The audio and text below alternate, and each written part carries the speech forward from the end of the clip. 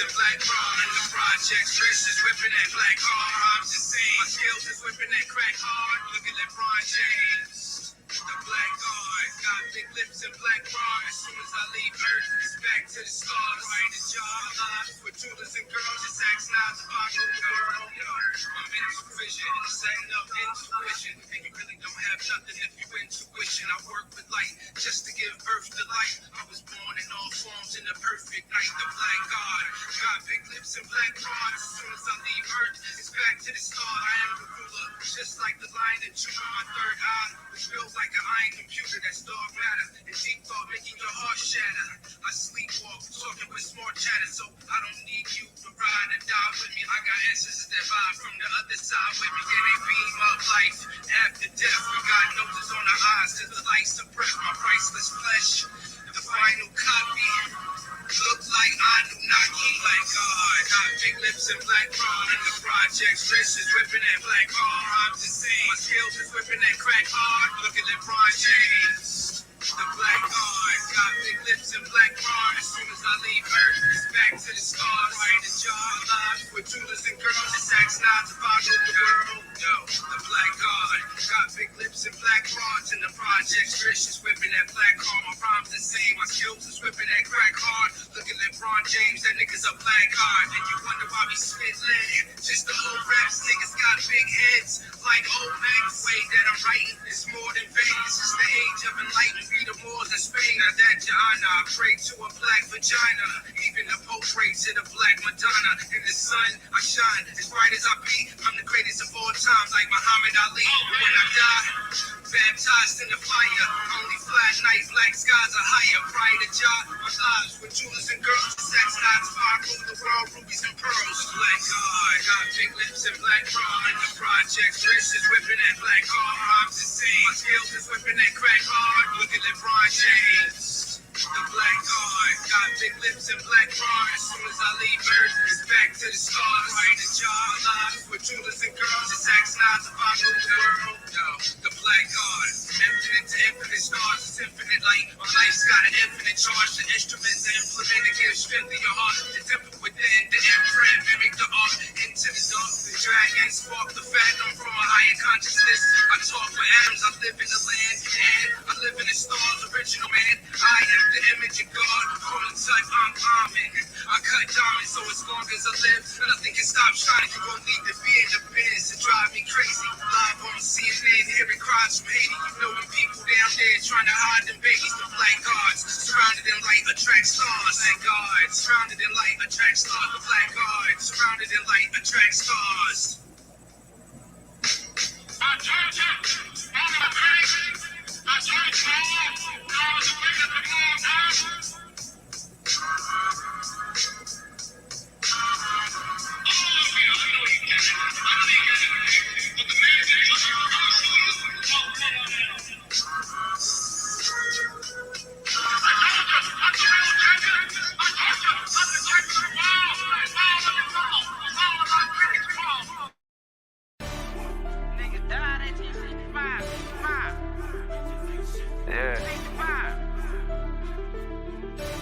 Hey man, all I'm saying is, nigga, you always got something to say.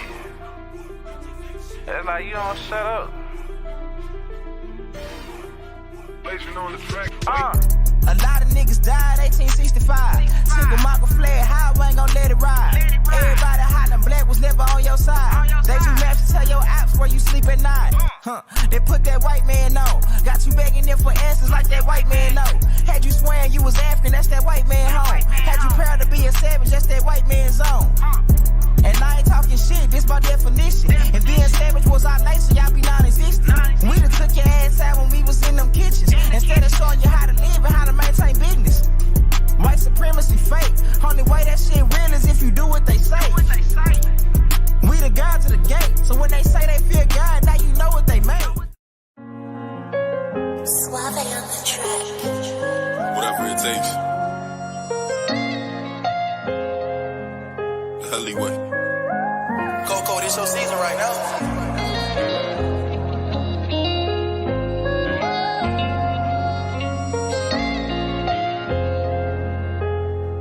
They won't see me. they won't let me I gotta sleep with one eye open, tripping, making me nervous. I take a piss, my hand on the strap. I know the odds wanna murder. I got a feeling, deep my stomach, paranoid, yeah. I won't let them, yeah. They gon' see me, yeah. I gotta sleep with one eye open, tripping, making me nervous. I take a piss, my hand on the strap. I know the odds wanna murder. I got a feeling, deep my stomach, paranoid, yeah. I can't let them, yeah. They gon' see me, yeah. I put attention, all in my blood, all in my veins. They started with perky, now that hair by numbers veins. You started with serving, now them drugs drove you insane. Started with dealing, I grew up with killers, they taught me the game. I got some niggas that die behind, and that shit won't never the same. I know some niggas that lie behind, and that bullet had his name. Ain't no reason to cry about, cause that shit won't never change. MTF the 4th and P, my niggas can't get out the game. I gotta sleep with one eye open, tripping, making me nervous. I take a piss, my hand on the string. I know the odds wanna murder. I got a feeling, keep my stomach paranoid, yeah. I won't let them, yeah. They gon' see me, yeah. I gotta sleep with one eye open, tripping, making me nervous. I take a piss, my hand on the string. I know the odds wanna murder. I got a feeling, keep my stomach paranoid, yeah. I can't let them, yeah. They gon' see me, yeah. Lost see, I glossed through it, shit ain't been the same. Heard the ops talking to the feds, giving names. Who gon' feed my family if they take me out the game? Keep one in the head and one eye open, that ain't change. I'm quick to catch a body. When I shoot, he shoot, I know bro shooting right beside me. Them hollow tips go through the wall and then they hit his body. See my life has been in motion, I'm a little windy. I'm not giving up yet. If you with me, time to place up your bet. Ain't no turning back, got niggas who ran. When we caught his ass, got caught in that jam. Yeah, you know who I am. Yeah, you know who I am. I can feel it coming.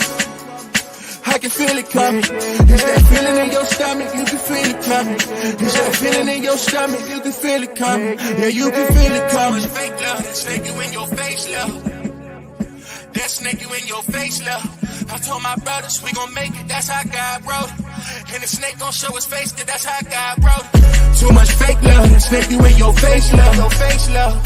That snake you in your face, love. I told my brothers we gon' make it, that's how God wrote it. And the snake gon' show his face, cause that's how God wrote it. Too much fake love, that snake you in your face, love. Your face, love. That snake you in your face, love. I told my brothers we gon' make it, that's how God wrote it. And the snake gon' show his face, cause that's how God wrote it. We're still here. I still have my practices. We know who we are. This is who we are. So you can call me colored, you can call me Negro, you can call me black. Oh, man. Yeah, you gotta be What kind kidding of me. Indian are you? Like Tonto Indian? Shinnecock Indian. Really? You're a Shinnecock? Yes. Oh, I didn't know you were a Shinnecock. Could have fooled me. That's the kind I am. Hey. So you should be Big Chief Bastard, not Old Dirty. His family was here when Columbus landed, huh? Is that right? Yes. So you are not a black man, you're an Indian? I'm an Indian. No kidding. Now, this is a shock. We are learning more to... I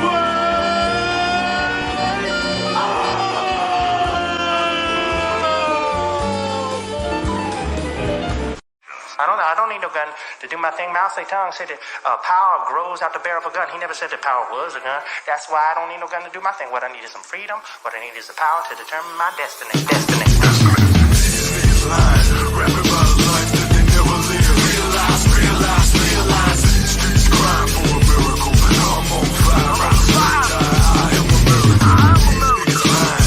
Rapping about a life that they never live. That's why hip hop's dying. Streets crying for a miracle. I'm on fire. I'll never die. I am American. Niggas lying. Rapping about a life that they never live. Realize.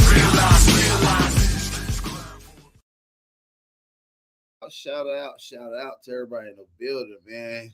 Y'all here, man. This is the pay-per-view.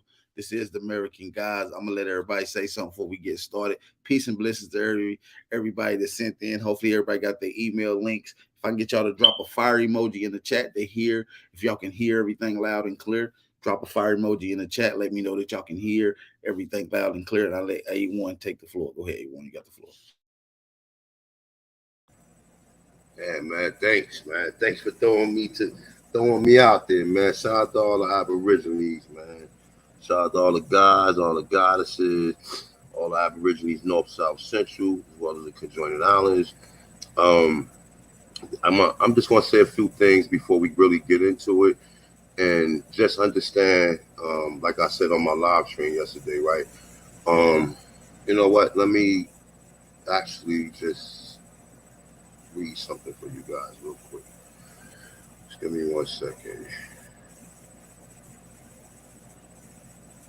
Shout out to everybody in the building, man. It's good to see y'all in here, man. We deep in here, man. Shout out to all the American Aborigines. We got 40 people in the building right now.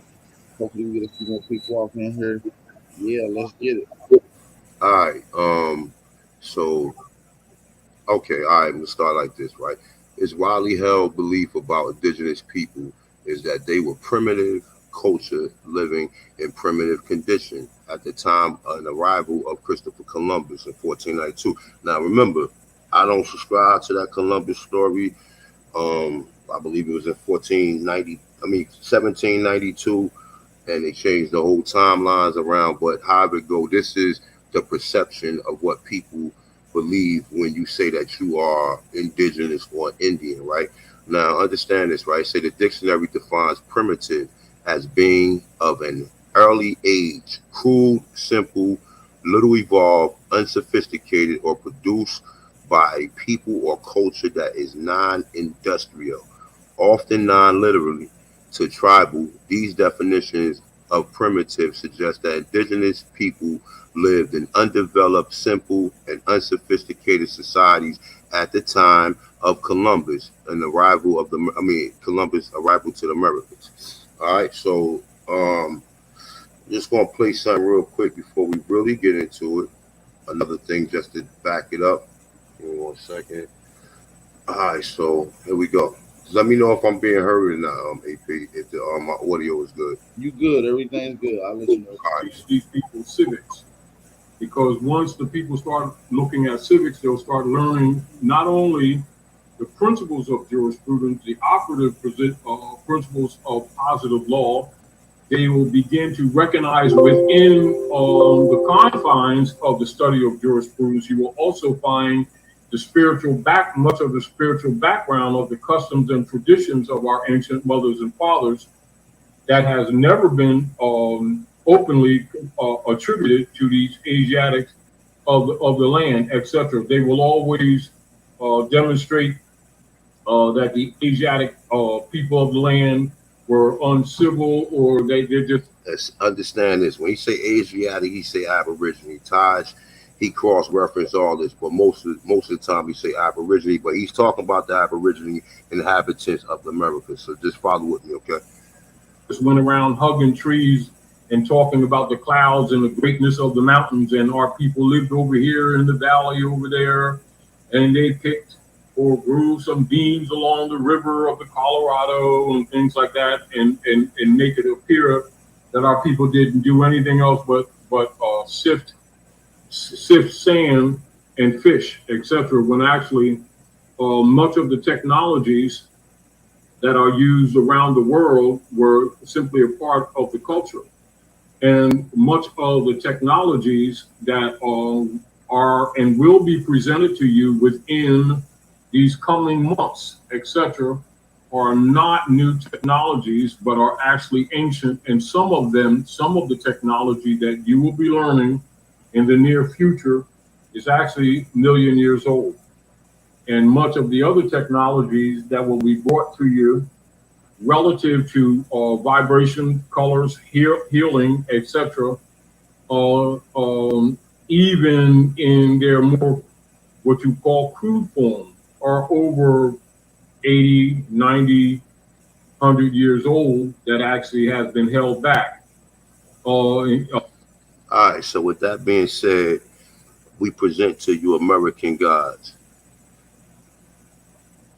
Let's go, man. Let's go. Shout out to everybody in the building, man. Hopefully y'all listening close to the introduction, because all the advanced technologies going back millions of years ago, it's meanwhile still going on today. So we're going to get into it right now, man. I'm going to let big bro A1 take over, man. Let's get it.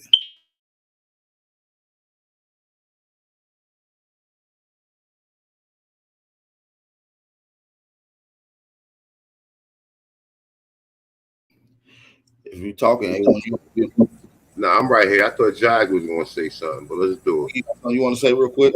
Oh yeah, man, most deaf, sure. You know, I'm just rocking with it, man. Much respect, man. All day, already. Y'all know how we do it, man. My bad, man. Shit.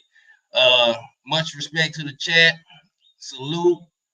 Y'all know we finna bring it in with a banger, man. I know it's been a minute since y'all seen us all three get it in and really formulate a good build. So we doing this for us and we feed us, man. So much respect and praise and keep raising to your ancestors as mine shall raise with yours. You know, let our minds and bodies and souls connect so we can actually build and apply these things in our lives daily, man, because what we about to show is what we do and what we've been doing since we got here from the beginning of time, man. So much respect, man. Let's get it. It's on you, A1. All right, peace, peace, peace again. All right, let's get into this. Just give me a minute because I got a lot of stuff pulled up on my computer, and my computer is going crazy. All right, so a lot of matter of fact, let me hit my share screen. So let's get this. Yeah, you ain't gotta. Whenever you speak, I see it, so you ain't gotta ask. I pull it up so it can come up.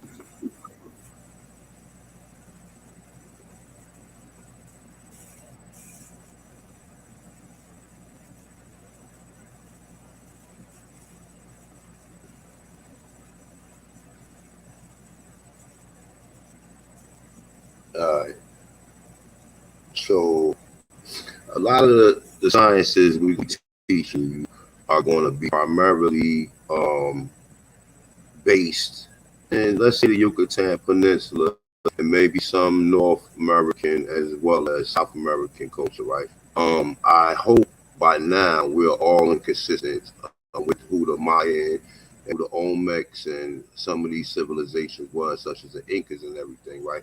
If you're not, let me just pull up a few images. All right, so this is the Olmec for any individual who don't understand, and for me, the reason why the Olmecs is very important is because this was one of the things that kind of like set it for me when I ran into that They Came Before Columbus book by Ivan Van Sertima. Shout out to Ivan Van Sertima, and also I take this time shout out to all the individuals that I had the pleasure to learn from, that I have learned something from. With that being said, it's a lot of individuals. I really don't want to run it off and lose my train of thought, but most of the individuals that I learned from, I normally shout them out and they know exactly who they are. But when we get into They Came Before Columbus, the Ivan Van Sertima book or whatever you want to call it, right? When I seen these images of these Olmecs, that solidified it to me that Negroes is already here. And that's what took me on my journey and my understanding, because a lot of times they don't teach us none of this history. Black people came from Africa. We was brought from West Africa, from these different countries within West Africa, and we was brought over here to be slaves. And that's the end of the story until 1865, until the Emancipation Proclamation. Okay, so like I said, I hope by now everybody know what an Olmec is, right? So this is an Olmec, right? So when I'm bringing up this information pertaining to the Yucatan Peninsula, also understand that the Yucatan Peninsula went all the way from Florida, as we know it today, all the way through the Yucatan Peninsula into Texas and up the Mississippi River. That was predominantly what Florida consisted of. And we got facts and evidence to basically substantiate that and, to show and prove, right? So that's one image of, let me see something real quick. This is another image of the Olmecs, right? So I just want to be clear that everybody know that these civilizations are Negroes, okay? Before we start really doing the bill on the terms and the topics that we're going to be covering. Okay, so Olmecs again. Let me go all the way back.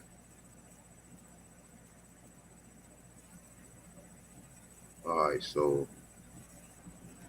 These are also the Mayans. If you haven't seen them, this is the Mendoza Codex, and these dark-skinned Aborigines with the with the braids, because they got locks and everything up under these costumes. And as you see, they holding these mestizos. Now, a lot of people get on me because oh well, we all the same. No, we not. No, we not. No, we not. Some of us mix with some of these individuals. That doesn't make their culture our culture. So please understand that. Okay. All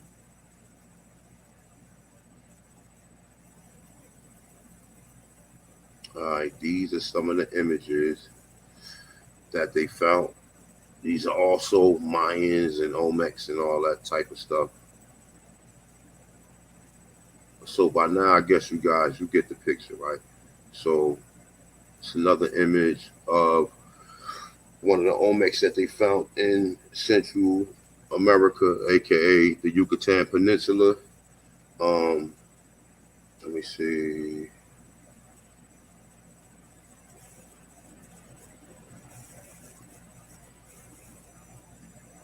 Okay, here we go. And also substantiate.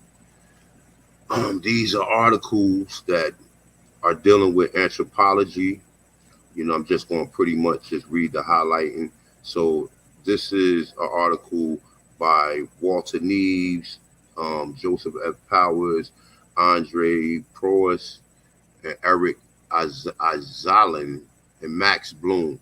Okay, and it's basically, it says the morphology affinities of the earliest known Americans, right? So it says Exhibit 1, it says undisputed morphology affinity, firstly with Africans, and secondly with the South Pacific population in the second comparison. The earliest known American skeletons has been closer affinities with early Australians. Now that's just one of them. But they're telling you that they melanated. Okay, that's just one of the articles that we're gonna be dealing with, right? So let me see. I think, hold on. This is, no, I don't want to go on that one. I'm looking for one particular one. Matter of fact, I can rock with this one. All right. So it say the first South Americans show a clear resemblance to modern South Pacific and African populations. Okay. Now we know what the people look like, the individuals in the South Pacific, and we know that when they say Africans, they just comparing us to other melanated individuals, right? So this is that actually the same article. Here's another article right here. Let me see. Let me blow it up a little bit. All right. So it's saying these findings suggest that the New World may have been colonized by two very different biology populations, both coming from Asia. It's saying one exhibiting cranial morphology more similar to the first modern humans and still maintained in Africa, and then the other is Australo Melanesians. Okay, now when they throw terms out there like that to us, they basically telling you that they just don't. They want to seem like the people that's here that look like them came from them lands, and there wasn't no people here. Okay, so always understand that, right? So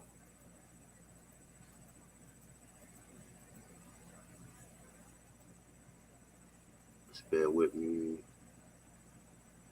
All right, this is one I like to use a lot. This is Smithsonian Magazine. Shout out to my brother NY Supreme. He actually sent this to me about 7 years ago, and this was groundbreaking for me right here, right? So DNA from a 12,000-year-old skeleton helped answer the question, who was the first Americans? Okay. All right, so this is the Naya skeleton that was found in the Yucatan Peninsula.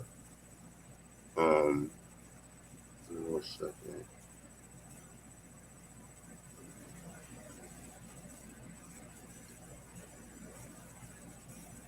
so the author of this particular article, he goes into it and say, but there lies a puzzle.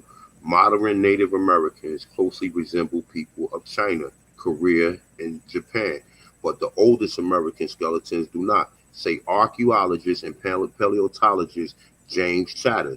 Right now, I'm not saying this, but somebody definitely agreed with what we saying. Right now, when you go into this part right here, let me see. It said the number of early American specimens discovered so far have smaller and shorter faces and longer and narrow skulls than later Native Americans. You see the terms, you see how the verbiage they're using terms like modern and later to basically describe or say that the people that we look at today as so-called Native Americans are not the original inhabitants of this land, more closely resembling the modern people of Africa, Australia, and the South Pacific. Now, remember, the first two articles pretty much deviated to the same talking points that the first so-called Americans resemble. Now, when you say resemble, that's when you have to put your thinking cap on, saying that basically because, you know, they think all black people look alike, or they created this myth that all so-called melanated people or copper-colored races came from one of these three, whether it's Africa, Australia, or the South Pacific Islands. Now, pretty much. So he goes on to say that this has led to speculation that perhaps the first Americans and Native Americans came from different homelands. So he's specifying the first Americans and Native Americans. Okay, he's not saying that the first Americans are Native Americans. He's pretty much saying that the first Americans are something totally different than so-called Native Americans. And this is how we go into our whole argument when it comes to our history, because we go back, we look at these Native Americans, your family, okay, you do your genealogy, you find out you Cherokee. So now because you think you Cherokee, you go join up or link up with the Eastern Band Cherokee or the Cherokees that's on the Dawes Road. And when you get there, you realize that the majority of the people there don't look like you.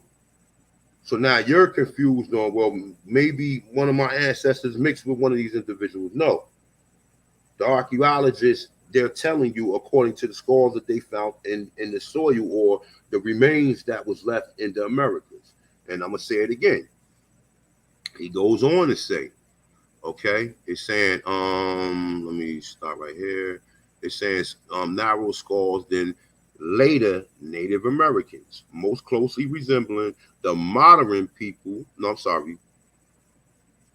He's showing the differential between Native Americans. Now he's saying the people who are the true Americans are most closely resembling to modern people of Africa, Australia, and South Pacific.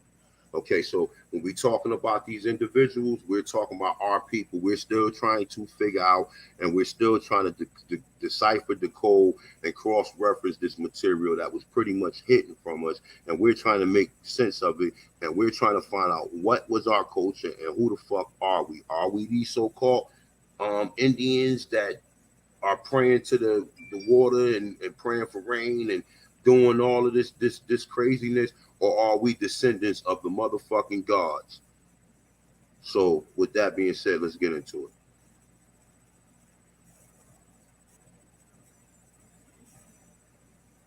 All right, so I'm going to start. Bear with me. Like I said, my computer is running kind of crazy, but here we go. All right, so we're going to start with 0, because for you to have any civilization or any advanced technical advanced technology civilizations, you need to have a mathematical system in order to build things. You know what I'm saying? You can't have geometry without 0. Okay, so this is why. So the 0 is a numerical symbol that serves as a position, notation, or placeholders. It is in calculation. It behaves like a natural number. Without the 0, division or fraction are impossible. Many scholars credit the Hindu with inventing the zero. However, the Olmecs, whose culture arose in Mesoamerica in about 1700 BC, invented the zero independently from the same concept that was invented in India in about 595 AD. And the Mesopotamians zero that is thought to be thought to have been invented much earlier.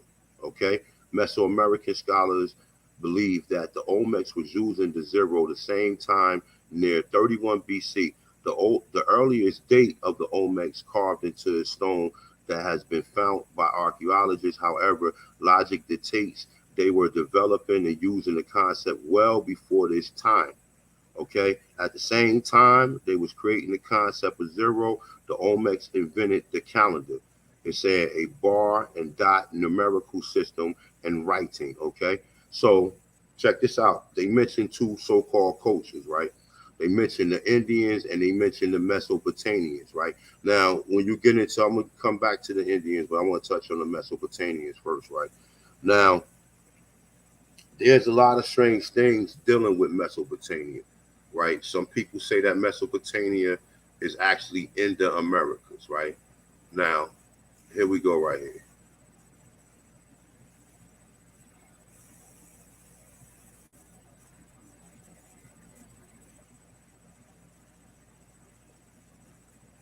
All right, whenever it loads up.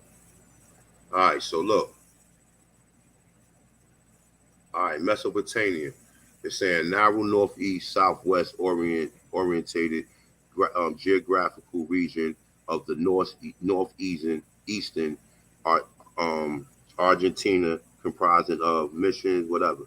So they're saying that there's a Mesopotamia today in Argentina.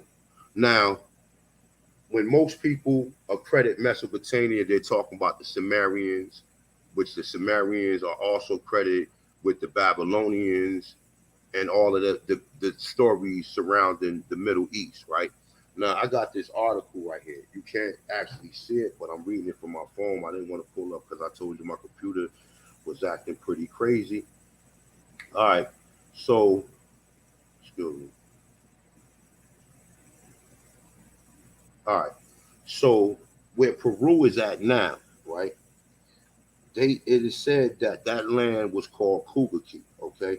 And it said the Sumerians mentioned a land in the west called Kugaki, where they mined valuable metal, okay? Now, this has been basically kind of proven because the Sumerian god also was the Amaru. They had a god called the Amaru.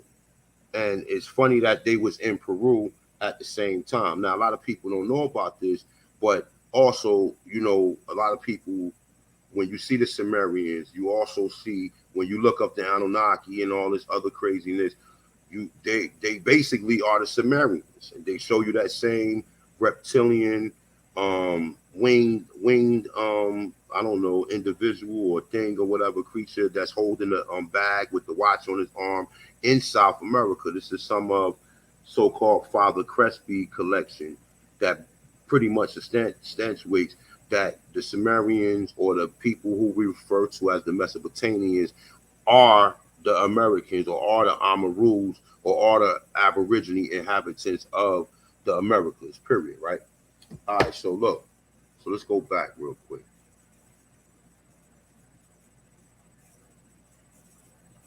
All right, so they also said that India invented the so-called zero. Now, funny thing, right? They're not saying that the Egyptians invented it. They're not saying that the North Africans or the Africans that lie below the Sahara, which is the sub-Saharans, or West Africa is under the Sahara Desert, right? So they're not saying none of these people. They're saying the Indians, they saying the Americans, and they saying the Mesopotamians, right? Which I kind of got to understand that Mesopotamians, aka the Sumerians, and these other cultures, the Babylonians, was all in the Americas. Now, India, for example, we see evidence that pretty much shares the same, right? Hold up. All right. So here we go. So the Indians worship the Naga, right? Which you find a Naga also in the Yucatan Peninsula and throughout the regions of the Americas, right? Quetzalcoatl, the Naga, all of this stuff is connected. Also, you find a Naga in India, which that kind of shows you that they had to have some connection to the so-called culture here, right? They go to another image. This is another image, right? So this is in India. See the seven-headed serpent, and this is the so-called Mexicans, which is the Olmec. And when I say Mexico, not the people who there now, because they are also foreigners as well. We're talking about the melanated, the people who they call Morenos. That's in that region of the Yucatan. That's in Mexico City, where the so-called the largest trading place, which is Tenochtitlan, was at, right? So they giving you a connection. They showing you that in India they worship the Naga, which is the seven-headed snake god, and also they saying that in Mexico you find the same thing, and in Siberia you also find a similar carving. But we're dealing with Mexico and India at this point in time, right? Okay, so let's go here real quick. All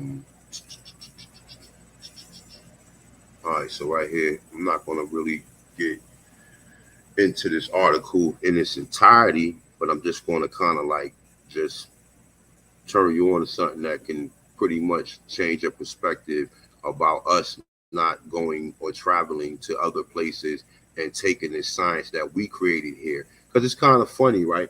How can we create something independently that's pretty much got the same meaning? Like, so how are we getting downloads, or was this culture taught? Was it was taught to us, or we went to India and taught, or we built colonies? Because we know that the original Indians are not them, the original people that lie in India today, which is Hindustan.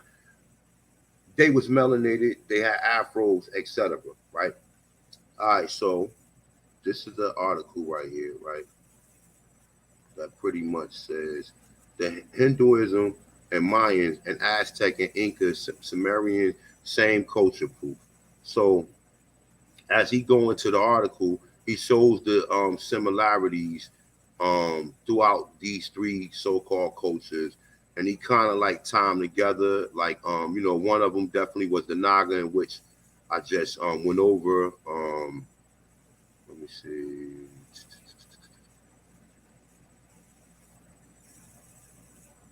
All right, so he's saying both cultures had recorded elaborate ceremonies in order to request their god for helping in human affairs such as agriculture. Both cultures seem to have similar concepts of God, nature, and their relationship with God. The creation myth also seems to be very similar to both cultures. Both believed in the cycle of creation. Both cultures believe that it took God 5 attempts to create the earth and mankind, and they finally got it right on the 5th attempt. Now, these is just cultures that they say are similar, which, like I said, man, my whole stance is that all of this stuff was created in the Americas. We was traveling, we went to other places, and I know that this is kind of far-fetched because, like I said, a lot of people are still stuck on what they see these Native American people, that's hugging trees and praying for rain and all this other stuff. We're not them people. We had a highly advanced civilization here in the Americas. Okay, so let's go. Let's keep it moving, right? All right. So one of the next things that basically shows what zero is good for. In a minute, I'm gonna get to kind of expressing my views or my understanding on how the importance of zero, but I definitely want to get into the base 20 math system. All right, so it's a mathematics is based in the number that, when risen to certain powers, it's saying make up a basic units used for counting. For example, the components used as placeholders in the Arabic the Arabic-based 10 system that is common throughout the world today. It's saying are ones, tens, hundreds, and thousands. Now think of it like this, right? You can't get past the number 9 without 0. Most people do not use 0 before 1. Most 0 is mainly used to basically add on numbers as you go past the number 9. So once you go past from 1 through 9, then you get 10, then you get 11 through 20, then you get 20 through 30, then you get 30 through 40, 40 through 50, and all the way till you get to 100. Then it start recalculating itself, and then it works its way up to 1,000, 10,000, 100,000, millions, 10 millions, etc. Okay, so that's the reason why the 0 is so important. All right, so when you basically adding on, or you're taking inventory, which our people did in certain fashions, right? We needed a higher or more advanced level of calculation, which the 0 plays into part. Because like I said, once you go through 1 through 9, you can't get to 10 if you don't have a numeric expression such as a 0. Okay, so this is pretty much showing and proving how important the number 0 is. And it's saying that, let me see something, hold up. I'll go ahead to, got something else to cross-reference it. All right, so.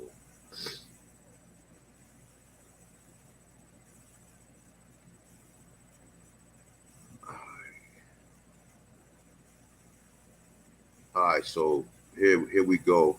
It says the Mayans were great architects, mathematicians, astronomers, and artists. In their time, they built cities as great, as grand, and beautiful as anything in Europe or the Far East. They was one of the only few people who invented the 0, a concept extremely important to mathematics.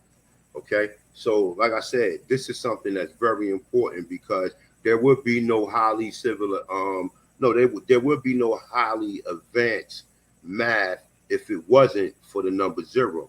Okay, now, like I said, they saying that we was also dealing with mathematics, not just creating 0. So obviously the mathematic system that may exceed the Americas may have been created by the people here in America. And that's pretty much to show and prove that this is one science that all cultures, and it's basically a universal expression dealing with math. And they say numbers lie. People lie, numbers don't lie. Okay, so I just wanted to touch on that. So I'm gonna get into the next thing. Also, let me see something real quick. I don't know. I did a little PowerPoint for you guys. I don't normally do PowerPoints, but hey, why not?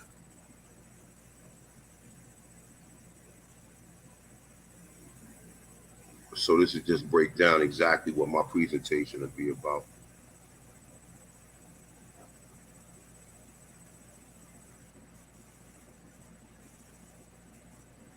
Just give me a second. All right, so this is me, Ahanu Kiel, aka A1, aka Tasha's one. All right, and I'm gonna be presenting the number 0, which we just went over.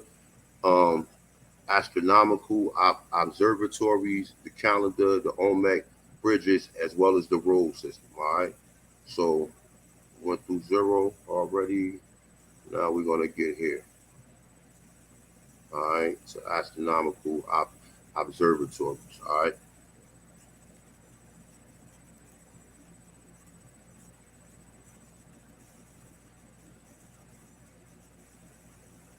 All of these sciences tie together. Okay. Let's see something real quick, because it was something that I was looking for particularly.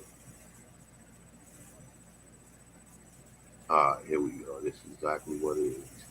All right, so observatories are structures that are designed and equipped for the purpose of observing astronomical events.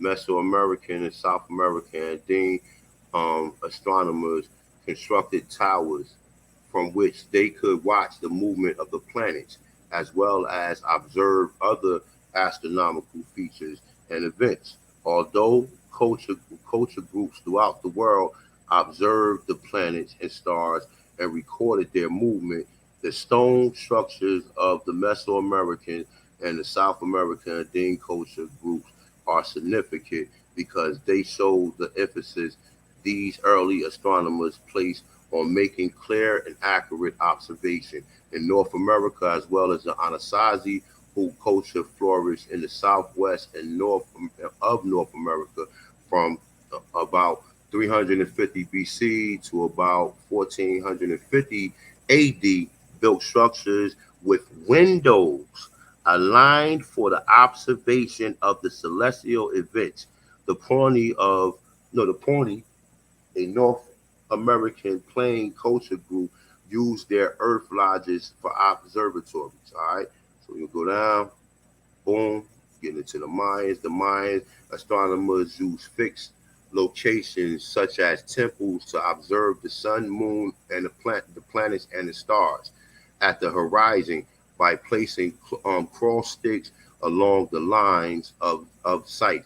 The Mayan culture arose in Mesoamerica in about 1500 BC. The constellation Syria was an important part of the Mesoamerican cosmology, as well as Venus, a planet whose movement the Mayas both recorded and predicted in calendars and almanacs. The Mayas used the astronomical observation to plan buildings. All right, so it's a sea architect, which one of the brothers will be touching on in a minute, as well as cities, sea urban planners, which one of the brothers will also be touching on. All right, so the rock cow in Chichen Itza is an example of a Mayan building with the astronomically aligned windows. All right, so let me show you a little bit of this. I got the image pulled up. Yes, I do.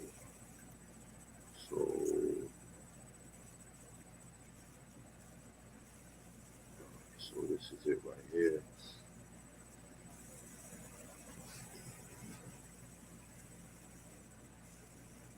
All right, so this is an image of it right here, right?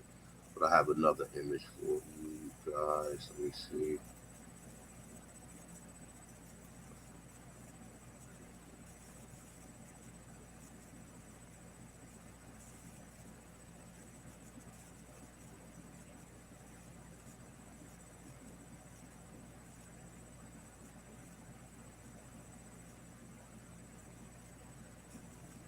All right, that's it. Hold on, this it right here. So let me blow it up a little bit.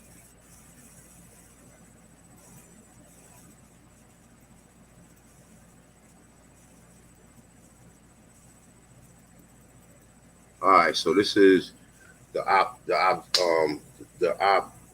observatory that they found in Itza, Mexico, right? And you see the dome-like structure right now. I believe it has windows at top of the dome, but I guess through time, through the weather and through the elements, it kind of broke down the structure over years. We don't know how old this particular structure is, even though the Europeans are always trying to create some goddamn dates to keep it within their timeline or whatever. We don't know how old this shit can be a million years old for all we know. But however it go, right? The top of the dome, it swivels. Okay, it swivels around, so it moves.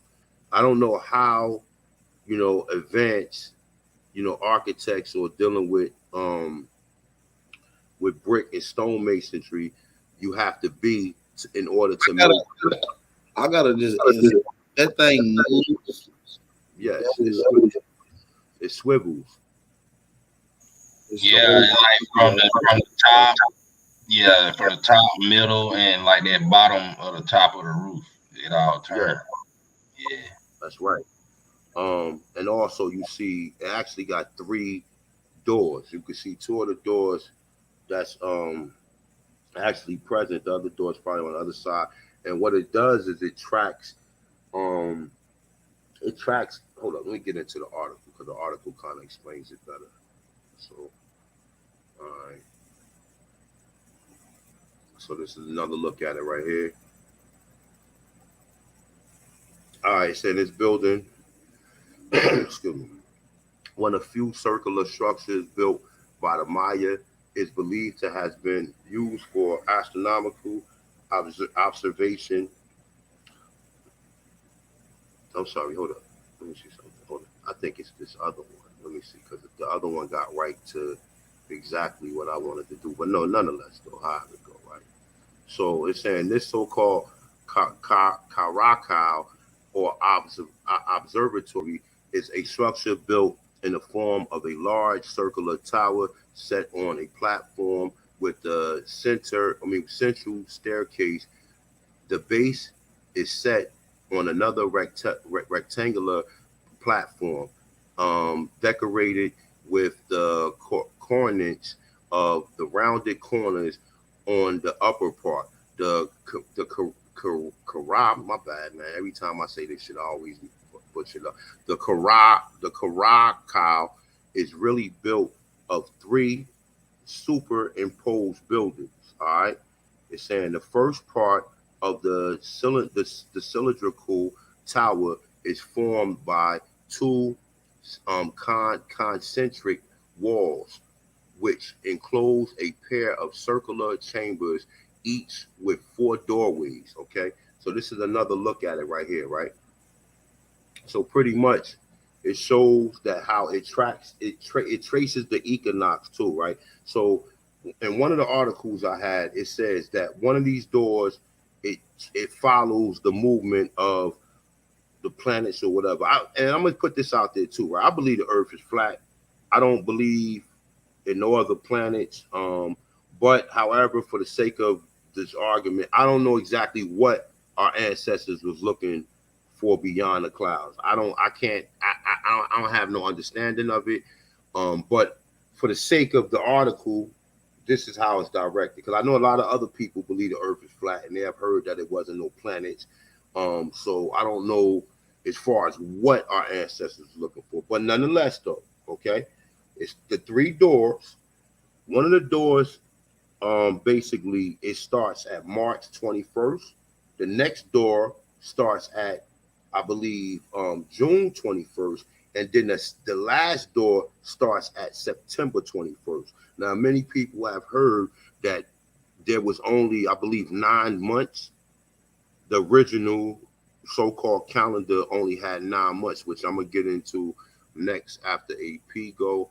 But however it goes, that they said it was tracking March 21st, June 21st, as well as September 21st. Okay, so there's also another one. Let me show this one real quick. This is one of the oldest ones. This is actually in Peru.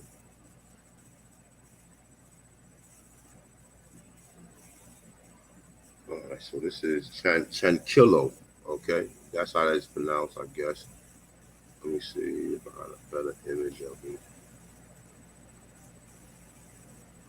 Let me blow it up for you guys.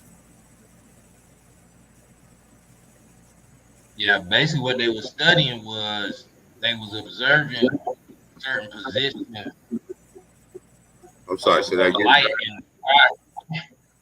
Now, I was saying what they was doing was they was observing certain positions of light that they was noticing in the sky and how it affected nature and how it created certain forces or how certain things made things react and even people, uh so it's really like more so studying the energy or the force of how they were seeing the light forces in the sky and was able to utilize the where now how they made the observatory moves. It had to be some type of magnetic connection that they picked up on. You know what I'm saying? Because Yeah, yeah. But I'm saying, like, as far as how they tell us, they're telling us that they're tracing planets or tracking planets. Like you got scientists that pretty much said that planets are not solid objects like they give us the 9 planets. Right. You know what I'm saying? And they saying that they are not even solid objects. So that's somebody figment of their imagination, whoever created these solid planets or whatever. They saying that when you look up in the when you look up, the planets look like blinking lights underwater with the most sophisticated telescope known to man. They cannot even make out a solid object. So I don't know who idea was it to make a round ball shaped planet when they, you know what I'm saying, they don't really have no idea. But for the sake of our ancestors, we don't know exactly what they was looking at up there in the sky. But I just wanted to throw that out there because I do know that there's some people that's probably in the chat room or probably that's viewing this this bill who don't believe in the same thing that I'm talking about, who believe that the earth is also flat as well. But nevertheless, our ancestors had, you know, something that is very important today, dealing with astronomy, dealing with cosmology. We, like I said, we built these observatories, which these people are building today. So this is something that was built thousands of years ago that is still in function as well as today, and as well as the base 20 number system as well as the number 0. So with that, I'm gonna stop right here, and I'll let AP go in. You ready, AP? Yeah, I'm ready, man. I'm ready. I'm over talking with my mic muted, man. Yeah, I'm ready to get it in, man. Absolutely. All right, let's get it, man. You already know. All right. Shout out to everybody in the building, man. Peace and blessings. Let me mute you. Peace and blessings to everybody in the building, man. Shout out to everybody, man. Hopefully y'all listen to what the brother just said. He just laid out the format. And we're going to deal with first Americans. We got to deal with the first cities in America, all right? Constructed by, obviously, the first Americans. Y'all can see on the screen clear. Let's try to adjust this. All right, cities, first American cities, 1200 BC. And that's a little bit over 3,000 years ago. That's exactly 3,200 years ago. And it says cities are centers of population. In addition to being places where people live, they tend to be focal points for commercial and culture. Many of the 75 to 100 million indigenous residents of the Western Hemisphere were urban dwellers before European colonists. So what it's saying is the people here in America built structures. So when you see things like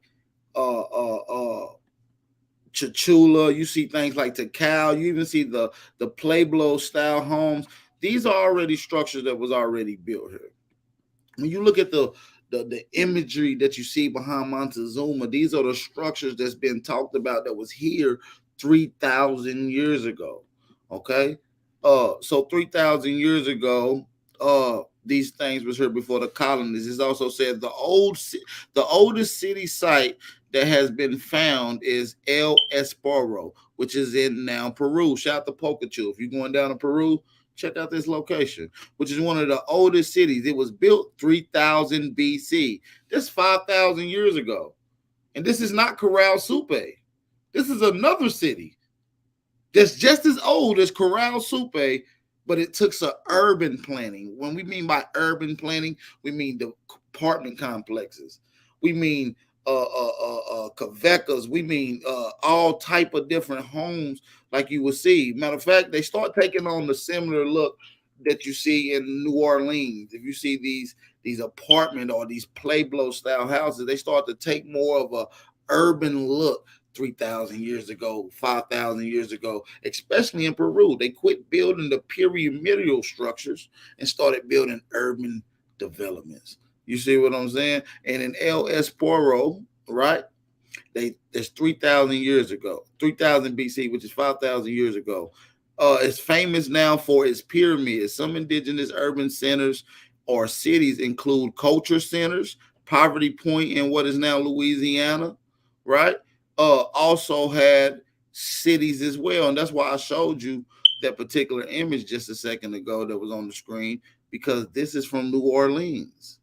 This is from the New Louisiana area. So this is how urban development started to take place in some of these great cities 5,000 years ago. Okay, so let's read on just a little more just to get into it. It said, where we at with it? Oh, it says some indigenous lived in urban centers and cities include culture centers, Poverty Point in what is now Louisiana, the Holcomb City or Snake Town in the Southwest Desert, and the Inca city of Machu Picchu. The Mayan towns of Tikal, Copac, Chichen Itza, and the Yucatan large villages, which is pretty much a handful of the places that A1 just illustrated just now. These would have been some of your first cities. These are some of the most urban developments that you can find. These are some of the most urban developments that you can find. We're going to move on down to city, right? We're going to move on down just a little bit. We're going to go down to, sorry about that. We're going to move on down to civic centers because this is all part of the history as well. So when we get into places like Alabama and all these particular places, we're going to highlight civic centers. This is pre-contact as well. It also said many population centers throughout the pre-Columbian Americas were arranged around a main plaza or a civic center. Often these plazas were laid out and based on astronomical alignments. The Olmec was the first great Mesoamerican civilization, which arose about 1700 BCE, which almost 4,000 years ago, constructed cities with ball courts and centers in the center of its city. So we'll get the ball courts later on. We're going to actually get the ball courts here in a second. But one of the most splendid things that I like to talk about is some of the structures. A civic center. A civic center would have been a huge building that the Aboriginal people would have been able to come to. They would be able to come to these places and simply convey they time and effort and lay after long travels. They will be able to gain interest of the people. They wouldn't have to pay. It was already paid for. It was already taken out of their tax system. You understand me? It said Mississippian towns in North America were also. Hold on. Let me take this off the screen. Apologize. Sorry about that. It said Mississippi towns in North America were also arranged with around a central plaza. The Grand Plaza at Cahokia, located in what is now southern Illinois, and comprised 40 acres and was surrounded by temples and the homes of leaders. The construction of Cahokia was began in about what we call in about 800 AD, right? So that's about 1,200 years ago. Compounds of dwellings and surrounded smaller community plazas scattered throughout the site. The Natchez, another mound building Mississippi people living in what is now Louisiana, also built plazas. Mississippian culture began about 1500 BCE and it flourished about 800 AD. And we're gonna say that's a lie. We know they thrived all the way up to the time of antebellum slavery, because when we go back and look at one of the most magnificent houses in Alabama is the Windsor House. The Windsor House is one of the most beautifulest things that you can even find. It's beautiful, magnificent. You understand me? And here go ruins of the Windsor House. Now, this is just the petrified concrete and metal frame of the largest mansion ever built in North America, and it resides in Mississippi, which is not ironic where they just said they built these great palaces and these great centers, these great buildings, and with these great structures and these great monuments and homes. If you're not familiar with the Windsor House of Alabama, of Mississippi, make sure y'all look that up. Okay. We're gonna also read a little more again. Let's read a little more. I'm gonna highlight this. Plazas was also the integral part of the North American and the southwestern cities. The Anasazi built, who constructed pueblos, bonitos, and other mistorted adobe buildings in Chaco Canyon. located in what is now New Mexico, arranged them in large courtyards, and then served as a common area. The Anasazis, the ancestors of today's Pueblo people, lived in the North American southwestern starting about 350 BCE. They began to build their cities filled with adobe apartment complexes. And adobe is more of brick, it's more brick. And a lot of people like to say mud huts and various different things like that. No, these are not mud huts. These are not mud huts. They would have went through the same construction that you see here. They would have went through some of the same damn construction that you see here. So we're gonna illustrate some of this construction that's on the screen. By the way, let's pull that up right quick.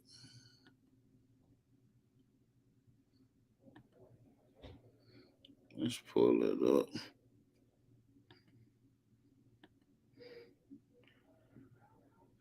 All right. Yeah, man. Shout out to everybody in the building, man. Make sure y'all hit that like button, thumb up the video. Hopefully, y'all are enjoying the live stream. We just now kicking it off, man. We just now kicking it off. We about to come with it. I don't know why they keep taking me to the same thing. All right. Let me share the screen.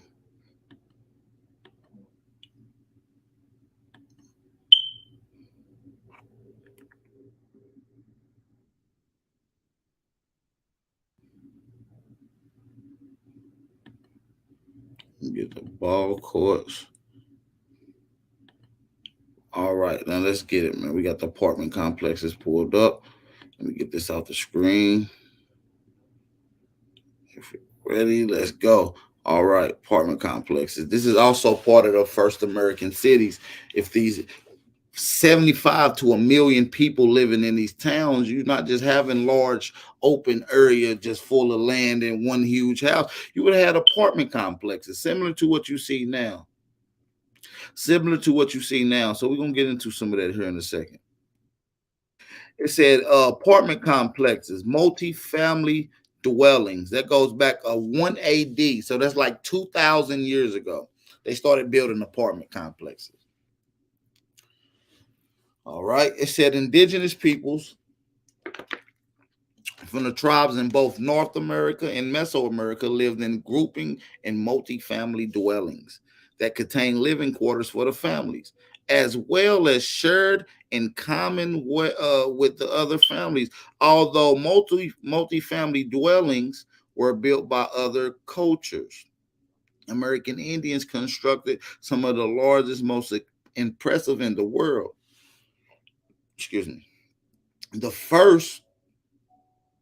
residents of the first urban center in the world built the oldest of such major complexes in America, the city of Teotihuacan, which is located in what is now central Mexico on the site of the Mexico City.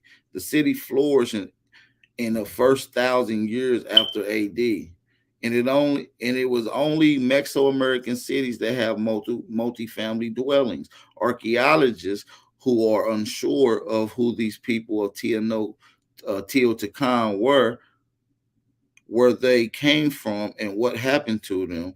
We have found remains of their block work after block of one of the stories of stucco adobe apartments. So now listen, when they talking about adobe apartments, they're simply talking about these style. Now these are made of all handmade wood, brick mixed with gravel and other concrete, and it goes through a process to waterproof it so it can withstand the weather. And then they construct these constructions.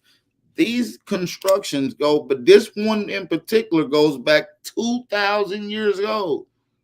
It's 2,000 years old. And what's significant about it is still being in use today. They even had hot and cold water running through this.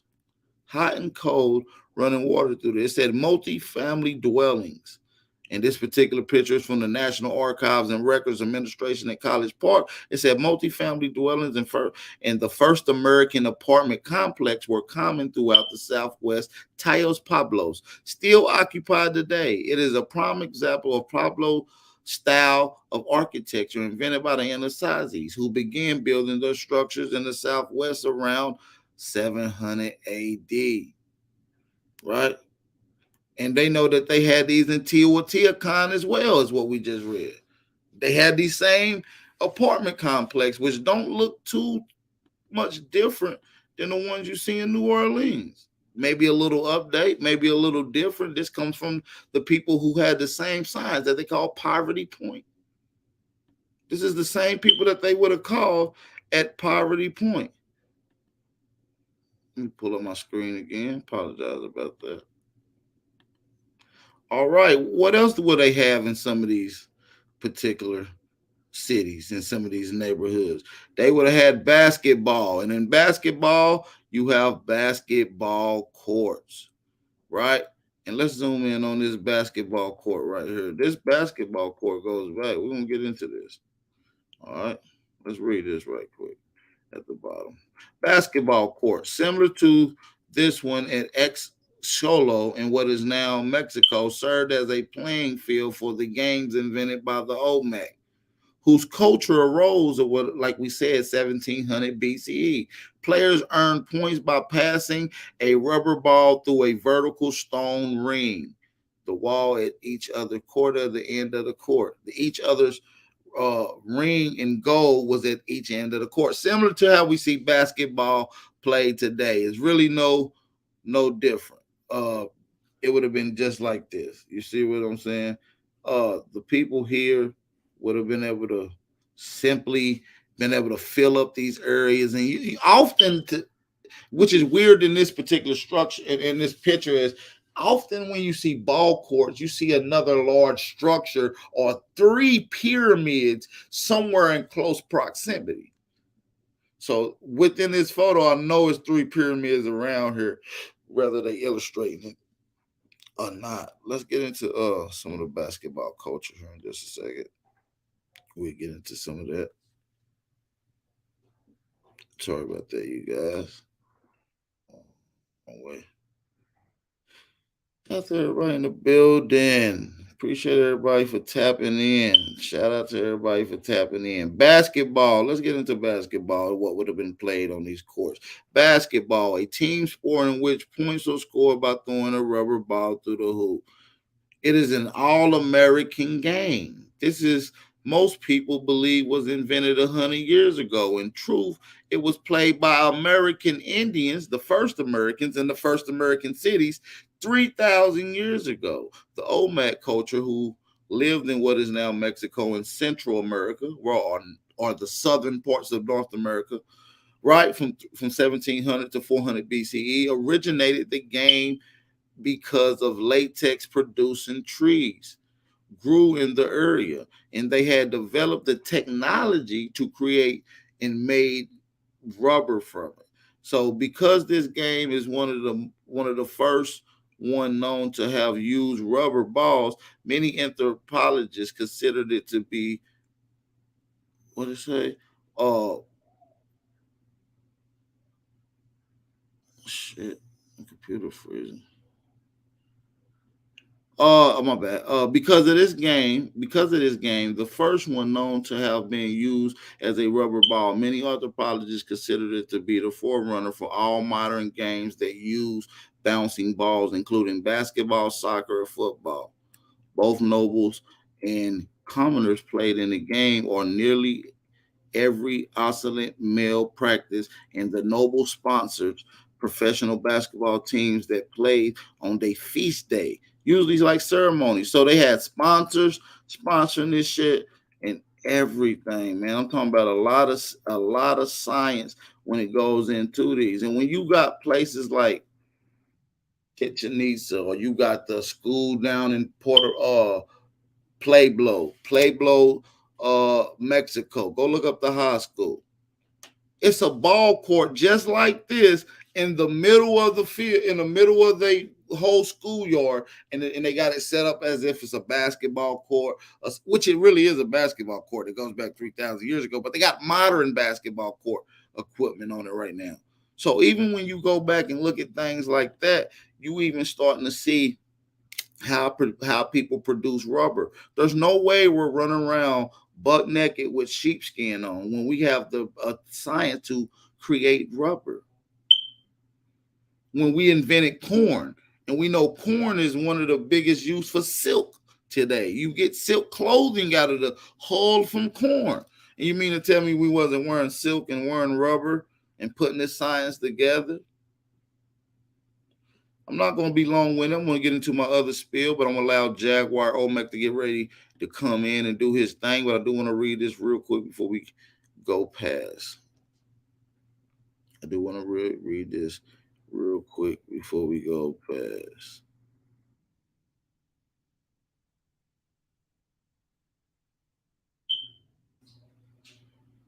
Sorry about that. The notion that two distinct games developed and supported by the fact that the pre-Columbian basketball courts were built in two shapes, one like a capital T and the other one like a capital I. Both courts were large, 20 to 30 feet wide and 40 to 50 feet long. They were surrounded by 8.5-foot whitewashed walls. On which of the hoops were mounted. A line on the ground divided the court in half. So it's describing the way the game was. It even had locker rooms. It even had ancient areas for the people to go up under and watch it at eye level, and also be able to commentate on it with acoustic barrier sounds inside of the rooms. Acoustic barrier soundings meaning if I was to whisper in that little area, the whole area above will be able to hear your whisper. All right. Ancient technology. I'm gonna let my brother Jaguar Olmec grab a hold of it. Peace and blessings, everybody. Hopefully y'all enjoying the live stream. Let's get it.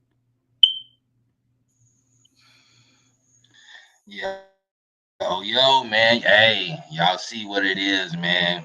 We breaking down the complete science from almost zero to we going past 9, because now you dealing with people, you dealing with economics, you dealing with community service, you dealing with community health. You know what I'm saying? That's what I'm about to get into, man. Something simple, real quick, something light. You know, let me share my screen real quick.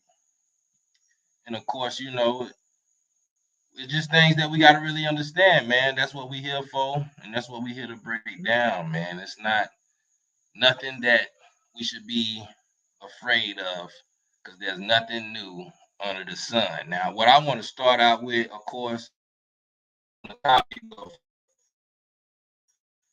and people having an advanced civilization, right here where we at. Of course, we had to be doing this for like longer than man. Something. Hey, big bro, let me get a mic check. You breaking up a little bit. Mic check, mic check. Let's get a mic check. Go ahead. Let's fix it up. You breaking up a little bit. Okay, well, yeah.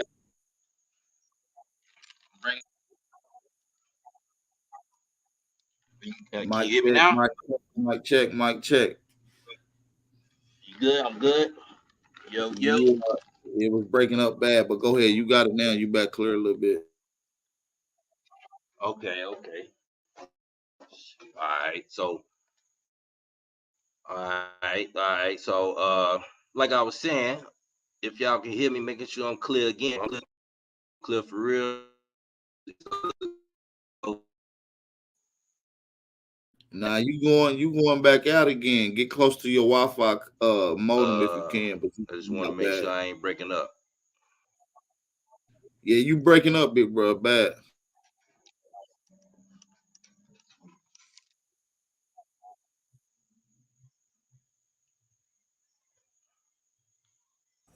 All right, just give me a couple of seconds. You can hold up. Give me a mic check. You good? I'm good. You hear me? Yeah, you sound good now. Yo. I'm good. You. Yeah, you sound good. You can hear me? Yeah. All right. Yeah, my bad once again, man. I think you got to do it, Jack. You think I'm on a delay? Yeah, jump off and come back on. You got a delay. All right. 1 second. Get right, man. We get that right. Shout out to everybody in the building, man. While we fix that right quick, we're gonna take a quick 60-second break. We'll be right back in just a second, you guys. Make sure y'all hit that like button. Yeah. Hey man, all I'm saying is, nigga, you always got something to say. It's like you don't shut up. Blazing on the track. A lot of niggas died 1865. Single Michael fled, highway ain't gon' let it ride. Everybody hollering, black was never on your side. They do maps to tell your apps where you sleep at night. They put that white man on. Got you begging them for answers like that white man know. Had you swearing you was African, that's that white man home. Had you proud to be a savage, that's that white man zone. And I ain't talking shit, this by definition. And being savage was our nature, y'all be non-existent. We done took your ass out when we was in them kitchens. Instead of showing you how to live and how to maintain business. White supremacy fake. Only way that shit real is if you do what they say. We the guards of the gate, so when they say they fear God, now you know what they made. All right, we back. Mike, yeah, back with us. Yeah, I'm good. Yeah, sound a lot better. Be clear. Let's get it. Word. Okay. Yeah, man. My bad again. All right. So yeah, like I was saying, man, we gonna keep it moving, man. Basically, I want to keep it spiritually inclined, understanding the small things, really understanding how long ago we really been doing this thing, advancing and enhancing our lives, our livelihoods, studying, cooperating with each other respectively, and with conditional harmony.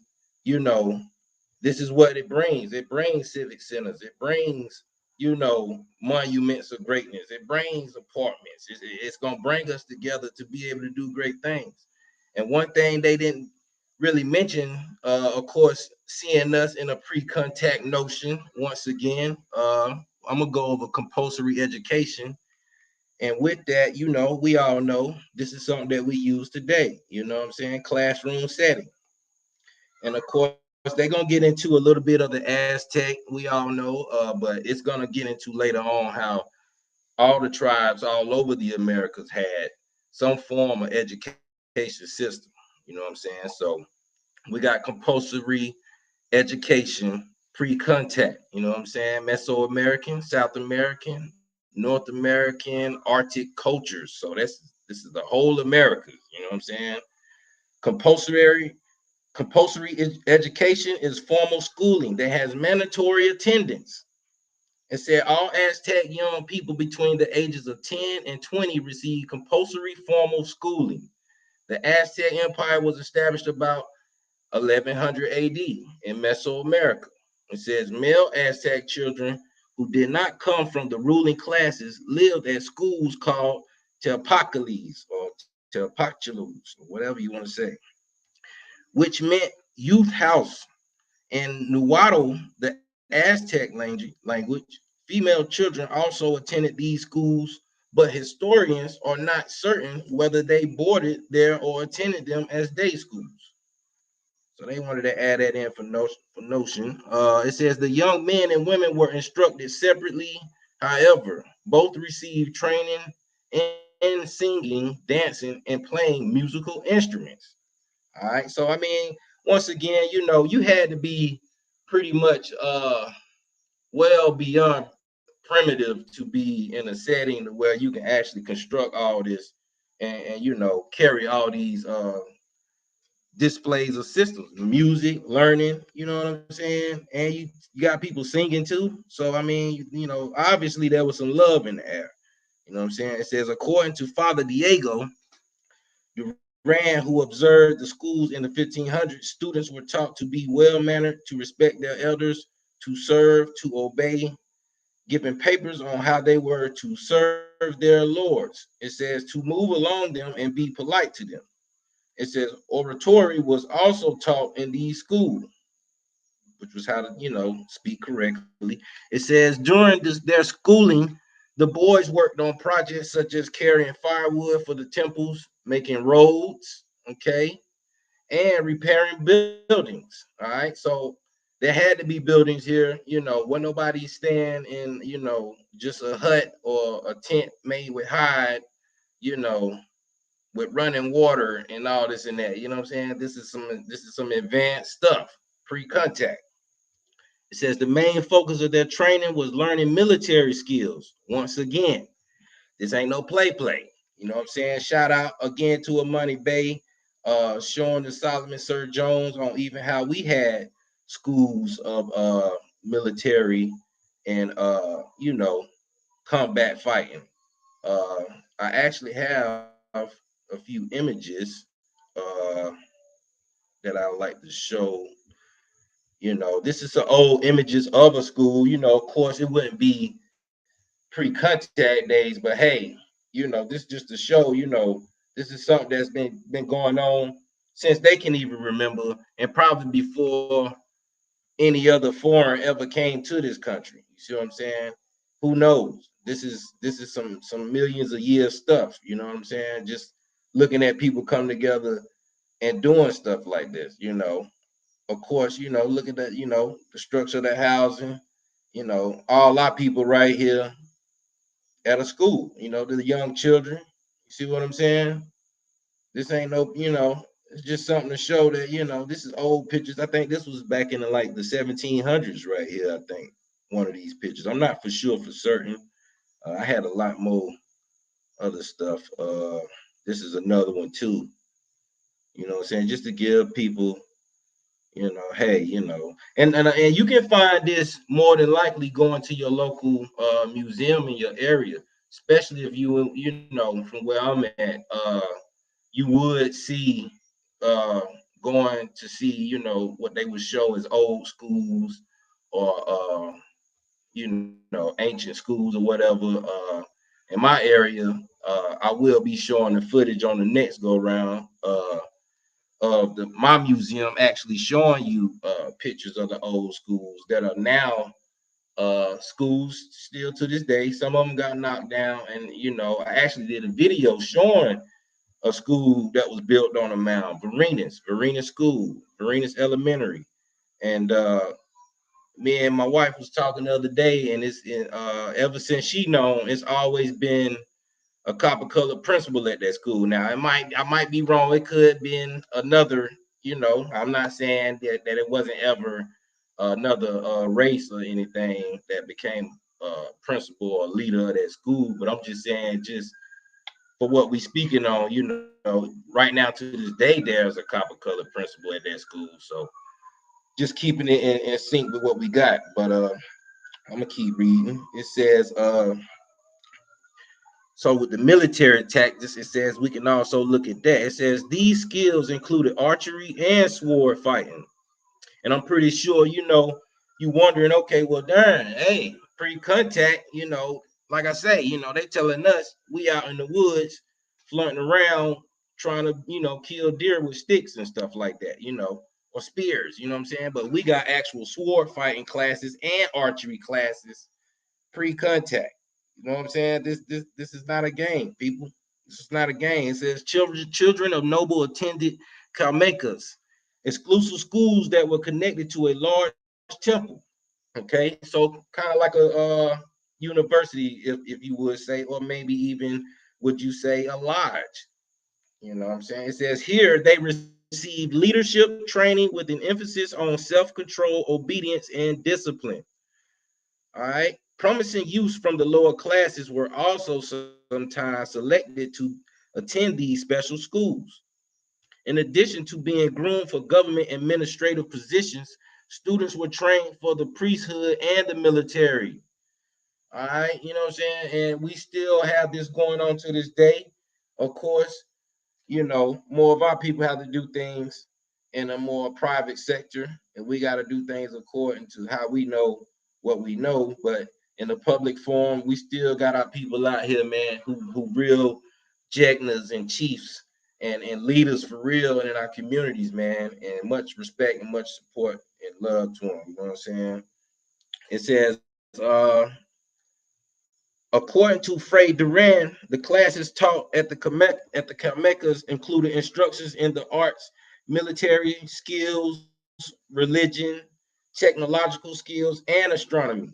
All right.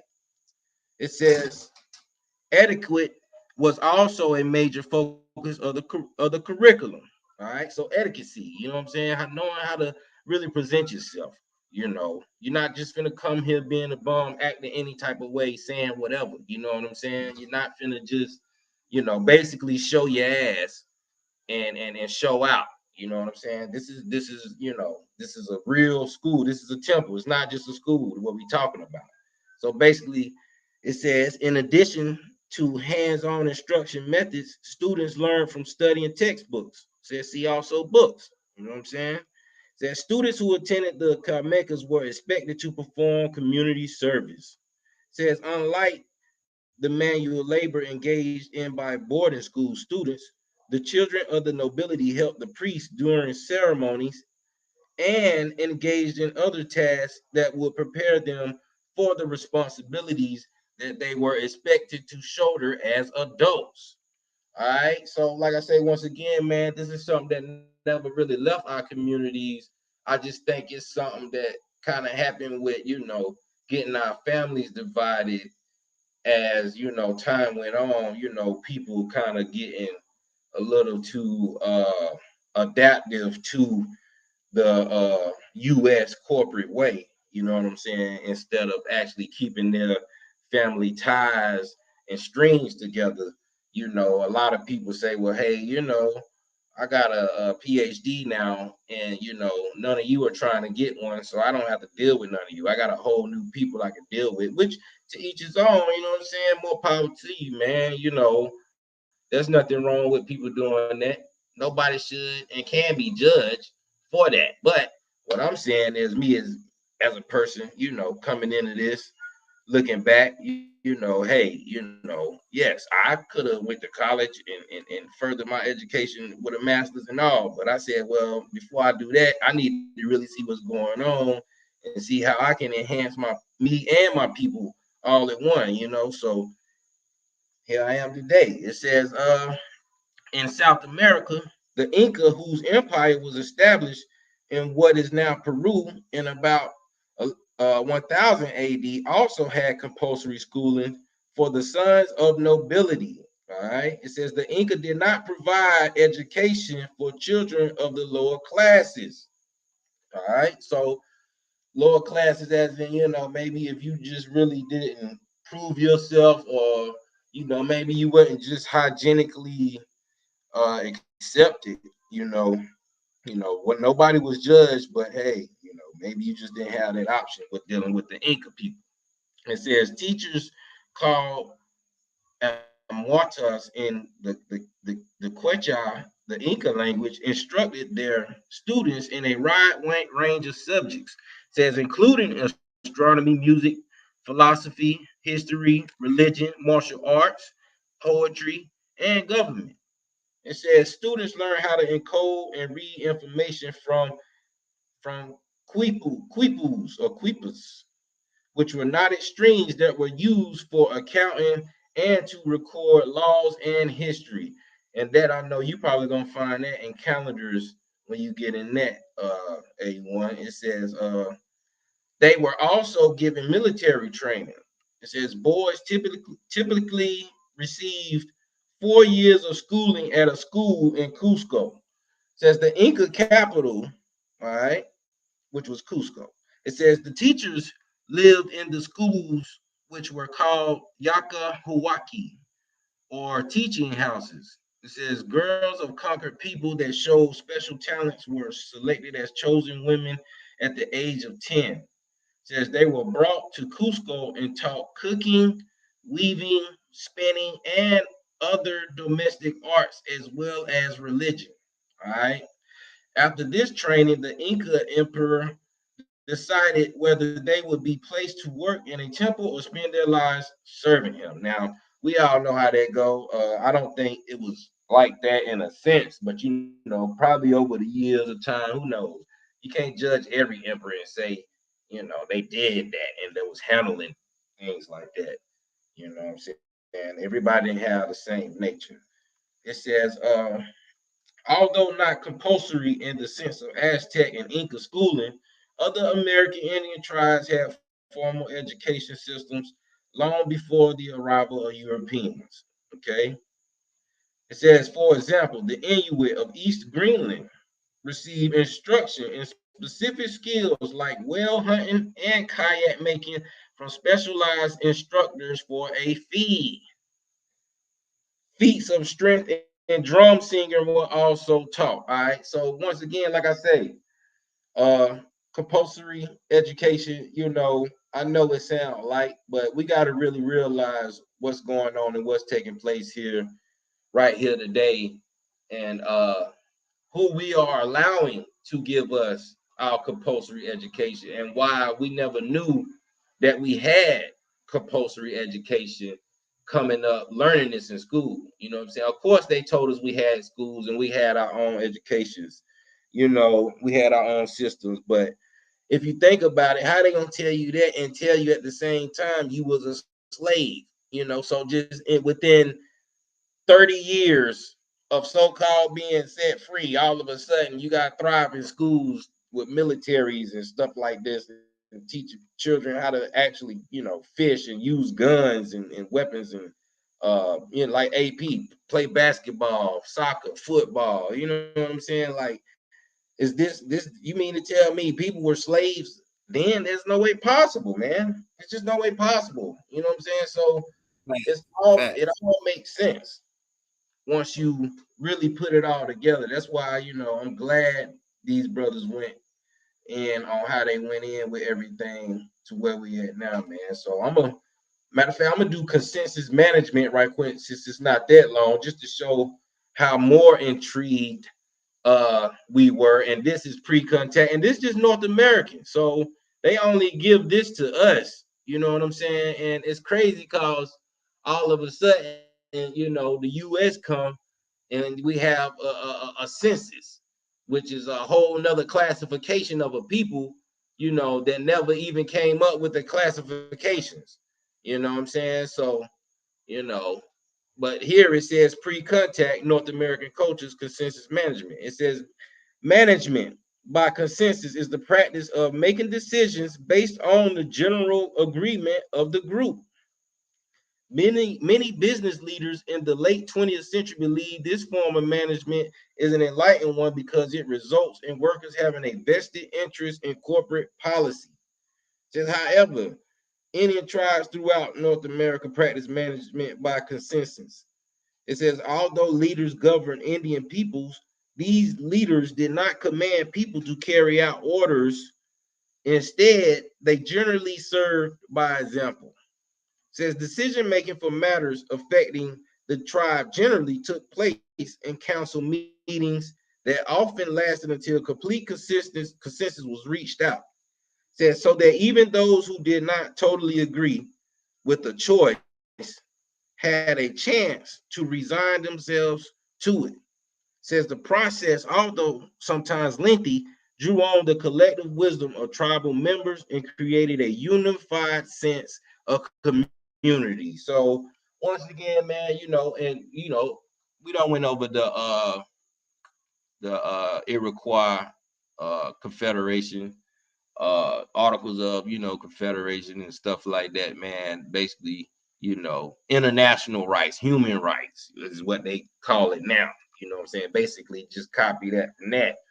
Um, I mean, once again, you know, you're not gonna be, you know, living like this and doing things like this without having an actual civilization that is enhanced. You know what I'm saying? This is not play here. So I wanted to get that in because it ties in with everything. But of course, y'all know how I get down. We're gonna stick with the landscape a little bit. Bear with me. Since we are getting on to, you know, the advancement of our people, I feel it's only fair to, you know, at least get into a little bit of the agriculture and just really show people, what exactly had level. Yeah, you hold up, real quick, hold up. The You can hear me, Jack? Mic check, mic check. I can get the tidy up my. Probably can't even hear. Jack, check. I think you play again, Jack. All right. If you want to jump off and come back on, well, go ahead. I'll let you finish up though. You.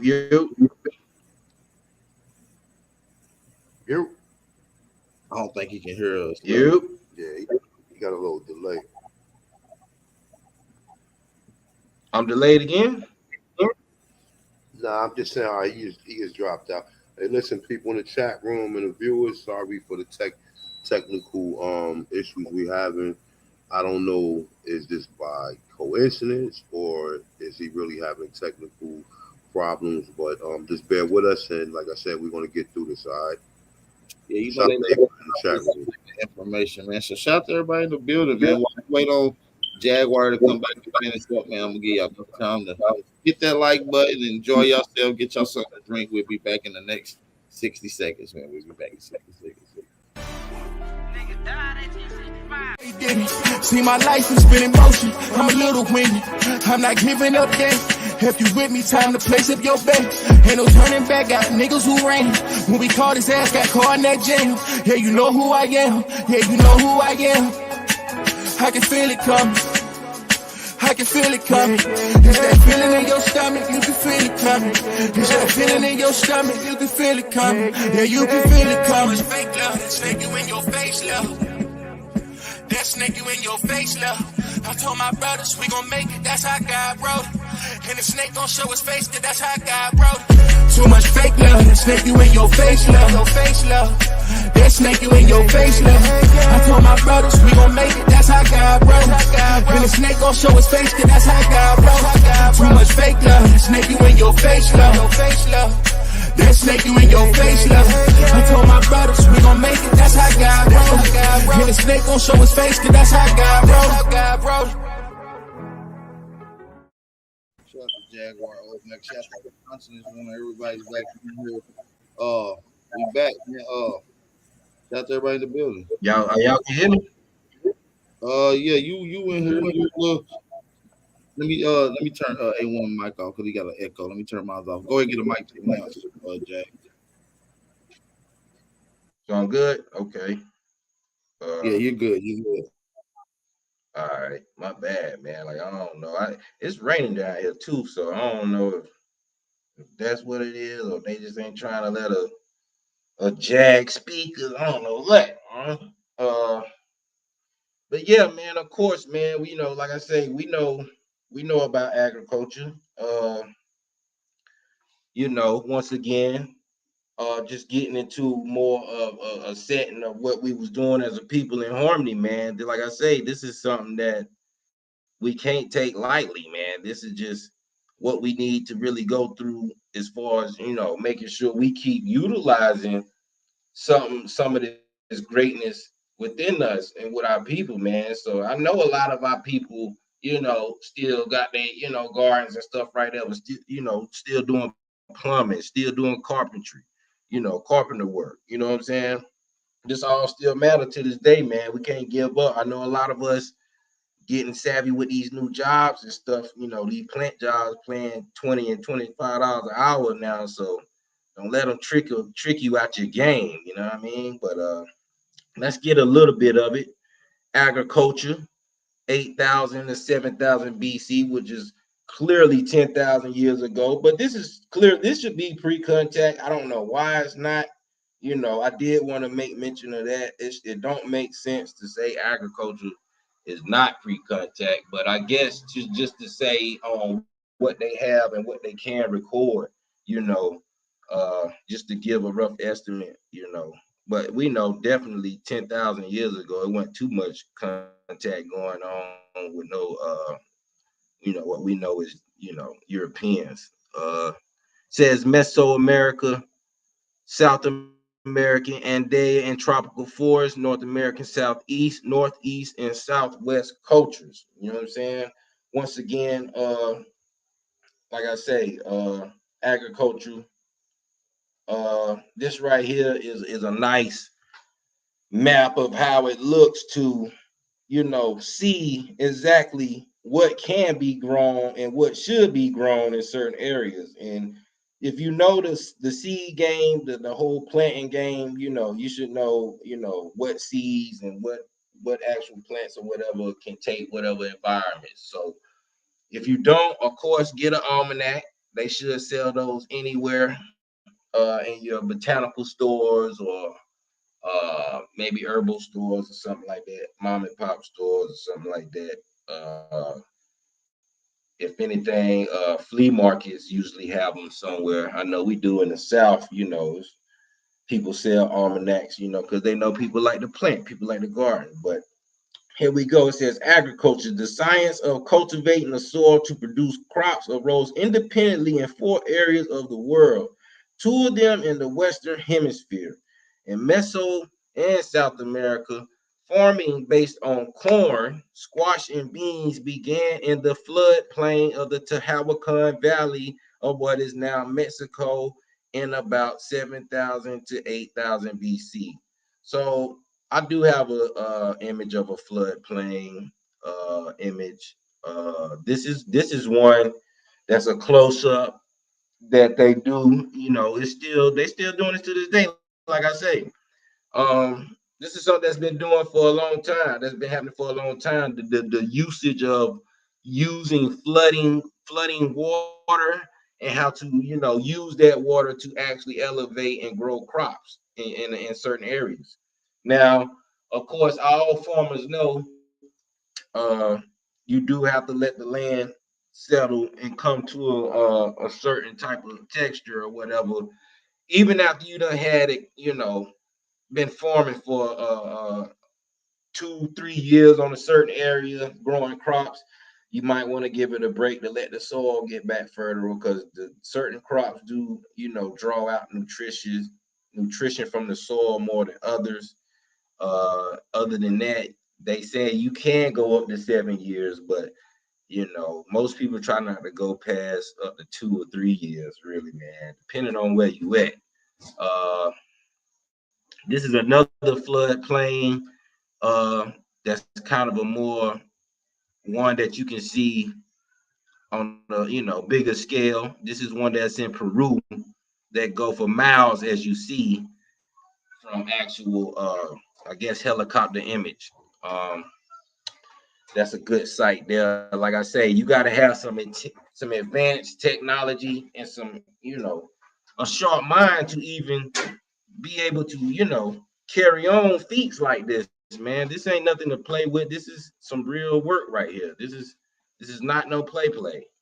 And that's a canal. We'll get back in there. Let me read a little bit more. So that was floodplains right there, and it says all right, well, it says in indigenous people. Oh no, my bad. It says about the same time, manioc and sweet potato cultivation arose in a tropical forest of what is now Brazil and Guatemala. And potato-based farming developed in mountains, highlands of the Andes and what is now Peru. Indigenous people living in eastern woodlands of what is now the United States independently began cultivating what they call goosefoot or chinapod, all right, marsh elder, which is sunkweed, squash, and sunflowers, all right, erect knotweed, little barley, and maygrass, all seed-producing grasses, all right, were also domesticated. So, like I say, man, just really understanding the depths of, domesticating, a landscape. You had to be done studying for years. You know what I'm saying? This ain't nothing that you just all of a sudden, come up with and just you know what I'm saying, just by yourself, who really taught somebody this? I mean, have anybody really ever thought who taught somebody this? You know what I'm saying? And like AP say, a cornfield. And you got it going for miles, right? Not only that, you know how to make moonshine with it, grits, you know what I'm saying, cornmeal, like AP say, silk from just one crop. You know what I'm saying? Some people even use them as calendars. Like, I mean, this is a whole nother level of spiritual inclination and application, man. You know what I'm saying? I don't think people really, we so, wild by other things in life to the point where we don't really realize that, we got some high advanced natural science right here in front of our face that no other land can even really produce. You know what I'm saying? Now, of course, these are apple trees. You know what I'm saying? You got apple tree forms, that people produce from seeds that go for miles. You know what I'm saying? You got people to this day still want to grow apple trees. You know what I'm saying? We've been doing that. That's nothing. You know what I'm saying? We can still do that to this day. That should be a side hustle. You know what I'm saying? That should be a side gig. You know what I mean? It should that you got the land to do it, do it. You know what I'm saying? Here we go with the peach trees. Shout out to GA. You know what I'm saying? I know from leaving South Carolina, going into Georgia, it's a few back roads, man. You got these peach tree farms, man, and they stretch for miles, man. It seems like when you ride by them, it just feel like it's like, man, like ain't no way it's this many peach trees in one area growing like this. And it's like you just can't believe it, man. But it's stuff like that you really got to take heed to. You know what I'm saying? Stuff like that you really got to take heed to. So let's get back with it, man. It says Native Americans in eastern North America were planting and harvesting at least 4 of these plants and were well of the way to dependent on agriculture rather than gathering. All right. Now, of course, it say Native Americans, but in some sense, they do mean us as Native Americans. We are the people who have been here in America, but we're not. They're not saying in a sense the Native Americans. It says corn seeds were brought into the area from what is now Mexico about 200 AD. It says, but maize, another word for corn, remained a minor crop for Eastern farmers until about 800 AD. Recent discoveries about North American agriculture are exciting to researchers because they provide the clearest record available of agricultural origins anywhere in the world. I know we don't went over this, man. I know some people don't use, AP might have used this in a debate and all this and that, man, but I don't think people really get that and really understand that to a T, especially on top of everything we just laid out in front of you. You know what I'm saying? Maybe this can actually help you see, okay, how advanced this is. And I remember that show with that Ty Data had on Chief Channel when he had that Indian guy talking about how the location of India was compared to where America was. Now let him tell it. He said that from what they know and how the world is to them, they're at the bottom of it's like they at the bottom. They at the lowest land. They at the lowlands. They at the lowlands. While America going past Africa, Europe, Russia, and all that, right? He said you gotta get past all that to get to the Americas. And said that America sits on the highest mountain. I know I took a moment of silence, but people, I don't know y'all think I don't know if y'all run that back. Yo, check this out, man. I don't think they heard me, yo. I really don't, man. I don't think they know what's really going on, y'all. He said that from his location, from getting to the landmass of America that you had to pass Greece, Africa, Europe, Germany, Russia, just to get to America, which to them was known as the highest land that they know of on this planet. I mean, man, yo, come on, man. What we doing right now, man? I mean, that sounds like heaven to me. You know what I'm saying? The fruit land, the land of milk and honey, the fountain of youth, all this right here in America. What we know, what I say is Atlantic. Hey, Jack. Yo. Yes, you saying that the Americas is well beyond like sea level, like you saying that it's higher than sea level compared to the rest of these places throughout the world, right? Yes, that's exactly what that guy said. That's it. Yeah, and that the Masonic Masonry book, when he says that America was the first land out of the water. Okay. While all other lands was in the water, there was people here in America, and when the other lands, when the water receded from the other lands, we went to them places and we colonized them places with our people, and we took we took all of our sciences over there, and we created other colonies. Now, at this point in time, there was no other people walking the planet except the Amarukis. Can I add something to the this? Aborigines of America? Y'all so I just want to mute my mic. I just want to say that, but go ahead, Jack. Like y'all going there, I just want to add in some shit on that, because when we're dealing with elevation and above sea level, most of the southern states in North America are in higher elevation than the northern areas. So in other words, upper is lower, and you see bottom and is higher. You see what I'm saying? Upper and lower. Upper is lower. You see what I'm saying? And lower is upper in elevation, technically. And that's an old Egyptian way of looking at things. And we got to look at the people who created the first dynasties or the pre-dynastic dynasties in the system at place that we call Egypt today. It's not ironic that even in America, like places like Tennessee, Kentucky, Illinois, St. Louis, is in higher elevation than places like Chicago, Detroit, Connecticut. That's right. Not actually lower than we are. I'm just giving y'all that in retrospect. But go ahead, Brother Jack. Continue to be. Appreciate you for dropping. For sure, man. Like I say, that coincides right along with what I'm saying. Okay, so they say Russia behind Canada. So you go from Canada, from New York to Jersey to Maryland to, you know what I'm saying, just coming down the coastline, you know what I'm saying? South Carolina, Georgia, Florida.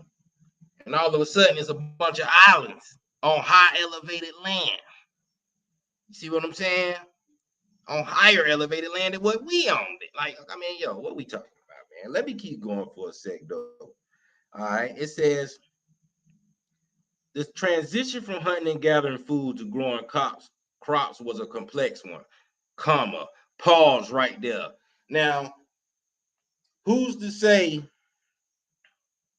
everybody chose to stop gathering food and hunting? You see what I'm saying? So this could be something that never, you see what I'm saying? All this can go hand in hand at the same time. You know what I mean?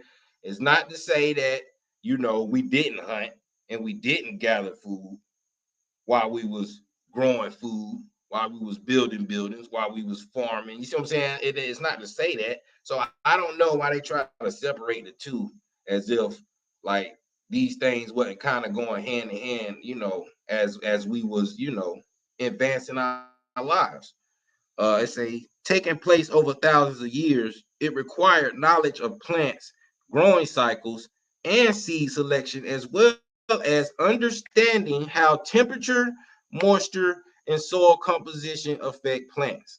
Now, like I say, that's gonna take more than 1,000 years. If you're gonna say, okay, hey, you just got a bunch of crawling babies crawling around and all of a sudden they get grown and discover how to mate and end up eating and growing like this. It's just come on now. You know it like let's just be real, people. That's why I say I know it get a little spiritual with me because I like to go there, but I mean let's really think about that, man. This is something, you know, this is something that's been going on since who knows, man. This is some old stuff going on down here. You know what I mean?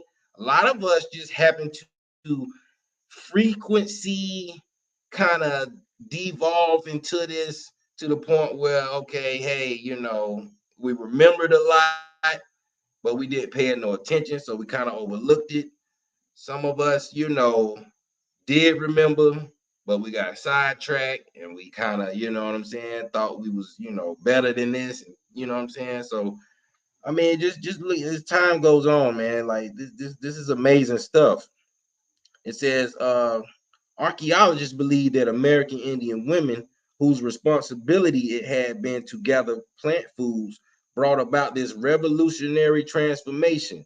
They were the ones who made the first agricultural discoveries and began the centuries-long process of domesticating crops. You know what I'm saying? Which would make sense because a woman is a little bit more earthly bound to understand and how to actually, connect with uh farming and growing plants and stuff. Not to say that men don't, but women do be a little bit more better at it.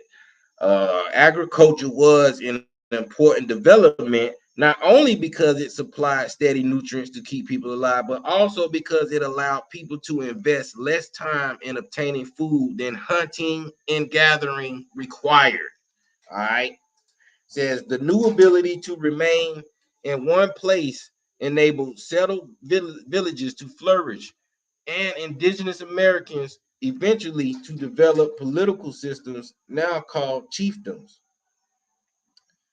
All right. It says some chiefdoms evolved into complex political and social structures, as is the case with the Maya and Aztec Empire that arose about 1500 to 1100 modern time. 1500 BC to 1100 or what they say is 1100, how that go. It says respectively in Mesoamerica. It says the Inca Empire that arose about 1000 in what is now Peru is also an example of this. The Iroquois League, which originally consisted of the Mohawk, which is the Six Nations, okay, the Mohawk, the Oneida, the Onondaga, Cayuga, and Seneca, the later, the Tuscarora, those my folks that say, and was formed sometime between 1100 and 1450. So it could be established because of agriculture, all right? So once again, it's just showing you right there how, this is not something to take lightly. This is something that people actually took a part in with wholeheartedness.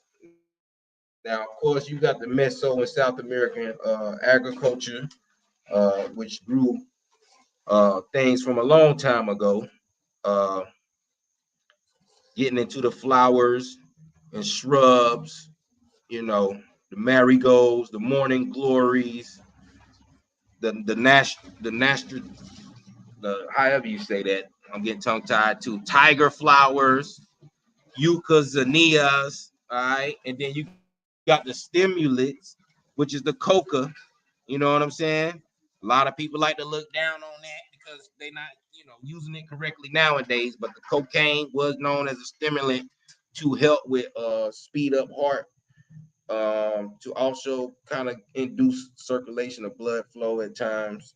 Tobacco, of course, was smoked, but mostly to use and to socialize and to enhance with spiritual connection to whatever you were spiritually inclining with. So tobacco wasn't just for the smoke, but tobacco was also used to even socialize with, to when you had an idea or a plan and you want to talk, you want to really make work. Sometimes you might smoke a cigar.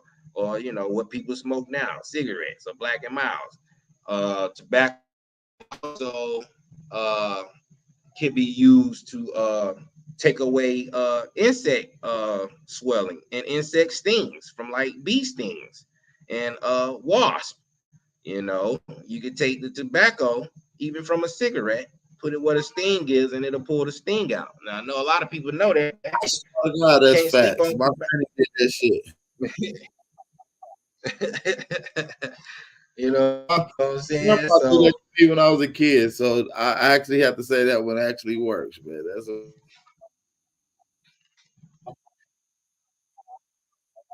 it really works though. It make it, you don't even feel it no more. You might just feel a little itch or something, but it really, the swelling go down and all. It really works, man. You know what I'm saying? So think about how long it took for somebody to figure out, hey, I can put some tobacco on this bee sting. I mean, really, you know what I'm saying? Like, who who thought of that, man? Come on, man. Let's be real, man. Somebody was down here guiding somebody. We come from a higher power and a higher source, and that's what we here to do. Connect you to your higher self, which is the higher being that we all share together, which is the omniscient and most omnipresent, potent energy on this planet and universe, everlasting. You know what I'm saying? But right here, Eastern Woodland Agriculture. Okay, they like to give it roughly around 3,000 to 5,000 or 4,000 to 5,000 years ago. Of course, we know, like I say, this is pre-contact stuff, man. This ain't nothing that we used, all of a sudden.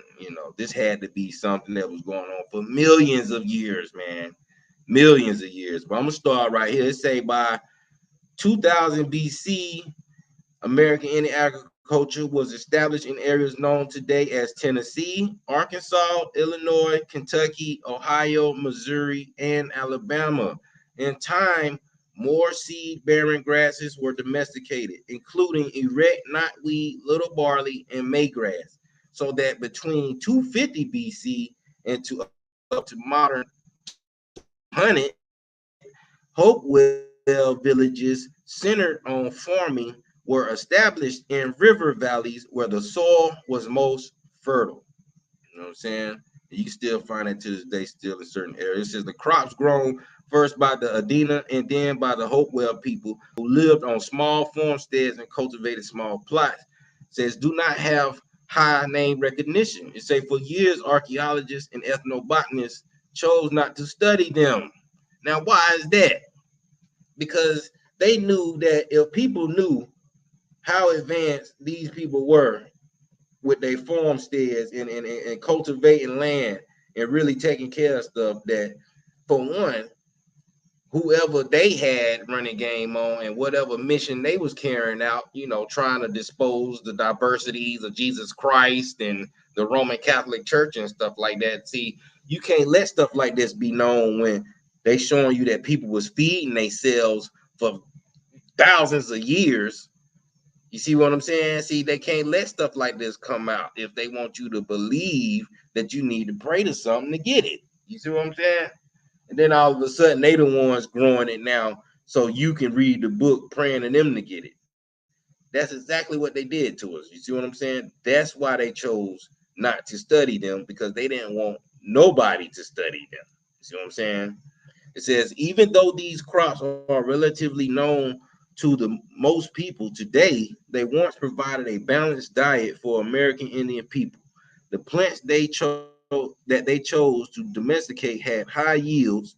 5 people could harvest a 200 square foot field planted equally with marsh elder or saltweed and chinapod in a little more than a week. You see what I'm saying? So you talking about producing all this 3 different types of, or 3 to 4 different types of crops, up to 200 square feet fields. You see what I'm saying? Within a week.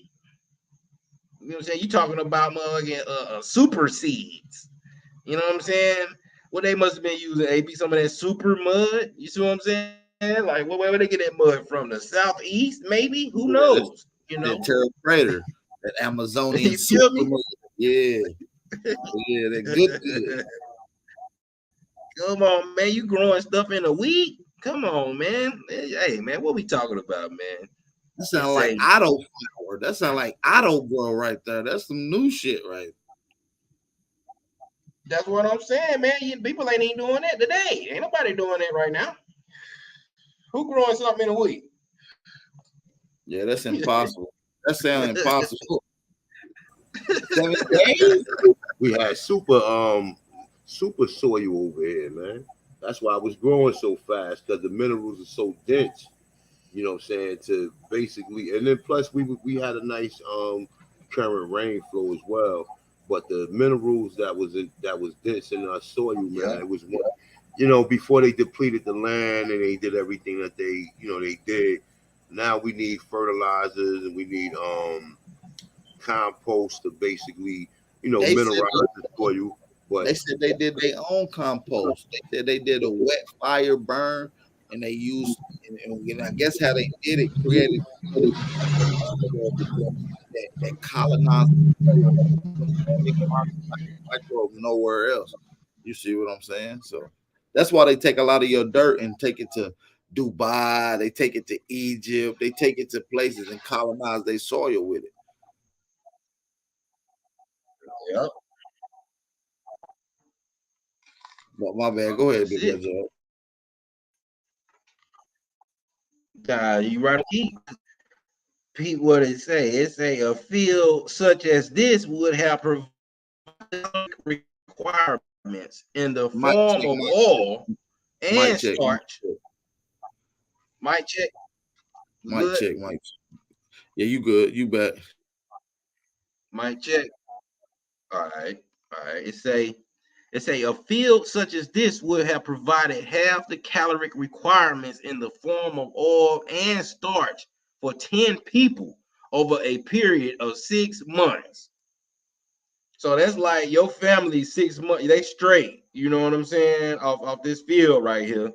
You know what I'm saying? Within a week,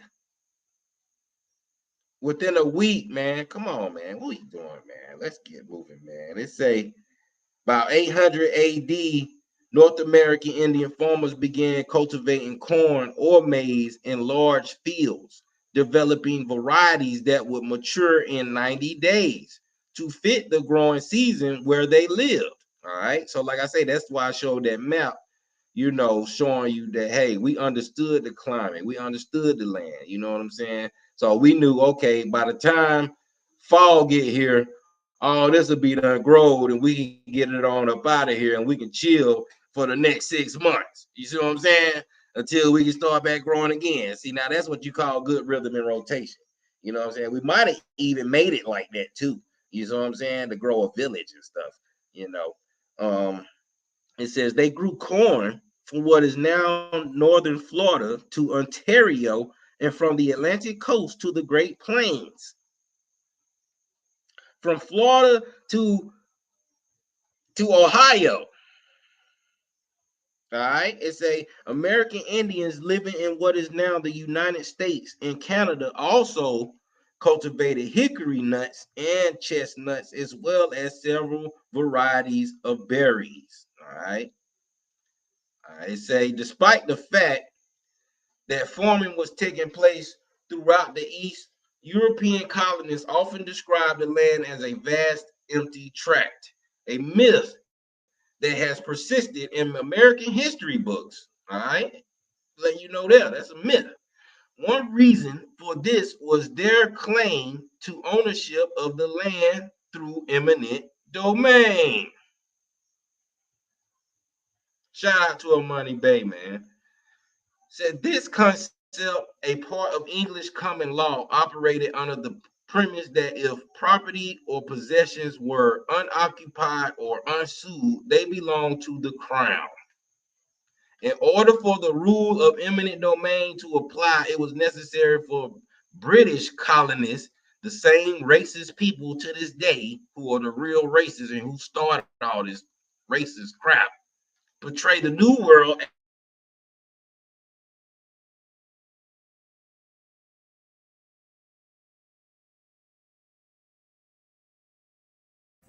Hold up. Oh. What's going on? Jag, I think you went out. Mic check, mic check, mic check, Mic mic check. check.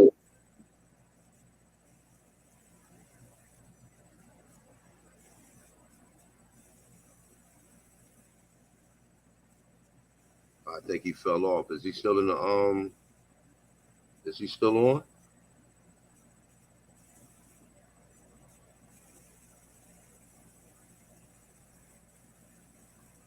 Sorry about that, good peoples, for the problems we experiencing. But for the most part, the brother will be back, and just hold tight. I don't know what's going on. Like I said, is this a coincidence, or these people just don't want us to get this information out? But guess what? We're gonna get this shit out one way or another. So I hope you guys are enjoying the build. I hope hit one if you guys are enjoying the build thus far. It's something that's very informative. Like I said, this part of your culture, and like I said, when you talk about you being an Aboriginal to this continent, you are hit with the commercial perception of what a so-called Indian look like. All around the world, people think that the Aborigines of this land were some primitive hunter-gatherers who lived in a three-stick cowhide teepees and prayed the corn and worshiped the rain and all this other madness. But while these people are teaching this stuff in these universities, they're not talking about none of this information that we've been bringing up. And I know it's a lot of brothers and sisters out there who do their independent research, who do research pertaining the American Aborigines or the Indians or whatever you want to call it, because we even get caught up with the terms or whatever. But however it go, you're getting it right here. Always bring this information to the brothers and sisters, and like I said, we're gonna be doing more of these builds. But for the most part, we've been wanting to do this build right here for about a year or so. But it's just been kind of tough. Finding time to do research and trust and believe. Like when I put together research, I'm trying to put it together. I'm trying to give y'all hours and hours and hours of sources and what we look at as factual evidence. So however you guys look at it, we bring it to you factual evidence that none of these people have took the time to share and tell us exactly who we are and what we was doing prior to the European creating a general education system. Absolutely. Because that's been brainwashed by. So the brother should be coming in shortly. And like I said, man, a lot of this information we've been putting out is very, very, very pertinent. Shout out to A1, shout out to Jaguar, shout out to you guys in the chat. These brothers bring out the primary, like you said, hours and hours of primaries and potential evidence leading all the primaries. And not only that, we're challenging the narrative with these primaries. We're picking up the crumbs and the evidence to make our case. And this is what we're trying to show you. We're not just who they telling you we are. That's why we telling you. That's why this pay-per-view is so pertinent. We are the American gods. We are the American gods. I mean, just simple as that. You see what I'm saying? And the reason we chose that title, right? Because like I said, we're looked upon, as basically, people make jokes about our culture. Even the people who come here from other countries or islands or wherever they reside at prior to pledging allegiance to come to the United States, right? When they get here, we are the people who, we're basically the standard for what they don't want to be, according to how these people had diminished our information and diminished our history. So when people come here, the first thing they do is look upon us and say, all these people on crack, these people, all they do is, all of the negative stereotypes that, is brought upon our people. But for the most part, we have just been put to sleep. We have been brainwashed. We have bitten the fruit from the serpent, and therefore we can't even catch on to our culture. All right, I don't think Jag is coming right back in. So what I'm gonna do is I'm gonna do my other part. So let me share my screen real quick. Shout out to everybody in the building too. Guess the brother can. I guess he can conclude with his presentation. After I get finished this one. So just bear with me, people. I am a little rusty. I've been on a plantation. You know how it goes. So for I'm the trying to most get it right, y'all. I'm trying to get it right, man. I really am. Man, he a little rusty on the tools, but hey, one never get rusty when it comes to the information. all right, these are the Chinapas. All right, this is something similar to what Jag was trying to show y'all, and this is actually in Teotihuacan right here. This is the floating island, or let me see. This is how Teotihuacan looked like, but they saying that this is a Chinapa as well, right? And like when he was showing you that land that was basically divided by the water, that's similar to this system right here. What we see, let me see right here. Oh, there you go. All right, the Chinapa system right here, and this is what we was doing, prior to, I guess, the 1900s, because this is a science that we always need. One thing, like I said, you can have food, water, fire, and shelter. Then none of the other stuff is important. You can have a DB9 Aston Martin, and it's not important if you ain't eating a week. You know what I'm saying? You can have all of the material items or all the material things that we think is valuable. But when it comes to the first thing that we need minerals and we need water. And that's what, we basically, our physiognomy or our physical composition is actually made up of the four elements: earth, fire, water, and air. So agriculture is very important, right? To go along with all of the other systems that we pretty much went over today. But there's more, so let's get with it, all right? So, where am I? All right, I'm right here. All right, we're going to deal with calendars.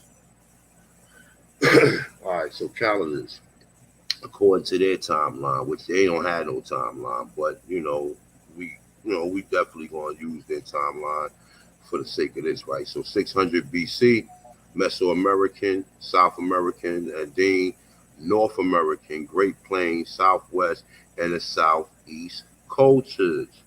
American Indians throughout North America, Mesoamerica, and South America use astronomical observation to create calendar systems of reckoning the passing of time. The oldest of these calendars are the stone medicine wheel in what is Montana, the Sakan Chawan. The stone spoke of these wheels have been shown to align. Shown to align to the rising of the stellar constellation at the time of the summer solstice. All right, so look, I'm gonna go over here because these are pretty much some of the calendars that we are consistent with. Matter of fact, you know what? I got an image of that. Let me just show you guys that real quick. All right, so this is actually what the historic mysteries have for us. So give me a second, let it load up.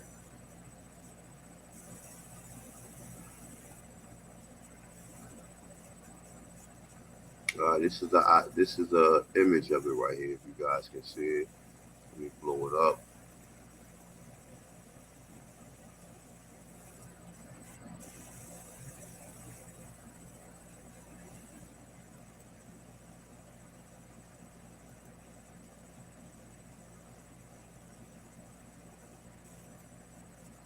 This is the image. Let me see. All right, there you go, right there. I got a little delay as well. So this is the actual the will that they use to calculate you know the celestial solar system in which the calendar is basically based off of. But remember, without numbers past, I mean, without a number that can go past nine, none of this stuff would be, you know what I'm saying, would even exist. So that's how important, that's why I started with the number zero and the 20 base mathematical system that was found in the Americas, because all of this stuff correlates and it all has something to do with how we see technology, the technology the technical advancements that man has made thus far. This is the science of the gods and the goddesses of the Americas. This is your history that these people haven't given to you. But we're going to give it to you, all right? So this is an image of it right here. And it say the collection of archaeologists and ethnographic and historic evidence all and present as they were no presented as they were supposed to be, suggested that the Big Horn medicine wheel and its surrounding areas are some of the most well preserved and important ancient dodge the hijack Native American sites. All right, what was it used for? The medicine wheel often has a spiritual meaning as well as an astronomical meaning. One of the popular uses of the medicine wheel is for making geographical directions. Okay, geographical directions. They are also used for marking different astronomical events of the moon, the sun, and the planets, and some stars in relation to the horizon of the earth. Now, like I said, when you get into a lot of stuff, some people are flat earthers. I'm quite sure people seen the video of the pilot who was flying above the sun, but we don't know exactly what the science was used for. Some of us may have,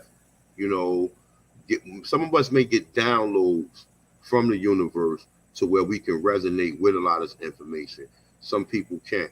But however it go, this is the science that was brought to us by our ancestors, all right? So let's get into the other the other calendars that was found here as well. All right, so Mesoamerican calendars was extremely sophisticated and accurate. Archaeologists believe the Maya, who culture arose in 1500 BC in Mesoamerica, calculated these calendars. The Aztec, who empire was established in the same region about 1100 AD, adapted them. The Mesoamerican system was composed of several calendars, each of which served a different purpose. The day count was a 260-day ritual almanac used primarily to time religious ceremony, name children, and predict the future. So basically, when you're dealing with natal systems and you're dealing with astronomical signs such as the zodiac, you know what I'm saying? This is how our ancestors was actually using calendars and these almanacs to do, like they said, ritual. The ritual almanac was used primarily to time religious ceremonies, name children, and predict the future. Okay, the earliest known stone carving to display the elements of the 260-day calendar is a monument three. No, it is monument 3 from the St. George Mogul. All right, so we're gonna go down right here. All right, I want to get into the Mayan calendar. All right, so the Maya and the Aztec also kept an annual calendar based on the sun, containing of 365 days that was arranged into 18 months of 20 days. Each this calendar was used to determine the season and to schedule events such as market gatherings and crop planting. Without telescopes or mathematics, my bad. Listen, bear with me, please. All right, concept of fractions. Early Mesoamerican people by the 5th century BC has calculated a year length precise.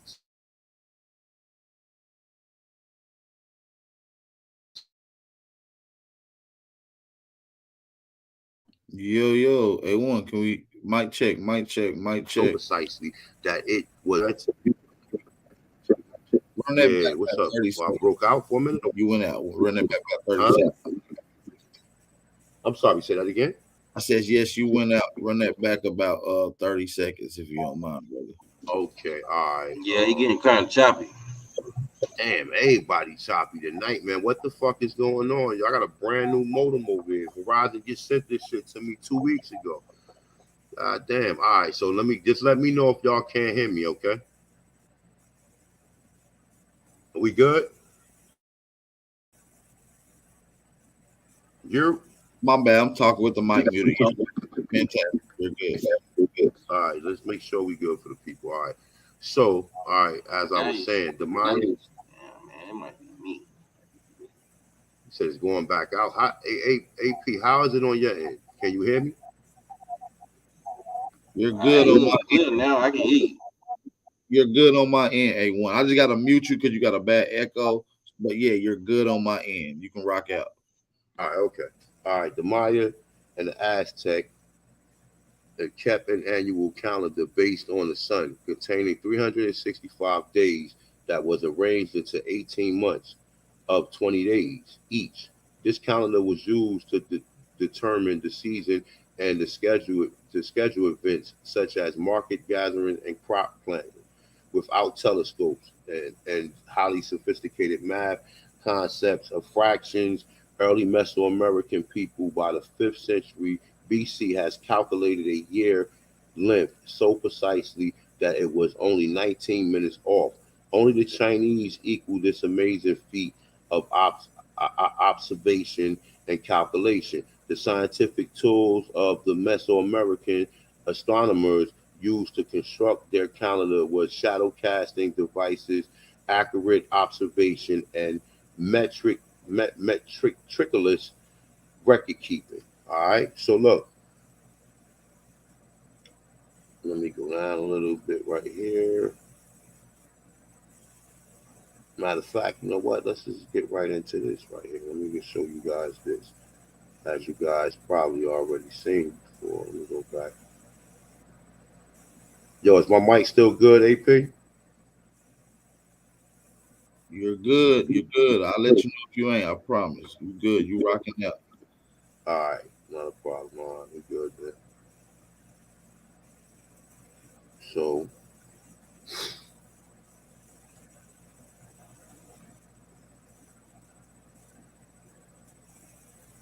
all right, here we go.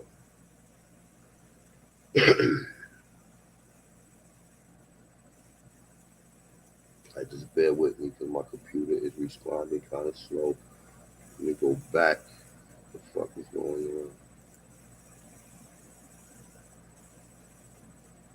Okay, now it's bugging. All right, here we go.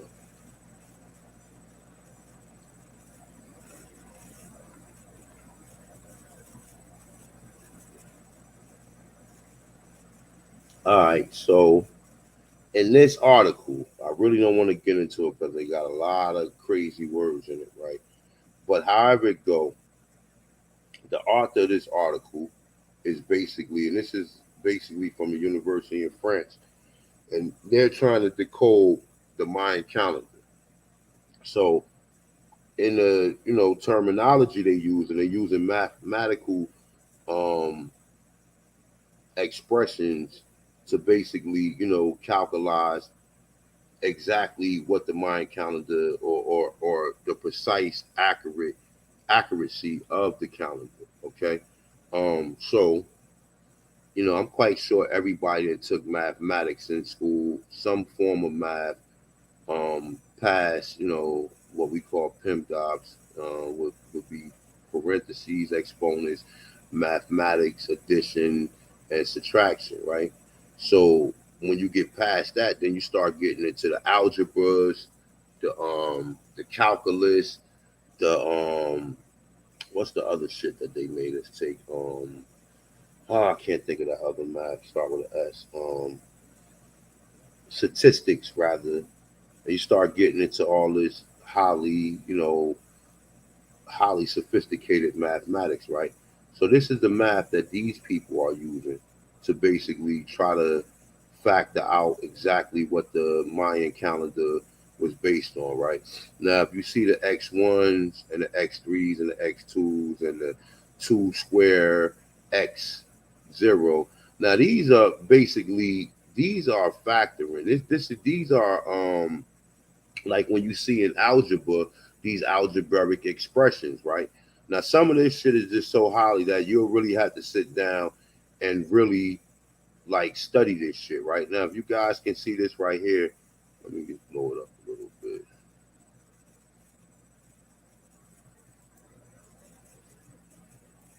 These are the mathematical expressions that they use and that I've never seen before, except for the X's that look just like algebra, right? Algebraic expressions, right? So when you go down here, they're using terms like prime factorization. As you can see, let me click on this right here. Oh, there you go. As you can see what I highlighted, this is algebra right here. 2 squared times 3 to the second power, or 2 to the second power times 3 to the second power times 7 times 13. Okay, and you see 3 to the second power times 7 times 13, 2 to the seventh power times 3 to the second power times 5. Now this is all highly sophisticated mathematics that these individuals who will be some of our ancestors that was indigenous to this continent that we call Americas. This is the highly civilization that we was doing. Now you see these mathematical expressions even on a college level, not less that they're teaching elementary or middle school students this at this time as well. But you also see this when you graduate out of high school and you start getting into like business math, you start getting into college algebra, etc. Right? As you can see, right? So, they deal with the planets right here, which I don't really want to get into, but you see the continuation of the same mathematical expressions, right? You see 2 to the second power times 29, 2 to the third power times 73, etc., right? So this is a science that they are using today to break down a lot of the technology that they found here in America, including this calendar that we are actually going over today, right? All right, so I just wanted to kind of like give you the explanation of that, right? And even when you get into this, right? And shout out to PMF, right? PMF, he actually did a bill and said that in the middle of the Mayan calendar, the individual name was Nahuti Orleans, where the word New Orleans come from, right?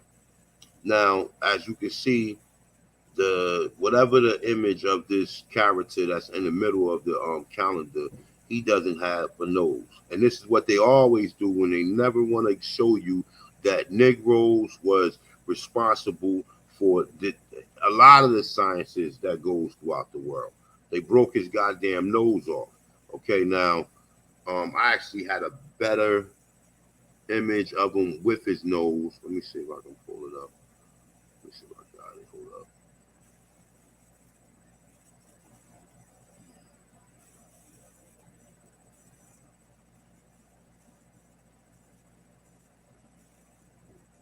Shout out to everybody in the building, man. Hit that like button. Make sure y'all thumb up the video, y'all. Support the channel. Hit the like button. I know it's only 43 of y'all, but hey, turn up. Man, people have dropped out. Let me see something. You know what? I ain't even got that image up right now. I don't even want to try to pull up because I already having technical difficulties. But this is, like I said, this is an image in the center of the Mayan calendar. And this is a character by the name of Nahuti Orleans, which the word New Orleans come from. And, if you see the New Orleans Indians, their their so-called costume or their bagara or the uniform that they wear, it looks similar to what you see in the middle, like right here, because some of them have like these headdresses on that basically mimics what we see right here that Nahuli Orlean have on. Okay, so I just wanted to point that out, like on the highly sophistication of this so-called calendar and how they're still trying to figure this shit out today. Okay, so we're gonna go into almanacs for a second. Let me see some. Matter of fact, let me see. Almanac should be right here. All right, so let me see. All right, boom.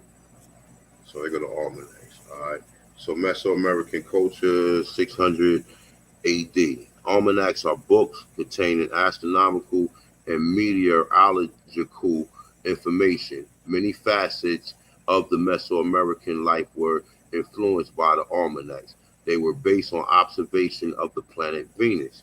These almanacs, invented by the Mayans, whose culture arose in Mesoamerica about 3,500 years ago, were invented independently of similar books in other parts of the world. Europeans created written almanacs at a much later date, before 1150 AD. No specific mentions of almanacs existed in Europe. Okay, let's keep it moving. Mesoamerican almanacs was made up of 260-day cycles called day counts. Each of the days were assigned assigned a meaning based on a cycle of 20 days. As we talked about with calendars, see, they all kind of correlate, right? Day names and 13 numbers. When the 260-day long count ended, the cycle repeated itself. And so, ethno astronomers believe that this number system may have been based on the length of human gestation. Before the first day of the almanac is decided to Venus, a more plausible explanation for the number 260 is that these almanacs were based on calculation involving a cycle of Venus and important planets in Mesoamerica astronomy. All right, so excuse me. All right, we don't really even need to go further. We just kind of show one of our ancestors who is famous for dealing with almanacs. So just want to kind of throw this in there. I mean, I know there's a lot of almanacs, but this individual is famous for making almanacs, or a farmer almanac for these so-called Slavic individuals that was here. All right, Benjamin Banneker, right? Now, I mean, there's a lot of hearsay around Benjamin Banneker that we don't fully understand. Let me see something. I'm trying to look for something particular. We don't want to get all into his history. Matter of fact, it might be in this one. Let me see.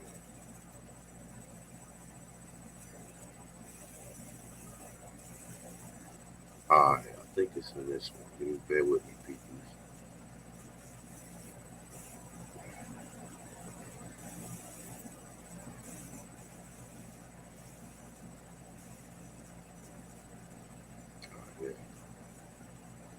All right, now look, this is very interesting right here, right? Now think about this, right?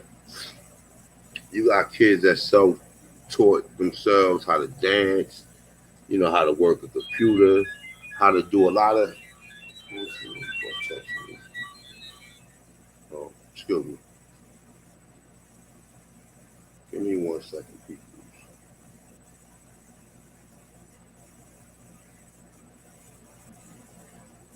Shout out to everybody in the building, man. Make sure y'all hit that like button. Thumb up the video.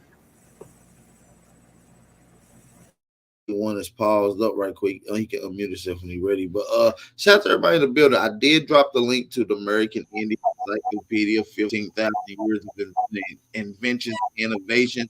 The link to the book that we're reading, all the primaries. This very exclusive encyclopedia. Hardback copy of this is around $50,000 for a hardback copy. Y'all got the PDF right now in the chat. Make sure y'all snatch that up right now. Word. Much salute and respect to everybody, man. I know we've been having a little bit of difficulties, but man, yo, we trying to bang it in there, man. All right, I'm back. All right. So where was we at? I'm sorry.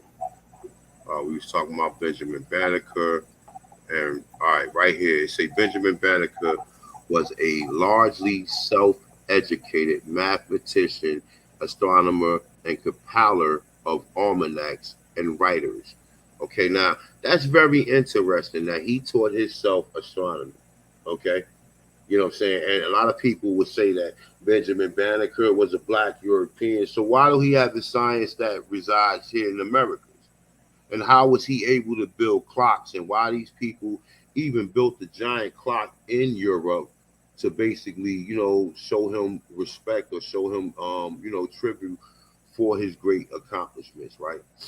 Also, like when you see the watch ads, and this for anybody who pay attention to that, right? If you ever see a watch ad of an individual with a watch on his wrist, the watch is always at 1010, and that's for the 10 by 10 square miles of what we call Washington, D.C., or the District of Columbia, which we also reside in. We didn't build this shit for no Europeans. This is all bullshit, just like they're going to tell you most of these inventions was built while a European was on your side, and as soon as you made the invention, you just passed it over to him. Then he took it and made a pattern, and now he's a rich European and the inventor of these so-called magnificent inventions. Their family is still poor, probably live in the projects, probably live in some of the worst urban impoverished communities there are. But however it go, we had the knowledge. We was basically the inventors. We invented this to make our life easier. Okay, so like when we talk about the almanac, this is a man who's famous for making the farmer's almanac, which the farmer's almanac was actually made for the Sloughs because they are not indigenous to America. They don't know the climates and they don't know the seasonal changes of the climate. So as spring goes into summer and summer goes into fall, if you don't know the climate and you think that you can plant things in the fall that's gonna bloom, you got another thing coming if you live in the north where we get freezing conditions all the way down to like 0 below, you know what I'm saying, or 30 below zero, or however you want to put it. But however it go, this man wrote that farmer almanac for these Europeans. We didn't need no farmer almanac, as what Jag would just explain as far as dealing with agriculture and everything. We didn't need none of that because we are indigenous and we're in sync with the land. We're in sync with the climate. We're in sync with the planet, or the planet, or the part of the planet that we reside in, which is the Americas. Okay, so I just wanted to put that out there. Do somebody want to jump in real quick before I go into the next you got next, brother. Run it up. You going in? All right, so we're gonna go into. Let me see what we got next. I think this is bridges. All right, so bear with me on this. Let me get this all pulled up. All right, so we going into bridges, right? All right, so it's a bridges. 1000 AD, South America, Dean culture. Structures built to span gorges or rivers in order to provide passes are called bridges. As part of their extensive road system, which I will be going into next, the Inca constructed a variety of types of bridges, all right, which is they call them chacals. They're saying that was adapted to the characteristics of the land. as well as to the building material that was available near the bridge sites. The Inca Empire existed in what is now Peru, starting in the central highlands about 1000 AD and spreading throughout the entire area by 1440 AD. Bridges were so crucial to the Inca system of transportation that the laws existed setting the death penalty for anyone who tampered with one. All right, so look, real quick, let me just, I ain't got much images of the Inca. I can actually pull up the Inca list, but this is actually an image that I like to use.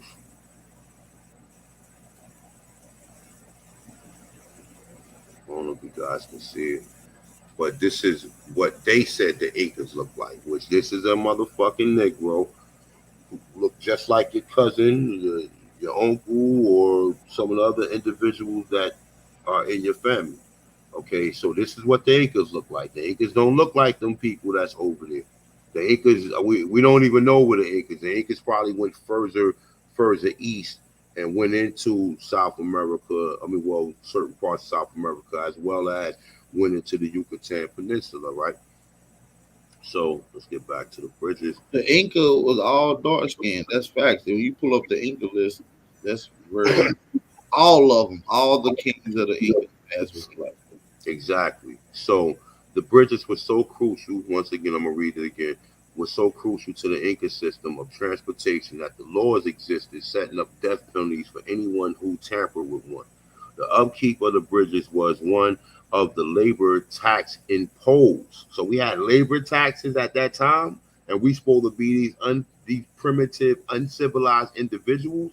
Now, if we had labor taxes or we had a tax system, then where did these motherfuckers get the tax system which you pay every year, or every pay period? Where did they get the idea of that from? I wonder, right? So it's saying that the labor tax imposed on the villages as part of a metah, if you pronounce it that way, or a tax system by the Inca government. All right, so I wanted to go into this part of the article right here. Okay, right here. All right. In the 1300s, the Inca built suspension bridges called braided bridges. Many were hung on ropes made of hemp that was as thick as a person's body. Others used corded braids with wild bunches of grass or the fiber from the agave. Agave plant would be the cactus or the aloe plant, right? It's saying the llama leather provided more reinforcement when it was needed. Workers made the cables at the site where the bridge was to be erected, a technique that would be used for centuries later for steel cables when the Brooklyn Bridge was constructed. Now I got something for you guys. Hold on for a second. Keep that in your mind. The Brooklyn Bridge, all right? Keep that in your mind. And if you see on the script, you guys, this is the image of the Incas kings. Oh, you know what? Hold up. I got one more thing I need to go through. All right, right here. I'm going to come back to the Brooklyn Bridge. As a matter of fact, you know what? I'm going to play that now. Let's get into this thing.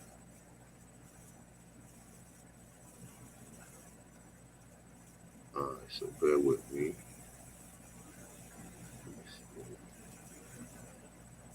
All right, here we go.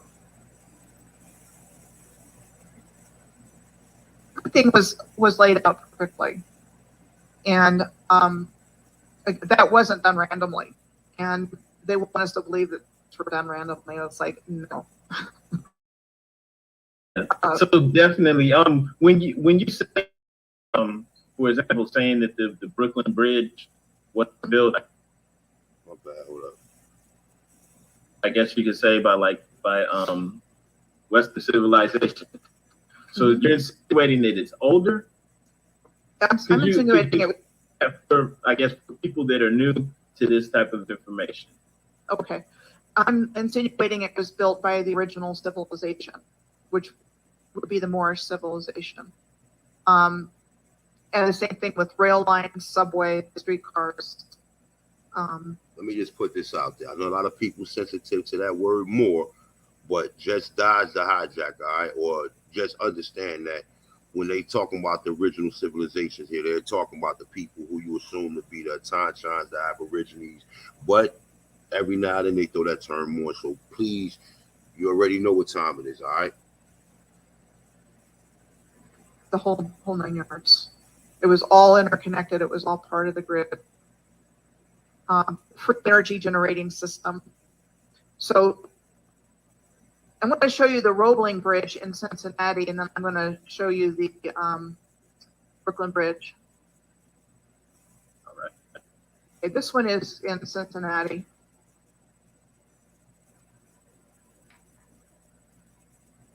Beautiful, beautiful old bridge. Yeah. And the credit for it was given to a German-American engineer. And it was said to have been built around the time of the Civil War. Okay, let me find a date. So 1856 to 1867 is when we're told it was built. Yeah. And the Civil War was supposed to have been between 1861 and 1865. Yeah. So, and that's what I'm talking about when I say the story falls apart when you start looking into it. How are they building that during the Civil War? Yeah. Yeah, so we have these steel cables up here too. Yeah. And then the Brooklyn Bridge, and it has a similar story.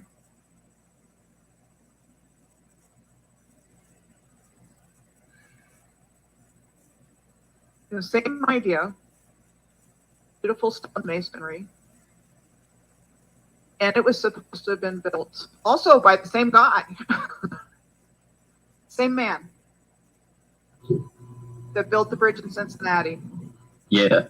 That's and is it like the same timeline? So there's other I think Penn Station in New York, or maybe the old Penn Station, because I don't think it looks like that anymore. But the older architecture was like it was a. All right, you guys I'll put this in the link if you want to watch the entire video. But I just wanted to make that point. And he even mentioned exactly what they said. So they say workers made the cables at the site where the bridges was to be erected, a technique that would be used century later for steel cables when the Brooklyn Bridge was constructed in New York City in 1864. Okay. Now the interesting part is if you've seen in the the concrete structure, right? What it had was corbelled arches. Now that leads me into this part right here, right? All right, so it's saying some of the stone bridges was cantilevered, creating a corbel arch. It's a see also arches or corbel, such as a 30-foot one was built east of Lake Titicaca about in 1450. All right, so cantilever bridges were impracticable for span of greater than 40 feet, but were permanent structures. But look, with permanent structures, some of these exist even today. Now, if you cross-reference that, and let me show you exactly what the corbel structure looked like. Let me go in. Boom.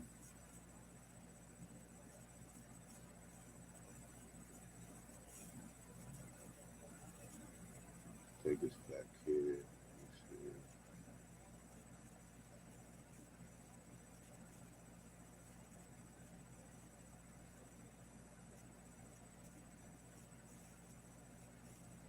All right, here you go, right here.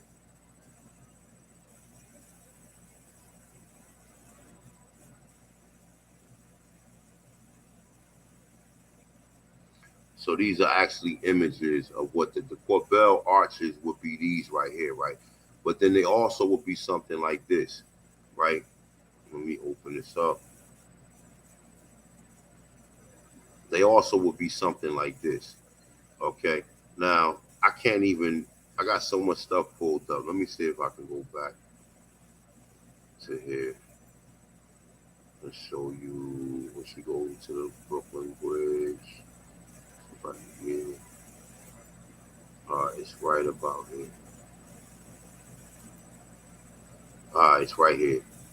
So if you see that in the inner of the bridge structure. Now what did it say? The cantilever structures was permanent.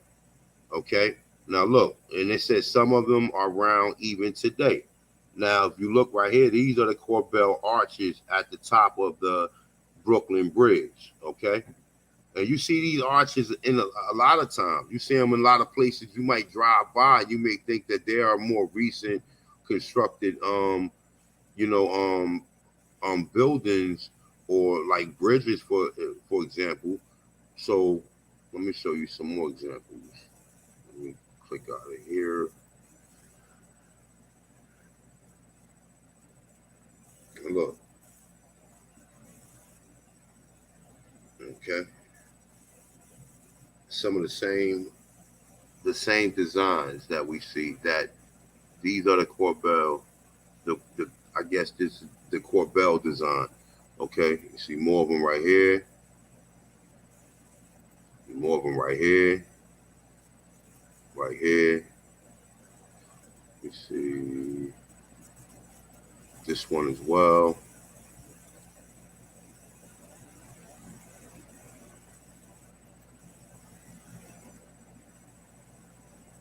That one.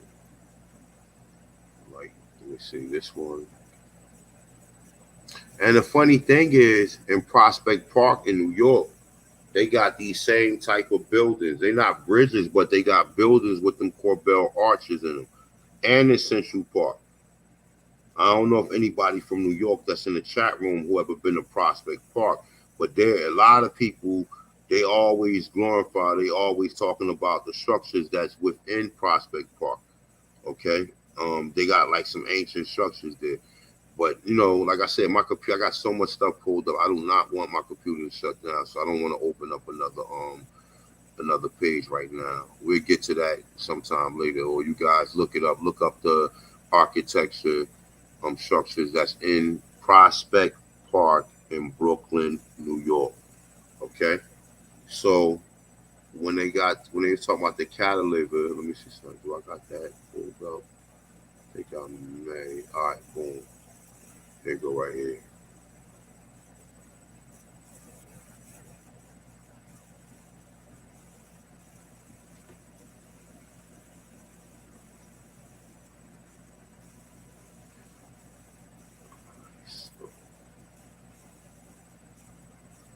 All right, these are images of what they call the cantilevered bridges.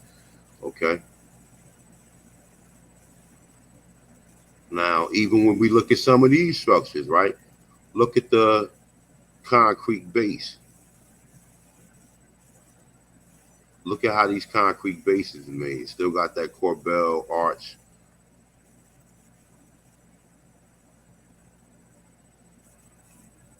And like I said, a lot of these buildings, we wouldn't think that our ancestors was that clever. But how you think in 1865 some Europeans who not even from over here can come here and construct the fucking Brooklyn Bridge? That's just to tell you. So that's just to tell you, or stop you from thinking that you may be the one or the ancestors of the people who created these so-called these bridges and structures. And it's saying it actually is actually telling you right here that we made braided bridges. So the concept of steel cables that's braided, where the fuck you think that idea came from? It would have came from the people who was braiding fucking hemp, agave, and aloe plant, the fibers from it, and was making these braids. And they said that some of these braids was as thick as a person's body. So you just think about that, right? So now when they get right here and say workers made cables at sites where the bridges was erected, a technique that would be used centuries later for steel cable when the Brooklyn Bridge was constructed in New York City in 1864.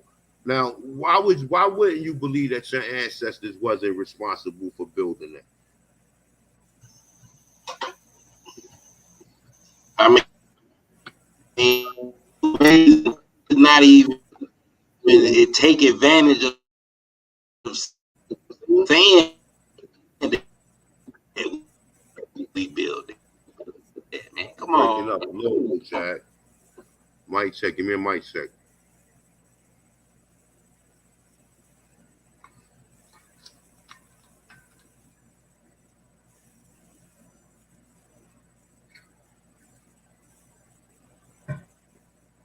Go ahead, A1. You got the floor. All right. So you want to jump in, and I end it with the last one I'm gonna do, and then I go into the other section so we can get up out of here. Yeah, let me spin the block one time. Let me spin the block one time. Shout out to everybody in the building, man. Hopefully everybody's enjoying their live stream, man. Hopefully everybody's enjoying that live stream. Let's get right into it. Stone masonry. We're gonna get into stone masonry. All right. Stone masonry is, let's go down here and read. If y'all can see on the screen, stone masonry is the art of working with stone. It involves selecting the stone, quarrying it, and cutting it and shaping it and carving it into fitting into the place. American Indians and Meso Indians and North American, Southwest, and South American all produce some form of stone work. The Mesoamerican, the Olmec culture arose about 1700 BCE in the Yucatan Peninsula, what is now Mexico, worked with basalt and volcanic rock. Olmec stone carvings are the best known of their huge basalt statues that they carved. The Mayan also culture who flourished in the south part of what is now Mexico, what is now 1500 BCE to 1400 ADE, used stones to construct elaborate temples, pyramids, and other structures. You know, that's very important to understand when we're talking about these buildings. We're talking about these structures and we're talking about masonry. That's what it would take to build some of these bridges like A1 just showed. That's what it would have took to build places like Tenochtitlan. It would have took certain agricultures for you to see. You see what I'm saying? It would have took certain sciences to come about. One of it being masonry, one of it being math, one of it being metalworking. You feel what I'm saying? That all comes together in what we call geometry. You see what I'm saying? And we got to get into that right now. Hold on, let's get into that right now. Hold on 1 second, y'all. I'm sorry about that. Let me pull that up.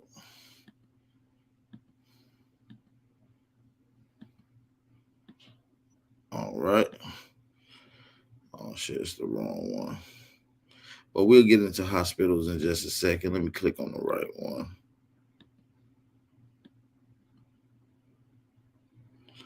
All right, we'll click on architect. Sorry about that. Well, stone masonry is very important. Like I said, once again, stone masonry is very, very, very important. So now when we get into stone masonry, we got to deal with the architect. These are some of the people who's going to take this stone masonry and start designing. Architects are the professionals who design and supervise the construction of the buildings. Many of the buildings in American Indians show evidence of sophisticated architectural planning. Example ranges from the large wooden buildings of Tangilik and Temesi and Hadia of the southern coast, as what is now Alaska, and the Queen Charlotte Islands of Bridge of Columbia. Right? All these show very, very, very sophisticated very, very sophisticated block working. So this is just some imagery of some of the block working that you would see throughout America. This is in South America. This is what you would call block working. So let's get into some of this ancient architects. And architects would have been one of the highest people in this area. They would have been a high class. A lot of the people who's constructing these structures, who's paid and sponsored these, would have been pampering to the architects, because a lot of the jobs would have had to get done through these architects. That's just some good imagery of this architect. So let's read this right here below, right here. Mesoamerican architects designed buildings with cobble archways, such as the structure of Exmo. The Maya built a series of cities on these sites of the Yucatan Peninsula during the late Classic period between the 17th and 10th century AD. Between the 7th and 10th century AD. This is photos from the Tallinn University. So this is just some more famous block working that goes into some of these structures that we seen A1, Jaguar illustrate. And now what's very unique about some of these structures is they show a set of science that don't really get talked about. Hold on, let me find that. Sorry about that. I keep pulling up these hospitals. That keeps, like, a lot of this science is very, very hidden. They don't want you to know about it. They don't want you to talk about it. They don't even want it to be even brought up in any sort of way. But we're bringing it out anyway, man. A lot of this science is very, very deep, man. So we're going to get into some of the things that would have been used around the area. Medicine. We'll get to this in a second. Medicine. Medicine is a science of diagnosing, treating, and preventing disease. It is also concerned with maintaining health. American Indians were very sophisticated healers, relying on a number of botanical drugs that remain in use today, including guaiacum, ipecac, kaolin, and quin. Indians of both North and Mesoamerican routinely use antibiotic medications. The plain tribes of North America use antiviral medications, as well as the Aztec, whose empire was established. You notice that they didn't say arose, whose empire established in Mesoamerica around 11 AD, performed medical research, recording the medical use for at least 1,200 plants. The pre-contact Indians of Mesoamerica was the first people in the world. Now let me say it again. The Mesoamerican Indians was the first people in the world to develop a public health care system and public health hospital facilities, which today are designed for people who cannot afford healthcare. Now let's get into one of these things. Let's get into hospitals. I kept showing y'all that, so let's get into that ASAP. Let's get into hospitals.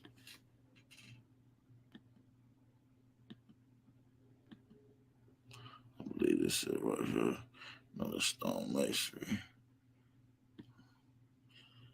All right, let me get into it. Sorry about that, you guys. I can't find my glasses. It's hard to see.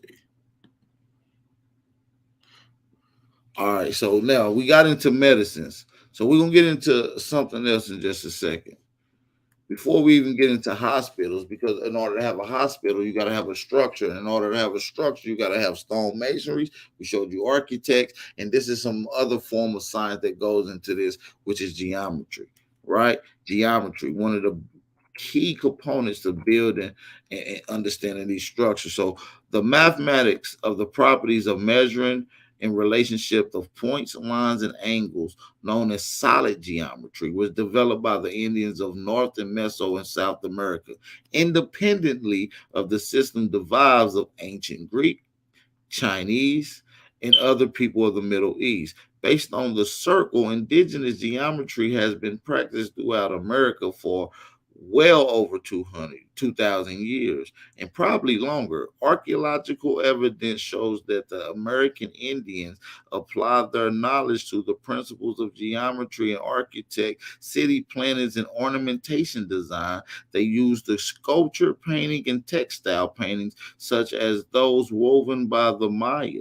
The Mesoamericans for hundreds of years, um, for 100 years, the Maya, all they did is 400 years. The Maya culture, who arose in South America, in the southern parts of Mexico in about 1500 BCE. It is precise theoretical, and working on knowledge of geometry was needed to build the Mesoamerican pyramids, right? So not only was it used to build the pyramids, it was used to build hospitals. It was used to build hospitals as well. Hey, AP. Yeah. Read up under the image right there. Okay. And I just took it off the screen. Shit. I'll get to it in just a second, A1. I got you.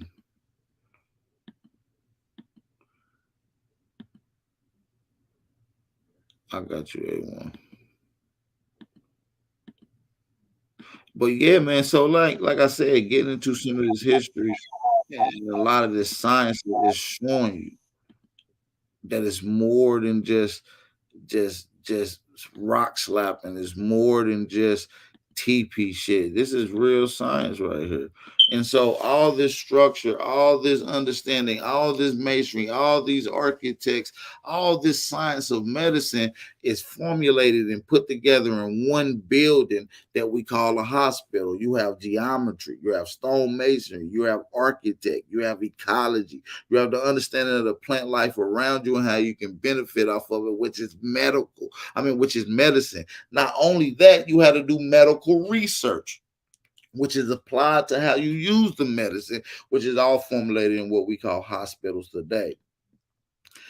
And like I said, when you go back and look at historical shit like the Hospital of New Orleans, the Hospital of Omaha, right? These are hospitals that you see on the screen. Didn't they tell you that the people who constructed these structures was very advanced at geometry, architect, stone masonry, and they used very, very sophisticated ornamentation and planning and design? This structure right here shows you the very complex, sophisticated geometry, architectural skills, and the tweaking of the ornamentation. You understand me? So let's get to it, man. Let's get to hospitals, man. Hospitals, pre-contact, Mesoamerican cultures. Hospitals were a centralized facility for the diagnosing and the treatment of medical disorder. The Aztec, whose culture who established their culture in Mesoamerica around 1100 AD, founded the very first hospitals in America. Like most hospitals today, these provided a wide range of services. They were staffed with doctors, surgeons, nurse, and expensive pharmacy of medicine. Extensive pharmacy of medicine. So let's just break this little part down by itself. They had surgeons and doctors and nurses. Do you think these people would have got paid for their time? Would they would have been compensated for their great duties? Absolutely. And some of these buildings that we see was not built by the European, even though they converted them into something. These buildings obviously is the same science that go back 1,000 years ago when hospital first started getting in use. These buildings go back that long. You understand me? Let's look at this hospital one more time. Let's just look at the design on it. It's like a castle. Why would somebody build a hospital like this? Yeah, man. It look like cathedral, a massive cathedral, like you're gonna feel good, you're gonna feel comfortable walking up in there knowing you're gonna get help. You know what I'm saying? I ain't gonna front. This is You know? Cambridge University Hospital. This is the hospital of Cambridge University. I believe this in Maryland. So let me ask you a question, AP. Yeah. Who built them structures? The American guys, the same people that built that invented this science, the same ones who mastered the geometry, the Aborigines, better known as the American gods. This is what we're proving to you guys today. That So we are the gods. So let me ask you this question, right? So the individual that built, you said the other one is Cambridge, right? Which one was the first hospital you showed? Your mic check. Yeah, this one right here is from Troy, New York. New York, Troy. Oh my God. So okay. So all right, so these was no hunter gatherers, right? And no disrespect to no hunter gatherers, but that shit is so primitive. That shit probably happened about 10 for a long time. They tell you that we had agriculture in America for 10,000 years. I mean, and that's out their mouth. But go ahead. I'm sorry. I just wanted to intervene. I just wanted to just be clear on my side, have my sanity clear. That you telling me these Negroes that's here today, that is crackheads, dope fiends, all types of sort. But understand, there are some doctors, there are some lawyers, there are some intelligent Aborigines here that wasn't affected by some of these issues that some of our people may have, right? But so 8,000 years ago, this hospital would have been loaded up with doctors and surgeons and nurses 1,000 years ago. Buildings is just like this. You breaking up a little bit, Abe. Hold on, let me fix your mic. You gotta. Can you hear me now? Can you hear me now? We good? Yeah, that was you. You kind of cut out, AP. Okay, are we good now? Yeah, you good though. All right, cool.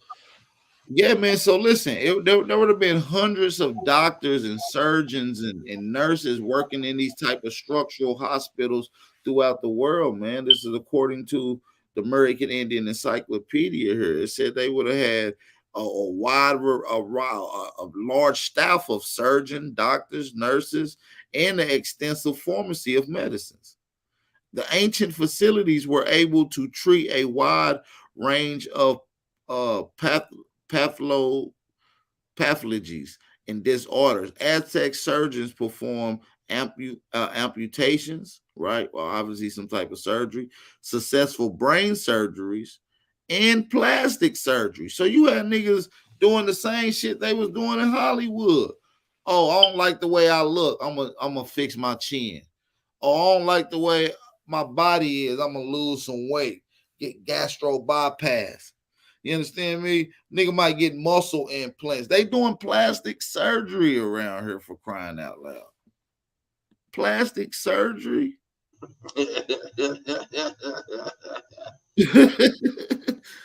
That is wild. Yo, you know what I'm saying, man? I mean, man, hey. And listen, this would have all been done.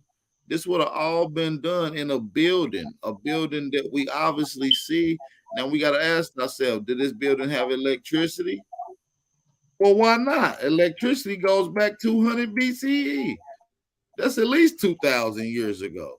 So if we got electricity 2,000 years ago, hospitals been put up 1,000 years ago, you got to jump to the conclusion that these hospitals would have been electric. They would have had electricity in them. Let's read electricity. The most extraordinary and amazing invention of pre-contact American Indians was producing electricity throughout chemical reaction. Electricity is a physical phenomenon that arises from the interaction of electrical charges. The Moshe, who culture arose in what is now Peru, 200 BC, invented electricity, chemical production, and electricity. They produce electrical electricity by using water and chemicals that they found naturally occurring in their environment. So listen, this is another form of ecology. You see what I'm saying? So it's just to sum up everything. These buildings would have had large quantities of electricity from the people who invented electricity. So when you look at a building, you be like, oh, well, how do they run? These buildings would have had electricity all through them. Look, buildings put together in the 1800s. This building particularly was put together in they said 1774. These structures right here, and this is in Omaha. This is in Omaha in 17 something. Impossible. These are obviously prior evidence of a prior civilization that modern contact with pale skins and captured and reconverted it. This is our ancient ancestors. This could have been a civic center area right here that they done converted into whatever, a brewery or some type of municipal building. This could have been a civic center here. I'm gonna let A1 go in and finish up the rest of the information, man. I'm gonna get ready to wrap it up right here. But I just want y'all to admire this structure right here.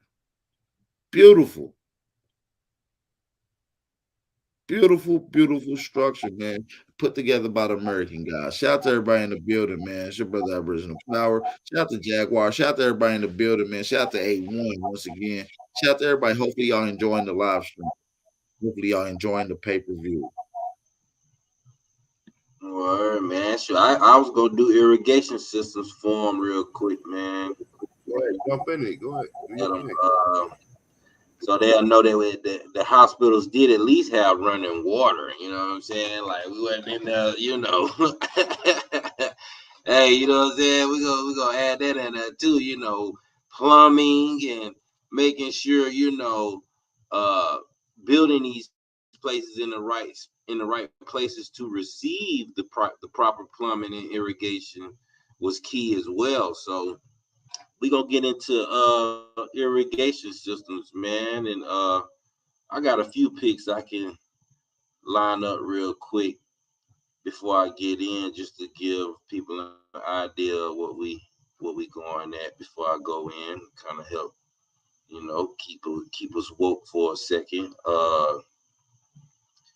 If anything, this is one right here somebody clipped up that was an old one.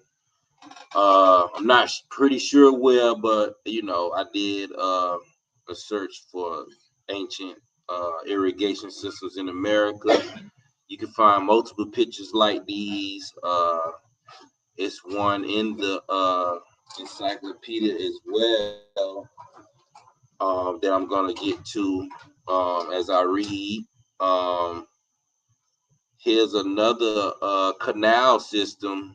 When you're talking about irrigation, this is one in Arizona that, in case of flooding, here you go, a clean swoop away right here, headed to one direction, clearing it out, maybe to an aqueduct.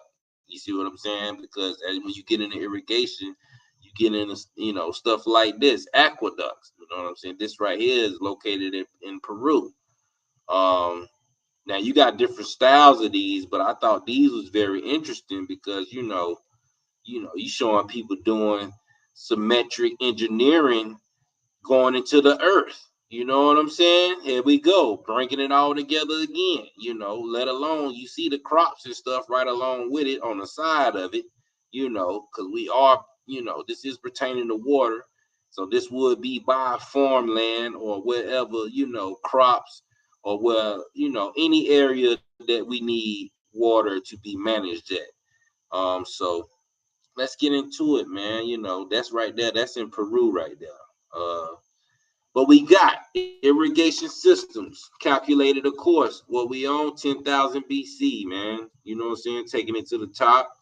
Mesoamerican, South American, Andean, North American, Southeastern, and Southwestern, which is the whole Americas. You know what I'm saying? So let's dive into it a little bit, because this is something that, of course, once again, this ain't no cakewalk. This is not a science or any type of engineering or structuring that, any primitive or impoverished people would be applying. You know what I'm saying? This takes some guts. This takes, knowing the land. This takes knowing exactly what's going to happen within a certain amount of days. This takes knowing that we got to be fed while we doing this, while we clearing this way, while we making this water position to another location or clear this water out. You see what I'm saying? This is some hard work here. It says irrigation is the practice of supplying dry land with water. Indians throughout the Americas began inventing methods of irrigating crops soon after they first began cultivating them. It says they achieved this by floodplain irrigation and canals. All right. The earliest floodplain forming occurred in Mesoamerica and Peru and pre-Peruvian South America. It says in many areas, floodplain farming evolved into terraced farming. It says see also farming, which is terraced farming. It says some of the earliest irrigation canal systems are those built by the Olmec, whose culture flourished, of course, around 1700 BC. Although neither of these agricultural techniques was unique, these independent inventions rivaled those practiced in the Middle East and China, the two other birthplaces of agriculture outside of the Americas. Now, of course, talking about canals, stuff like that. Now that's old plumbing. I ain't gonna get to that yet. This would be an irrigation system as well here in Mexico. You have what's another one I found? This right here, another irrigation system, an aqueduct in Peru. They look crazy. Yeah, you see that? You see what I'm saying? Like, this is like, look at the stone masonry, okay? Look at the science of mathematics from zero to beyond, all right? What are we talking about here? Engineering, you know what I'm saying? Okay, we already got water, you know what I'm saying? How long did it really take to do this? This got to be old. This got to be real old. You know what I'm saying? Because think about it. You're not even level. You don't need. Did they have brick levelers? With masonry, building houses and stuff like that, you gotta have a brick leveler, which is a tool it has like a meter and has a little bubble in it that actually reads the level or the out. The leveler is a balance board used with right. liquid to show the balancing levels of whatever structure that you landed on. Right? They use Right. liquid to balance. You're absolutely right. Right, and you may use like a sludge hammer type, hammer to kind of level out your little brick or whatever stone or whatever you're using. But you see here, it don't even seem like it was level. It's just like they just kind of puzzled the stones with whatever form of earth that they was using to keep it together. Look at this, creating steps and all to where you got an actual irrigated water system flowing down in steeps, so that way hey, if this is some type of ural or feces irrigation system, it's gonna flow perfectly down to where it belongs. You see what I'm saying? Right. In regards to something like this, this is a Roman structure. This picture was actually called one of the main causes of the Roman Empire to fall. And if you see, this is their way of irrigating, plumbing their feces and urine.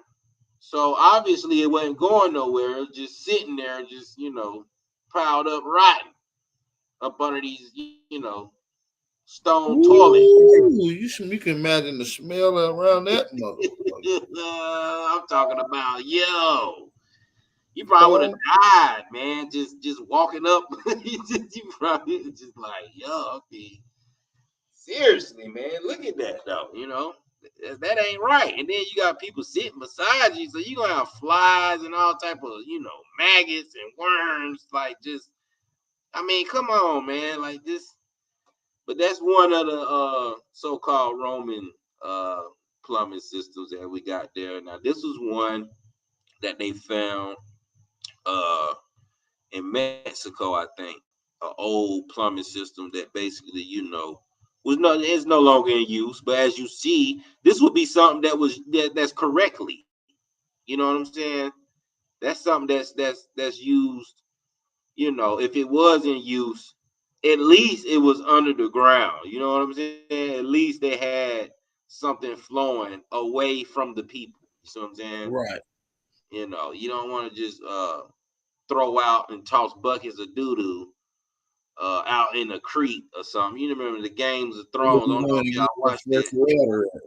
Yeah, you don't want to go you get that fresh water at, You know what I'm saying? You got a fresh creek, but they throwing turds and stuff out there. See, this right here is a perfect example of a great irrigation sewage system. Imagine it, you got the sewage lines going strictly down and filtering out into a hole. You see what I'm saying? Like that, this almost looks perfect. You know what I'm saying? This is some great work here. You know what I'm saying? Some ancient art, some ancient architecture, engineering, irrigation systems. You know what I'm saying? Had to just get that in there for a second, man. It says floodplain irrigation, planting crops in areas where the soil will be saturated by water that flooded the banks. And that's the picture I was showing. I'm gonna go back up. It said, "And flooded the banks of streams and rivers," was the earliest form of irrigation. All right. It says it provided moisture for crops and added nutrients to the soil in the form of silt. In North America, floodplain farming was practiced by southeastern agriculturalists from the Mississippi and Hopewell and Adena cultures living along the valleys of the Mississippi and Ohio rivers from calculated 100 BC to 1500 BC, which is roughly 2,500 years ago. You know what I'm saying? 335 years ago. I meant, my bad. It says, although farming on floodplains took less initial effort than building extensive terraces with water courses or canal systems, it required a great deal of knowledge of the principles of runoff and stream flow in order to work successfully. Too little water and the crops would not grow, too much and they would wash away. All right. And we'll look at the pic right quick. This right here, this is something in Arizona that they discovered, the ley lines of an irrigation system that they actually use today in Phoenix, Arizona. So this is actually something that was, this is known to be, it says the Hohokam of the North American Southwest developed an extensive irrigation system of canals that would later be used by non-Indian farmers, that would later be used by non-Indian farmers in the area that became Phoenix, Arizona. And this is by the Arizona State Museum, University of Arizona. So they're more likely talking about the Mormons, of course. Because they definitely like to farm and act like that's all they've been doing forever, which we knew they couldn't have known nothing about.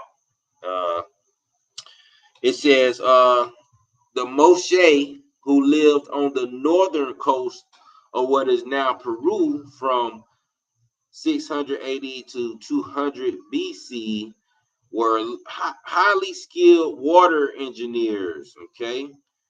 It says they built miles of irrigation ditches and flumes because the terrain where they lived was hilly. It says they built stone causeways or aqueducts to span the valleys.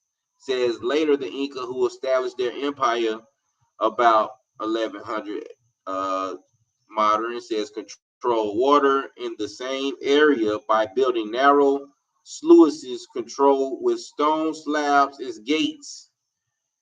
And that's what I was showing y'all just now. It was this image. This one right here. This is one right here of the style that's in Peru, what the Inca did right here, man. Like I say, once again, amazing work. Architect, engineering style. You can actually walk into this. You know, they made it to where they can actually walk down into it and actually, you know, kind of, I guess, push whatever they needed to push in, or, you know, get whatever they needed to get out that may have, you know, brought in from the water. Let me see if I got another one. Of course, that's one too, but this is the one that they like to say give reference to the Aztec, another aqueduct system, you know, stone masonry, of course, as they just said, built in a circle in the shape of zero. Like I say, it's just all coincided with what we're building on, y'all. Just giving y'all some good, you know, real life info. And here we go. It says in Cusco. Oh, hold on. It says that their engineering including straightening streams and paving their beds. It says not only did the Inca use water to irrigate their fields, it says they also channeled it into cities. All right. So that's, you know, plumbing, just like today. We got sewage line, the main line, you know what I'm saying? It says in Cusco, they directed water into some buildings, including public baths.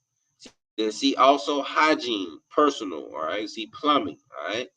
Said in the deserts of North American Southwest, the Anasazi people began planting crops at the mouths of arroyos, as well as in river valleys. By between 1000 and 1200 AD, which is modern time, it says they had created elaborate systems of terraces and small dams. All right, small dams. It says called check dams. It says to ensure that their crops would be well watered.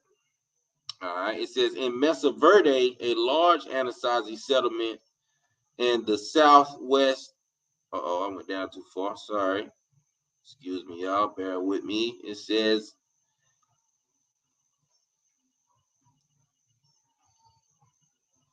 hold on. Let me go up a little bit more. My bad. Went down too far. No, I did that. All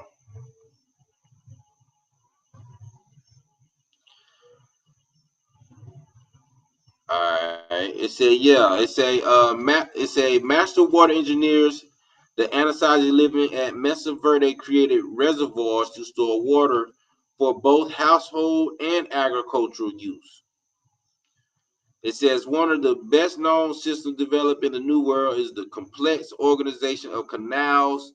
The Hohokam people began to build before AD 300 along the Salt and Gila River valleys in what is now Arizona. After about 500 years of building, the Hohokam had engineered and constructed more than 150 miles of canals, some of them 30 feet wide and many over 10 feet deep. In order to minimize surface evaporation, it says the longest of the canal stretched 14 miles, said brush and sand dikes or weirs channel water from the rivers to the main canals. All right. Just another amazing work. I think I had some images of the canals I already showed y'all. I think I might have showed it to y'all already. Okay, here one right here. This is a canal. Sorry, I know it ain't too big, but this is a picture of a major canal like they just described. stretching for miles, up to 14 miles, 30 feet wide or whatever, you know what Zoom I'm in on saying? it a little bit for us. Zoom in on it a little bit for us. See if I can. Okay. Is that better? Yeah, a lot better. Yeah, okay. So this is one good picture that shows the, structure of a canal. And I think this is in Peru as well. Like I say, showing you that it's definitely going clearly past 14 miles. This may be even more than 30 feet wide, of course. Uh, as you can see, it actually bowls off into other canal systems that they may needed the water to route to in order to enhance whatever they needed, whether it was growing, using the water for plumbing, or to advance themselves in civilization. Uh, Let me see if I can find another one. I think that's about it I had on that one. But yeah, that's just one of the a good picture. Like I said, you can look up ancient canals. Uh, Me personally, I like to look through DuckDuckGo. Of course, Google will show you some too, because Google learning to step their game up because they learning that hey, people ain't scared to hide information. But you could definitely look that up, ancient canals or ancient irrigation systems. You're gonna get different variety of stuff. And then you can also see the ones that's in other places in other worlds, to see how they compare. Um, so let me wrap this up. It says with plastered trenches to minimize water. It says see page water conservation, which is basically, you basically building like trenches, like little ditches of off your land, kind of like how you would see in certain neighborhoods. You'll see in their front yard, you'll see a ditch go down to where you see the water can flow. Then a pipe might be up under the driveway to help push the water through the ditch. You see what I'm saying? It's the same thing. These are small canals within our neighborhoods as well. Water conservations, that's what they call them. It says this system was built 30 miles into the desert east of the Gila River using gravity flow to carry the water where it was needed so that the vegetable gardens of Hohokam communities such as Pueblo de los Muertos and Casa Grande were watered by sources 6 miles away. All right. So that's deep. All right. So it says the entire project was accomplished with the stone hoes, ironwood digging sticks, and cottonwood spades. It says because many communities use the canals as a way to irrigate their crops, archaeologists believe that the Hohokam had a system in a place to administer this water and settle disputes over water rights.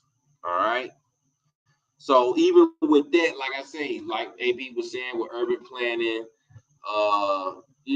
community development, consensus management, all this go hand in hand when you're talking about, okay, now who's gonna, how we gonna divide this water source to where everybody gets a fair share and everything is flowing properly for everybody to use. I mean, this takes some really high advanced science and knowledge, man. This is not nothing somebody just thought about and just put to use one day. This comes from the gods. You know what I'm saying? This is why this is the American gods, because we showing y'all that we are the children and we are supposed to apply ourselves as that.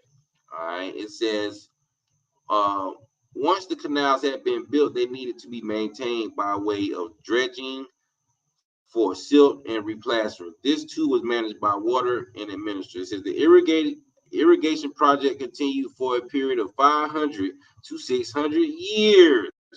Come on now. Now, how do they know it lacked? This is something that probably just been continuing since forever. You see what I'm saying?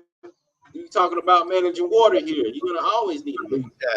Exactly. Let me ask you a question, right? So look, so these people come here and put their meniscus motherfucking dates on our invention. and they just be creating dates and shit. Like, yeah, that's gonna be 300 BC, and they just be walking past shit and just throwing up dates like they really know. Like motherfuckers sit out there with their legs crossed, running through gravel and shit. They find a little piece of rock, like, oh yeah, all right, this proves it's 300,000 years or 300 years and shit. They just be coming up with shit. And the thing about it is, because that rock, the way the rocks is, like you can see ancient structures like that in a lot of these national parks when you're on trails, right? The way the water, that shit lasts forever. It lasts forever. Like you don't see too many structures like that just falling apart. You understand what I'm saying? So who knows how old that is? Like you just were saying. Like I don't mean cut your wisdom, but I mean, like I said, like he said, it's American guys. That's the reason why we're bringing this information, and definitely like this shit is relevant. It's very relevant because all you get is slave stories. All you get is the primitive TP Indian shit. All you get is how people came here and took over. You never get no information that could be beneficial to just waking up your DNA and realizing that you came from a greater civilization than these people is giving you credit for. So I'll mute my mic, man. I mean, that's real though, bro. You know, how you go from this, you telling me somebody saying that, they knew we from 500 to 600 years was just out here trying to irrigate land. But then all of a sudden now we getting buck broke. Yeah, exactly, right? That's exactly what's going on. Mentally buck broke. You got physically, you mentally listen. They give you these images about you being whipped and being lynched and babies being cut out your stomach, and all people do is make bills about how people came here and conquered you, right? Right.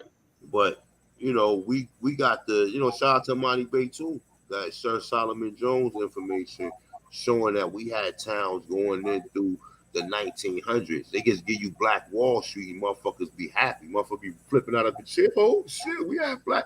Nigga, it was almost 50, 60 more so-called cities in separate states that was thriving just like that. Not to mention just in Oklahoma itself.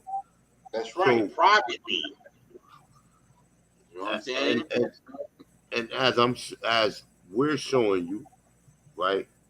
A lot of these science, and this is just the basics. We just starting with the basics. We starting with the stuff that people need to survive, and they have to have a system. They have to have a measuring system. They have to have a way that they can process metal, process cement, build structures, come up with the idea we can use these vines and tie them together and they can hold up a bridge. And then later on coming back, digging in the ground, reinforcing it and making metal versions of it.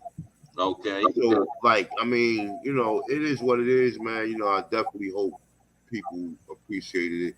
And because we actually did a bill of the American Indians, right? We did the whole encyclopedia. And just in my personal opinion, I felt like we wasn't appreciated for putting forth that whole encyclopedia. You understand?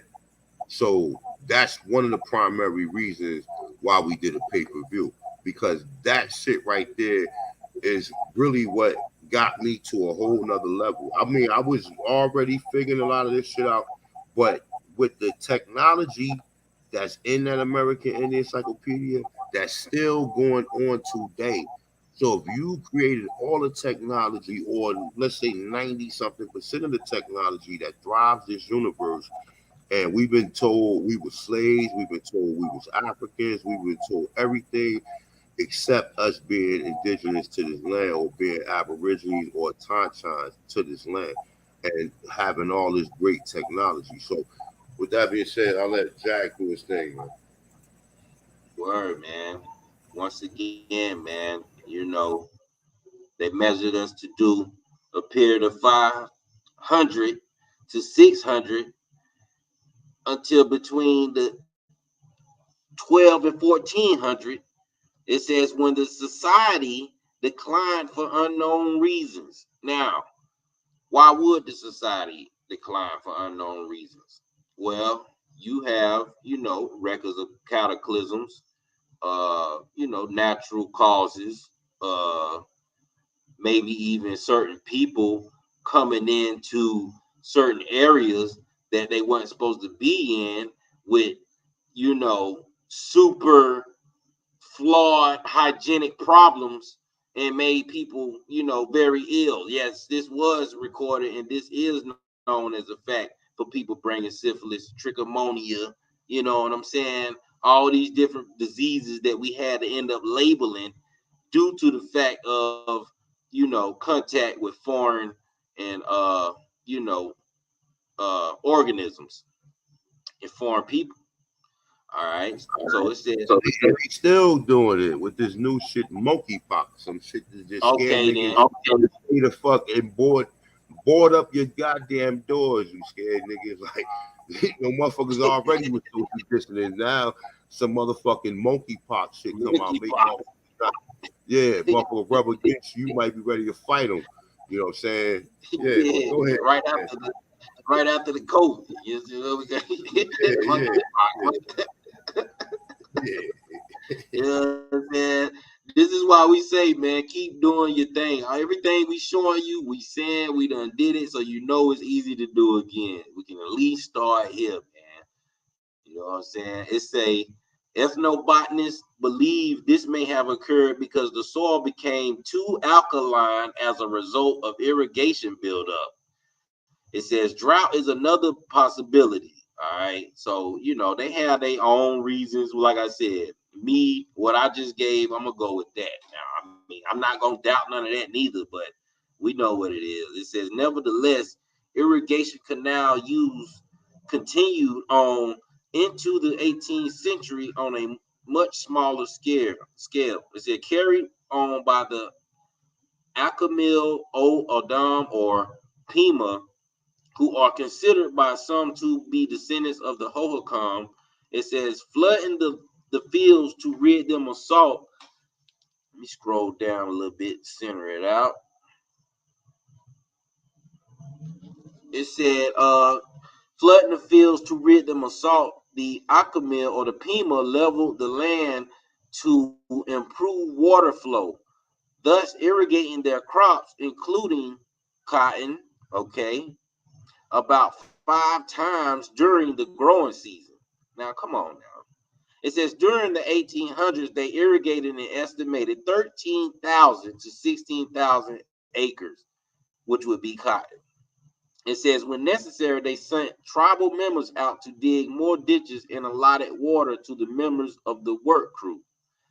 It says here, Mormon settlers to the Salt River Valley of Arizona in the late 1800s cleared unused canals and irrigated their crops with the system. It says the Salt River Project, the water delivery system for Phoenix, uses many of the canals constructed by the Hohokam as part of its system today. All right. You know what I'm saying? So that was one, man, with irrigation system, man. I don't know if y'all had any other input y'all want to put on that, man, but I closed mine out on that, man. I ain't want to drown them out too much, like I say, but just thinking about all that, you know what I'm saying, once again, to this day, and I still haven't seen the main line and the roads changed, which I'm pretty sure they do need to be changed. Say that again. You said what? Of the waterways that we use for our houses. That's why they always sending out these notices talking about, boil your water. And, they do that to us down here in the South a lot, man. I don't know. I heard up there in Maryland one time, it was a certain city in Maryland that they was talking about that their water was coming out brown. You know what I'm saying? And they were saying that people were getting sick because they knew they needed to pretty much changed the whole plumbing system for that city. You know what I'm saying? So this is something that's pretty serious. You know what I'm saying? I'm pretty sure maybe, hopefully, they done something about it in the area. I found that out when I was in Delaware, back in like 2010. I stayed in Delaware for probably about 6 to 8 months doing work and welding and stuff like that. Even though I ain't get to do it, but I stayed up there for a while, and I got to go to Baltimore and different parts of Delaware, a few cities in Maryland. Like I said, I can't remember the name of that city, but they was complaining. A lot of people was complaining about how when they took a shower and whenever they ran their water or whatever, it came out brown.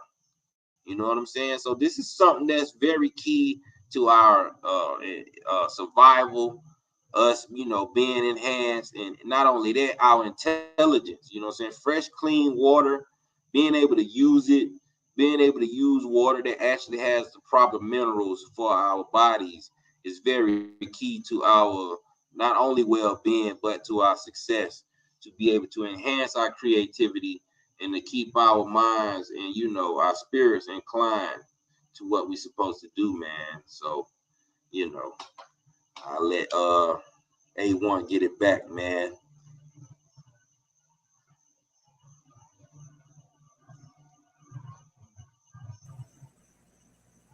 Yeah, man, that was a super heavyweight topic right there, man. Like, and if you look at all the rivers and all of these waterways, they all polluted. You know what I'm saying? You'd be hard pressed to go somewhere and find water running out of a stream down a, you know what I'm saying? Down, when they be having these, what the fuck they call them shits? The water taps they be having in the mountains sometime. Like you go a certain place, like one of my teachers. Oh yeah, they like used to go, wells. yeah, she used to go upstate New York and get the water out of a mountain. She was a fanatic when it came to this health shit, right? But she used to always tell me she used to take glass jugs. I'm like, yeah, how the hell you carry 6 of them shits down there? She was like, she go every other week or whatever and get a couple, or like she'd get like 15 gallons. She got like these glass jugs, not no plastic, not no metal, some straight glass shit. And she get the water out of it. She said the water be nice and chilled. You know what I'm saying? She's like, it tastes like water you would never even imagine. That Fiji water ain't even nothing knowing that. You know what I'm saying? It be that real mineral water. See, that's what we missing with this spring water than the still water. Like that water is good, but we need that mineral water, man, from the creek. Because we're Tanchans. We from the soil. So, of course, you know what I'm saying? That's why these other people, they try to stick to their cultural practices because they know their body is made up of their land.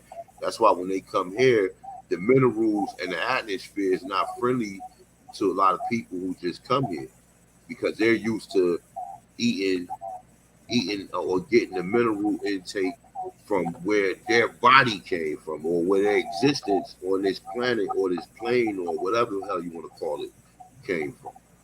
Yeah. So definitely, some heavy shit.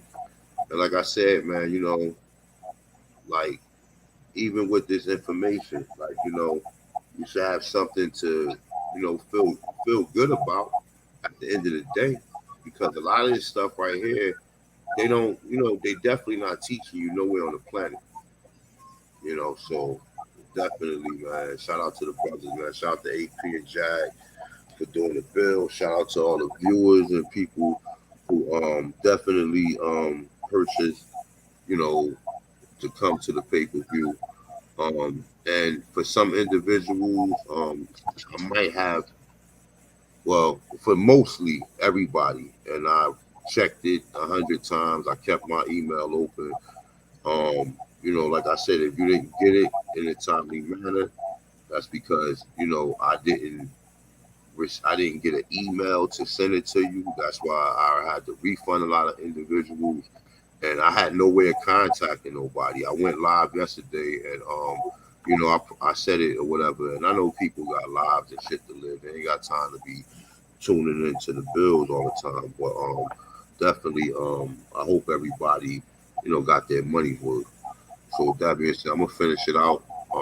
Shout out to all the people in the chat room. Shout out to all the Aborigines, North, South, Central, and the Conjoined Islands. And just know this, like, it's kind of tough for me at this time to do builds because you got other shit going on. And to do a lot of these bills take a lot of time. Like, you know what I'm saying? I do my own brakes. I change my own oil. I got fucking taxes and shit that I have to write because I still pay state taxes. Like, state taxes be hard to shake when you got an LLC, but however it go, putting together, keeping a profit loss journal. It's a lot of stuff, that a lot of responsibilities that some of us have. So, you know, I'm definitely with you guys, and we have other brothers who still representing, what I'm saying, and putting that good information out there, man. So definitely shout out to all the A1s from day ones. So let's finish this off, man, because we've been rocking for a second. All right, so I'm gonna finish it off with road systems. All right, so 1500 BC to 1500 AD, the South American Andine, Mesoamerican, North American, Southwest, and Southeast cultures. Roads serve as a way to travel easily from place to place, unlike trails. Bro, I'm sorry, say that again. your screen not sharing. Oh shit, my bad. Where AP at? Let me. Here we go.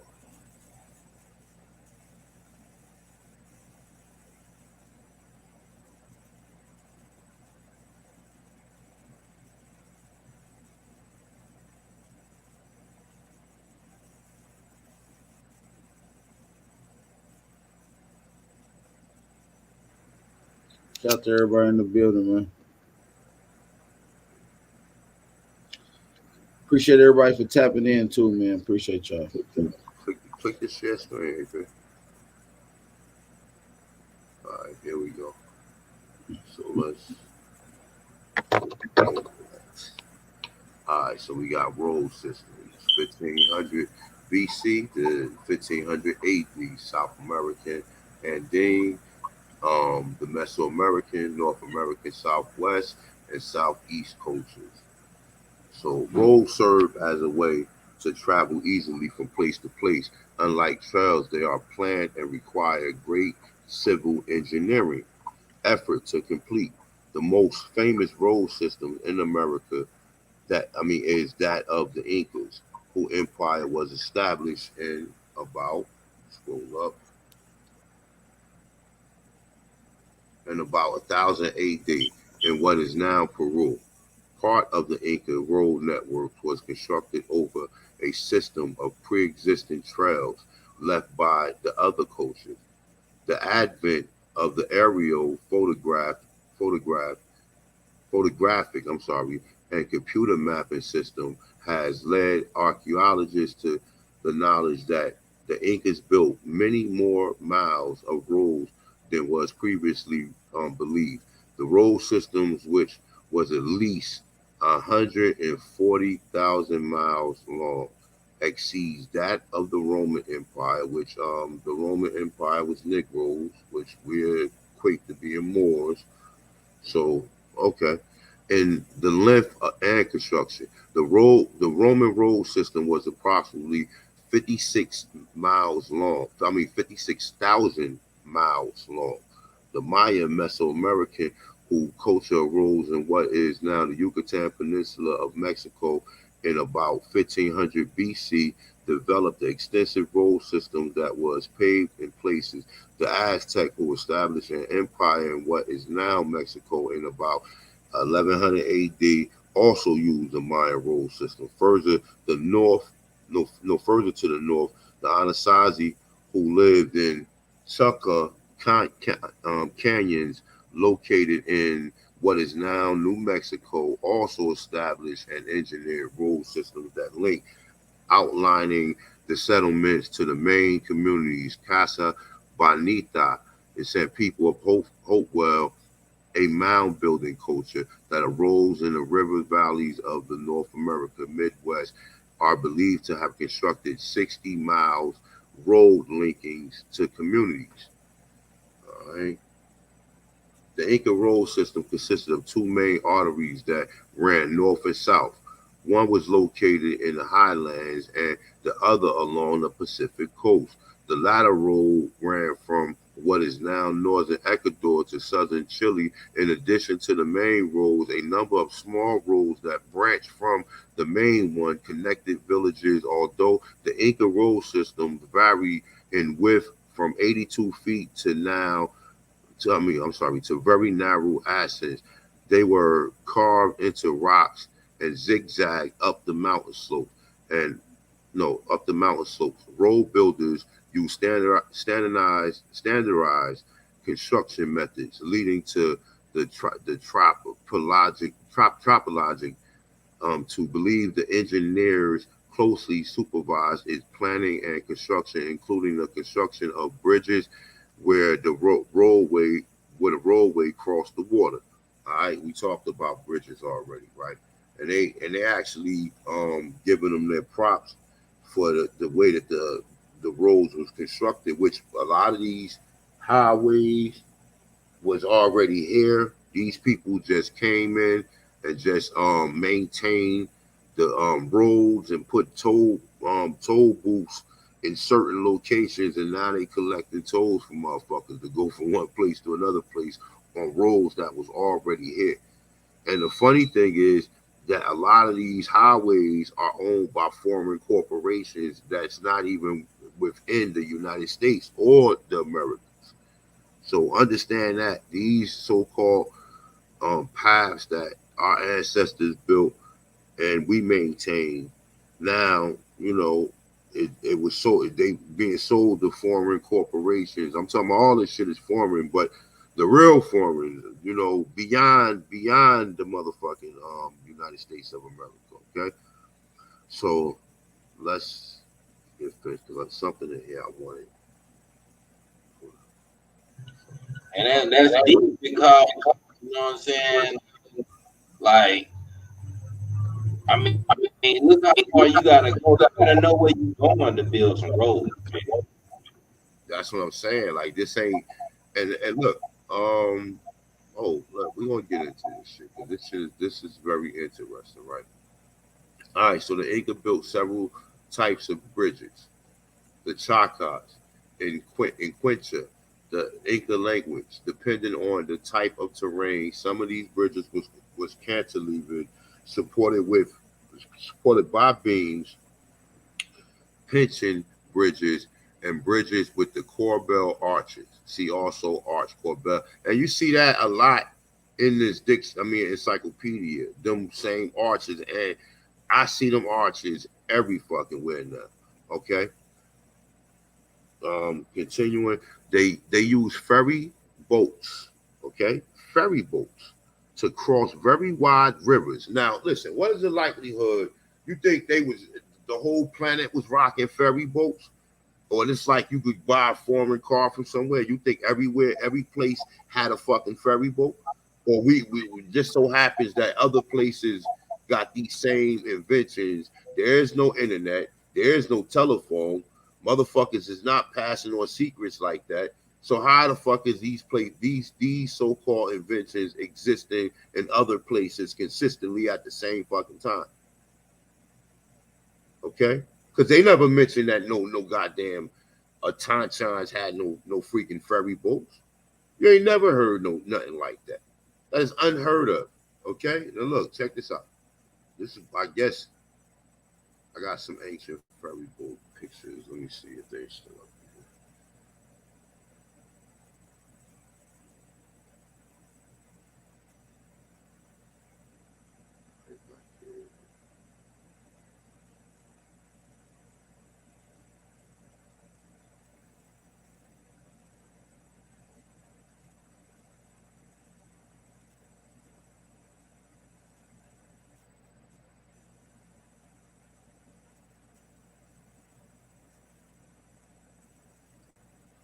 I thought I asked me out there ferry boats. What's this?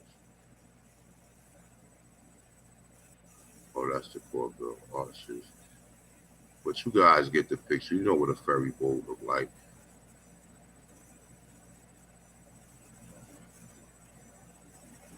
Yeah, I could have swore I had some pictures of ferry boats up here. Let me see.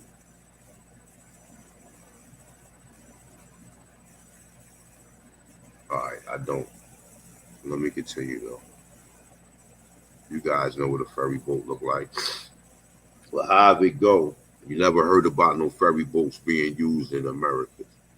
All right. All right. The Inca built suspension bridges, one of which was 200 feet long. When necessary, the Inca engineered carved tunnels through hills. They lined some of these tunnels with stone. Also built elevated courseway over marshes and shallow streams. Now listen, when have you heard some fucking Indians building tunnels?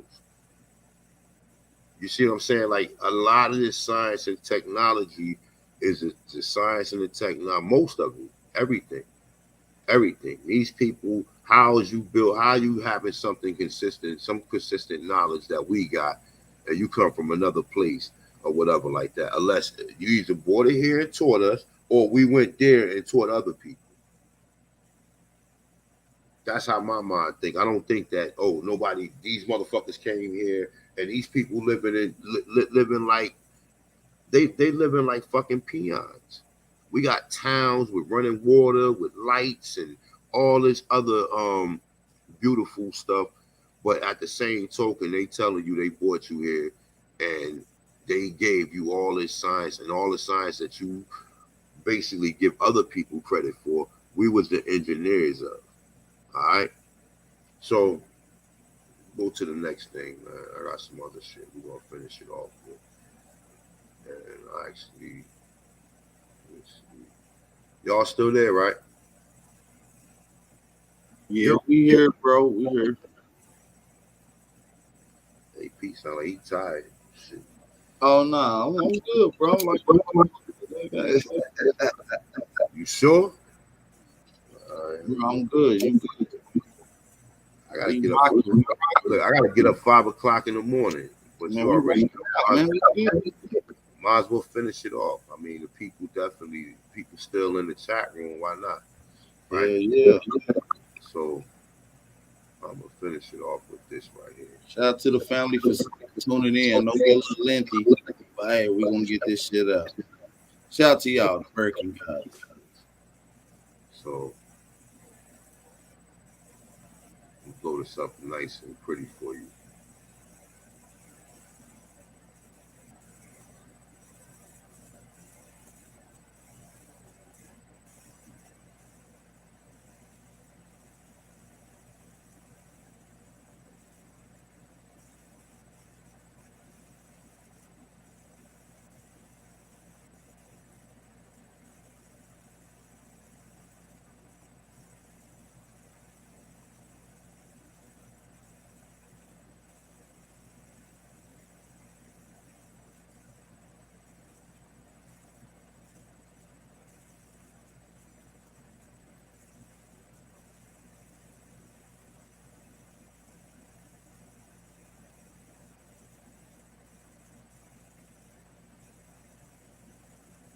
All right.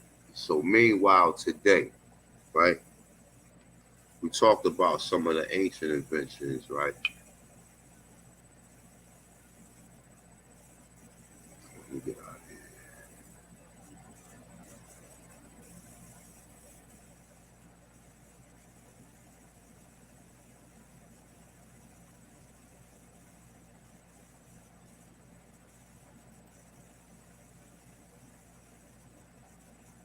All right, so the two gentlemen you're looking at right there are, let me pull it up real quick.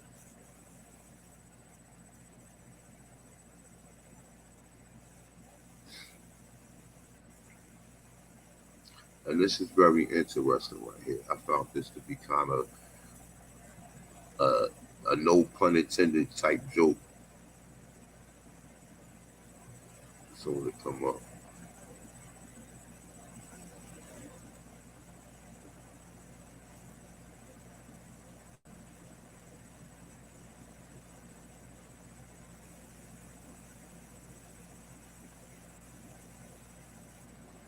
All right, here we go.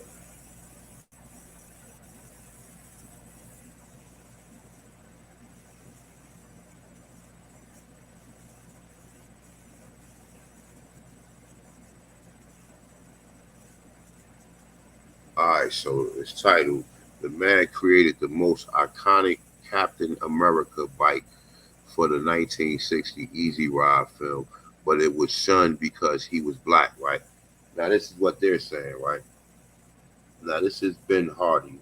His name is Benjamin Hardy. Right, and was he was actually known for creating a chopper style motorcycle. And for all we know, he could have invented or created motorcycles, period. You know, but however it go, he made a motorcycle after the Captain America movie. Okay, and he's actually pretty famous. I mean, among people who know about him, but his name is Ben Hardy, and he had his own motorcycle shop. We don't know how old this is. We don't, you know what I'm saying, probably in the 1950s for the most part. But they're gonna tell us, oh, he invented a motorcycle the same time after Europeans invented them. And this is this is look how this motorcycle is. I don't know people ride bikes, but this is consistent to basically a Harley Davidson. They got similar body style. You know what I'm saying? So moving along.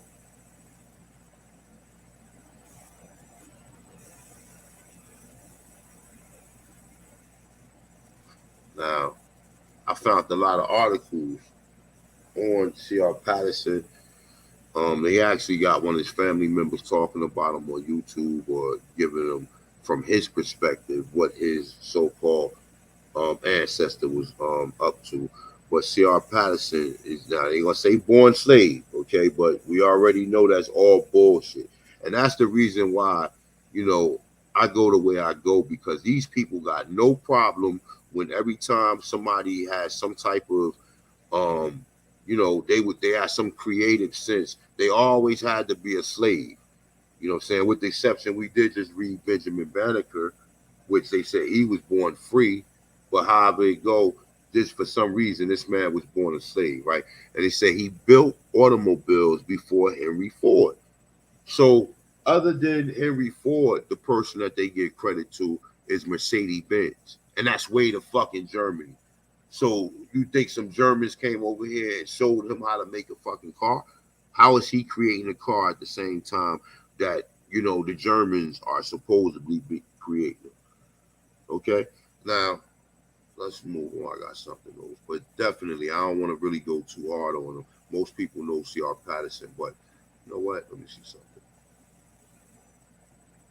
All right, so C.R. Patterson, according to them, born slave, built automobiles before Henry Ford. Some of the finest buggies made in the late 1800s came out of a small black-owned company in Ohio. Charles Rich Patterson Company later made motor vehicles in history by finding the country's only African, well, you ain't gonna say African American, but we at this point in time might say autonomous American owned automobile manufacturing company. All right, and this is in the late 1800s, according to them. But hell knows how long he could have been making motorcycles.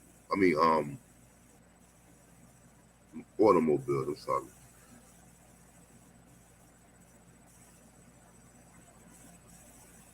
But like I said, when we started it, the theme of it was the inventions that people frequently use, and that basically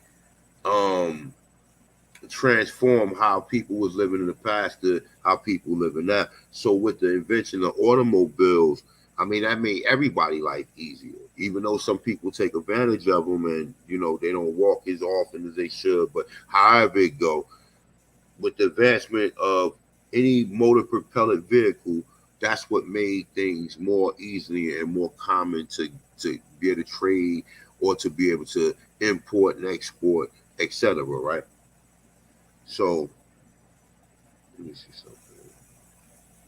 There was somebody on here I wanted to really go over. Let me see. Shit froze up.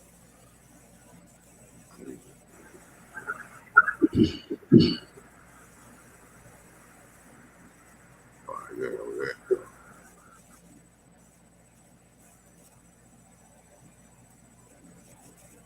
That's like that. It's this.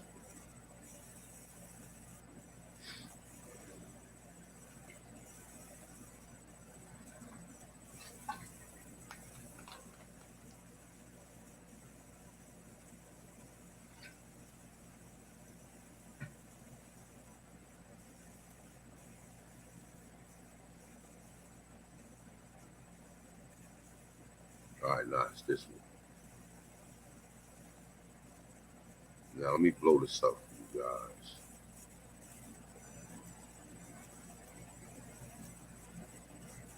So if you can see right here,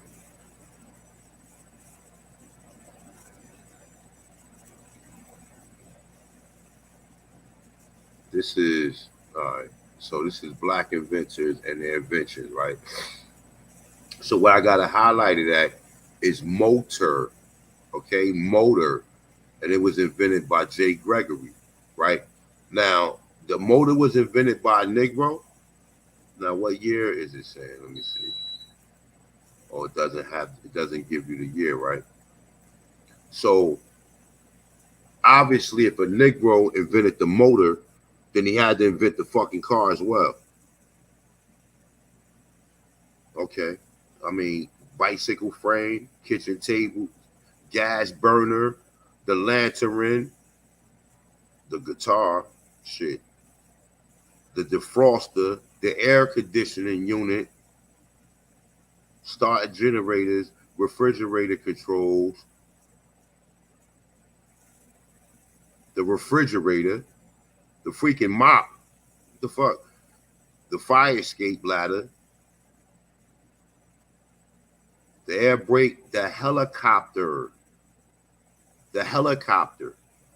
Now this shit is continuing because we was already doing this shit. So ain't no white man sitting next to a black man and sit there and tell him like, yo, I need you to build me something that can fly, or even give him, because how is he going to think of some shit that he could have did himself? So Paul E. Williams was just fucking around and he got a download from the guards and he created a motherfucking helicopter. I found that to be very extraordinary. Okay? No blood plaster, Charles Drew, ice cream, pacemakers, the guided missile, the space shuttle, retrieval arm. What the fuck?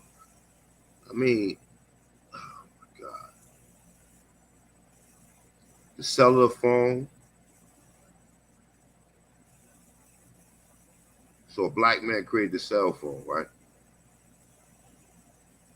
The heating furnace, the traffic light, as we know, the gas mask, the elevator, the lock, fire extinguisher. I mean, like at this point in time, like, I mean, these are not Africans doing this.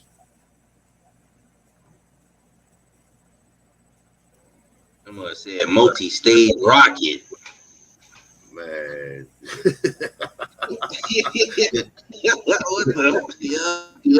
The doorknob, nigga. Look, that shit say the shoe. Like, are you serious? The shoe, the doorknob.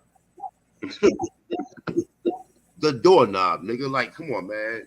The letterbox, the mailbox. All right, I'm done, man. I'm out of here, man. Look, that shit say, well, it give credit to Africans. It say civilization and shit, the alphabet. These motherfuckers. Torpedo discharger. Yeah. Oh, man, what are you talking about? The home security system, nigga.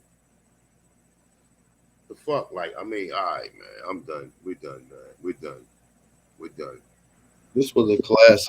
I'm not even going to lie. I'm done with that, man. We conclude American Gods, man. Shout out to everybody in the building. Let me mute this for the echo. Shout out to everybody in the building. It was a dope live stream. It was a great informational build. It's enough for y'all to go binge watch a ton on. Hopefully you guys continue watching if you didn't get to catch it all the way through. If it was some things that you want clarified because you missed. Hey, look, let's answer. This time right here, man. We got about 10 minutes, man. Let's get some Q&A in. Any questions or anything from the people in the chat? Hey, man, any questions, put them in the chat, and when I put them on the screen, and we'll read them out and answer those as best we can, man. Shout out to everybody in the building, man. We're going to give a little 60-second break, and we'll be right back.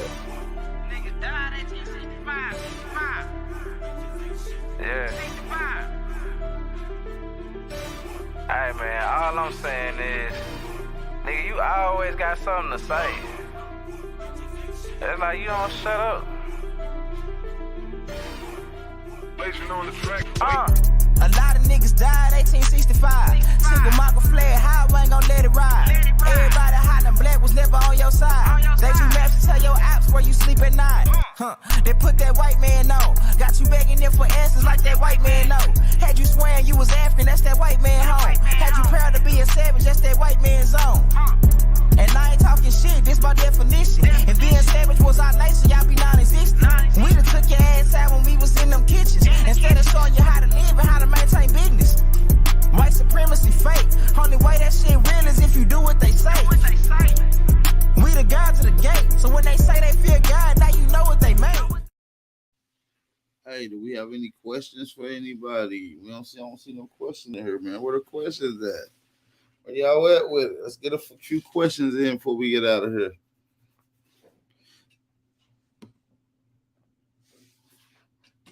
How can they refute this information? How? Yeah, it's very hard to refute this. Shout out to Elizabeth Young, man. Let me shout out some of the brothers and sisters that did pop up that's still in here right now. Let me shout y'all out. Elizabeth Young, Hawk School, Takeoff Tyson, N. Jones, Truth Master Dre 3000, Gretchen Helms, Laney, Khalil Finch. Who else we got in here? Supreme Chief Holiday, Adele Crawford, Jenna Nubian Queen, Adaria Shar, Copper Tone, Lady T, Fishing with Camo Joe, Suda Natural. Shout out to everybody in the building, man. I believe that's it for everybody that's in the building right now as we speak. Well, I guess no questions. I guess we answered everything in this build. That's what I like to see. Sometimes, you know. Hey, look, the young lady, Elizabeth Young said, what didn't we invent? I mean, listen, a lot of people, man, they don't give themselves or give their ancestors credit for doing nothing. So, like, I mean, a freaking helicopter, how many countries got refrigerators today? Let's just ponder on that. Right. How many motherfucking countries got cars, fire extinguishers, elevators, light bulbs? Like, you know, I mean, and here we sitting here in these impoverished communities and conditions as well, right? And we're responsible for the technology that runs the planet. And they got you thinking you are a fucking slave and you some low life fucking Native American, yeah, I said it, who won't even recognize in public or at any of these forums that we are the Atanchans and the Aboriginals of the Amaruki. So, I mean, anybody have any questions, man? Shout out to Nonetheless, man. Shout out to Gretchen Hell. Shout out to Janet Nubian Queen, Hawk School, Spring Chief Holiday is definitely in the building. Kalai, Laney, who else we got? Man? Take off Tyson. You gotta hit late, son. My bad. Well, your bad, but I guess y'all got the link, so y'all can definitely they can run it back, right? AP. Absolutely, they'll be able to watch the videos many times. Definitely shout out to everybody, man. We ain't got no questions. I guess everybody ready to go to sleep. Man, shout out to all the American opportunities, man. With that being said, man, we're out of here, man. Jaguar, you want to say something before we get out of here, big bro?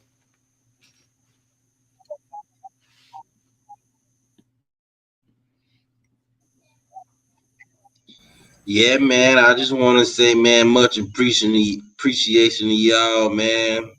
Appreciation to the chat. I want to say I'm thankful for my elders and my ancestors on the other side, my higher self. Hopefully, we did our best to help you reach yours and connect with yours to the fullness with harmony. And we gonna keep this going, man. It's gonna be a lot more to offer. We do this again. It's definitely gonna be, probably 2 to 3 times better. We're gonna try to keep it in sync as much as possible. So I just want to give everybody a good love affirmation to carry on with, and that is I love us. So that means, keep that and take it with you, man. You know what I'm saying? And you should know who us is. You know what I'm saying? I just want to, give a shout out to one of my elders, to Chief Uyar. He's somebody that helped me along the way. And of course, my grandmothers, my pops, my moms and stuff. So they ever, decide to say something, man, much love to y'all. So peace to everybody, man. Much respect. Man, shout out to my brother Jaguar, man. I want to wish everybody in the chat blessings, peace, love, understanding, and wisdom and abundance. I want to say peace to the American Aboriginal on your night journey. Understand that you are the American gods. Don't let nobody tell you that y'all don't have culture. Don't let nobody tell you that y'all don't have tradition. Don't let nobody tell you that y'all are not the innovators and not the imitators. You are the American gods. With that being said, man, shout out to all the American Aborigines in the building. And we out of here, man. Peace to y'all, man. We gone. We're still here. I still have my practices. We know who we are. This is who we are. So you can call me colored, you can call me Negro, you can call me black. Oh, man. Yeah, You gotta be What kind kidding of me. Indian are you? Like Tonto Indian? Shinnecock Indian. Really? You're a Shinnecock? Yes. Oh, I didn't know you were a Shinnecock. Could have fooled me. That's the kind I am. Hey. So you should be Big Chief Bastard, not Old Dirty. His family was here when Columbus landed, huh? Is that right? Yes. So you are not a black man, you're an Indian? I'm an Indian. No kidding. Now, this is a shock. We are learning more to. I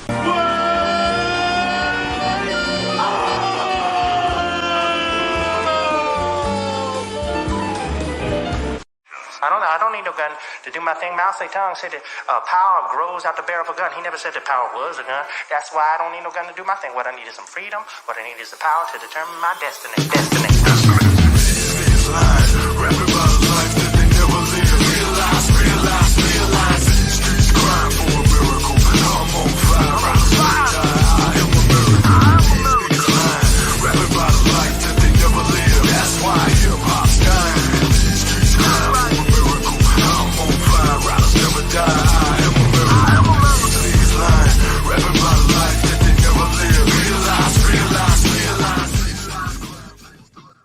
Yo, that nigga got hit with 100 fucking arrows, man. Yo, where you get that from? Yo, wow. Shout out to Hawk School. They tore that nigga ass up, man. Shout out to Hawk School, yo. Oh, yo, what the fuck?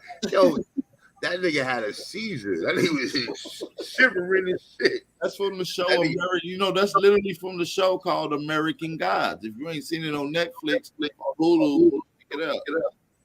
Man, that nigga created all types of dances in that one motion. Damn.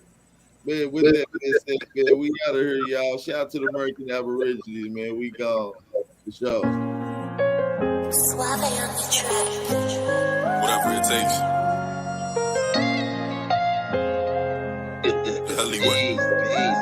Coco, this your season right now.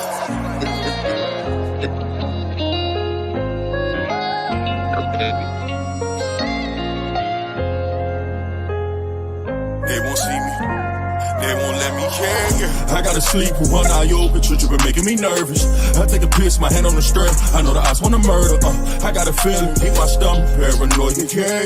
I won't let them, yeah. They won't see me, yeah. I gotta sleep with one eye open, tripping, making me nervous.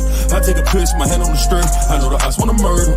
I got a feeling, keep my stomach paranoid. Yeah. I can't let them, yeah. They won't see me, yeah. I put attention, all of my blood, all of my veins. They started with perky, now that hair on them is veins. You started with serving, now them drugs drove you insane.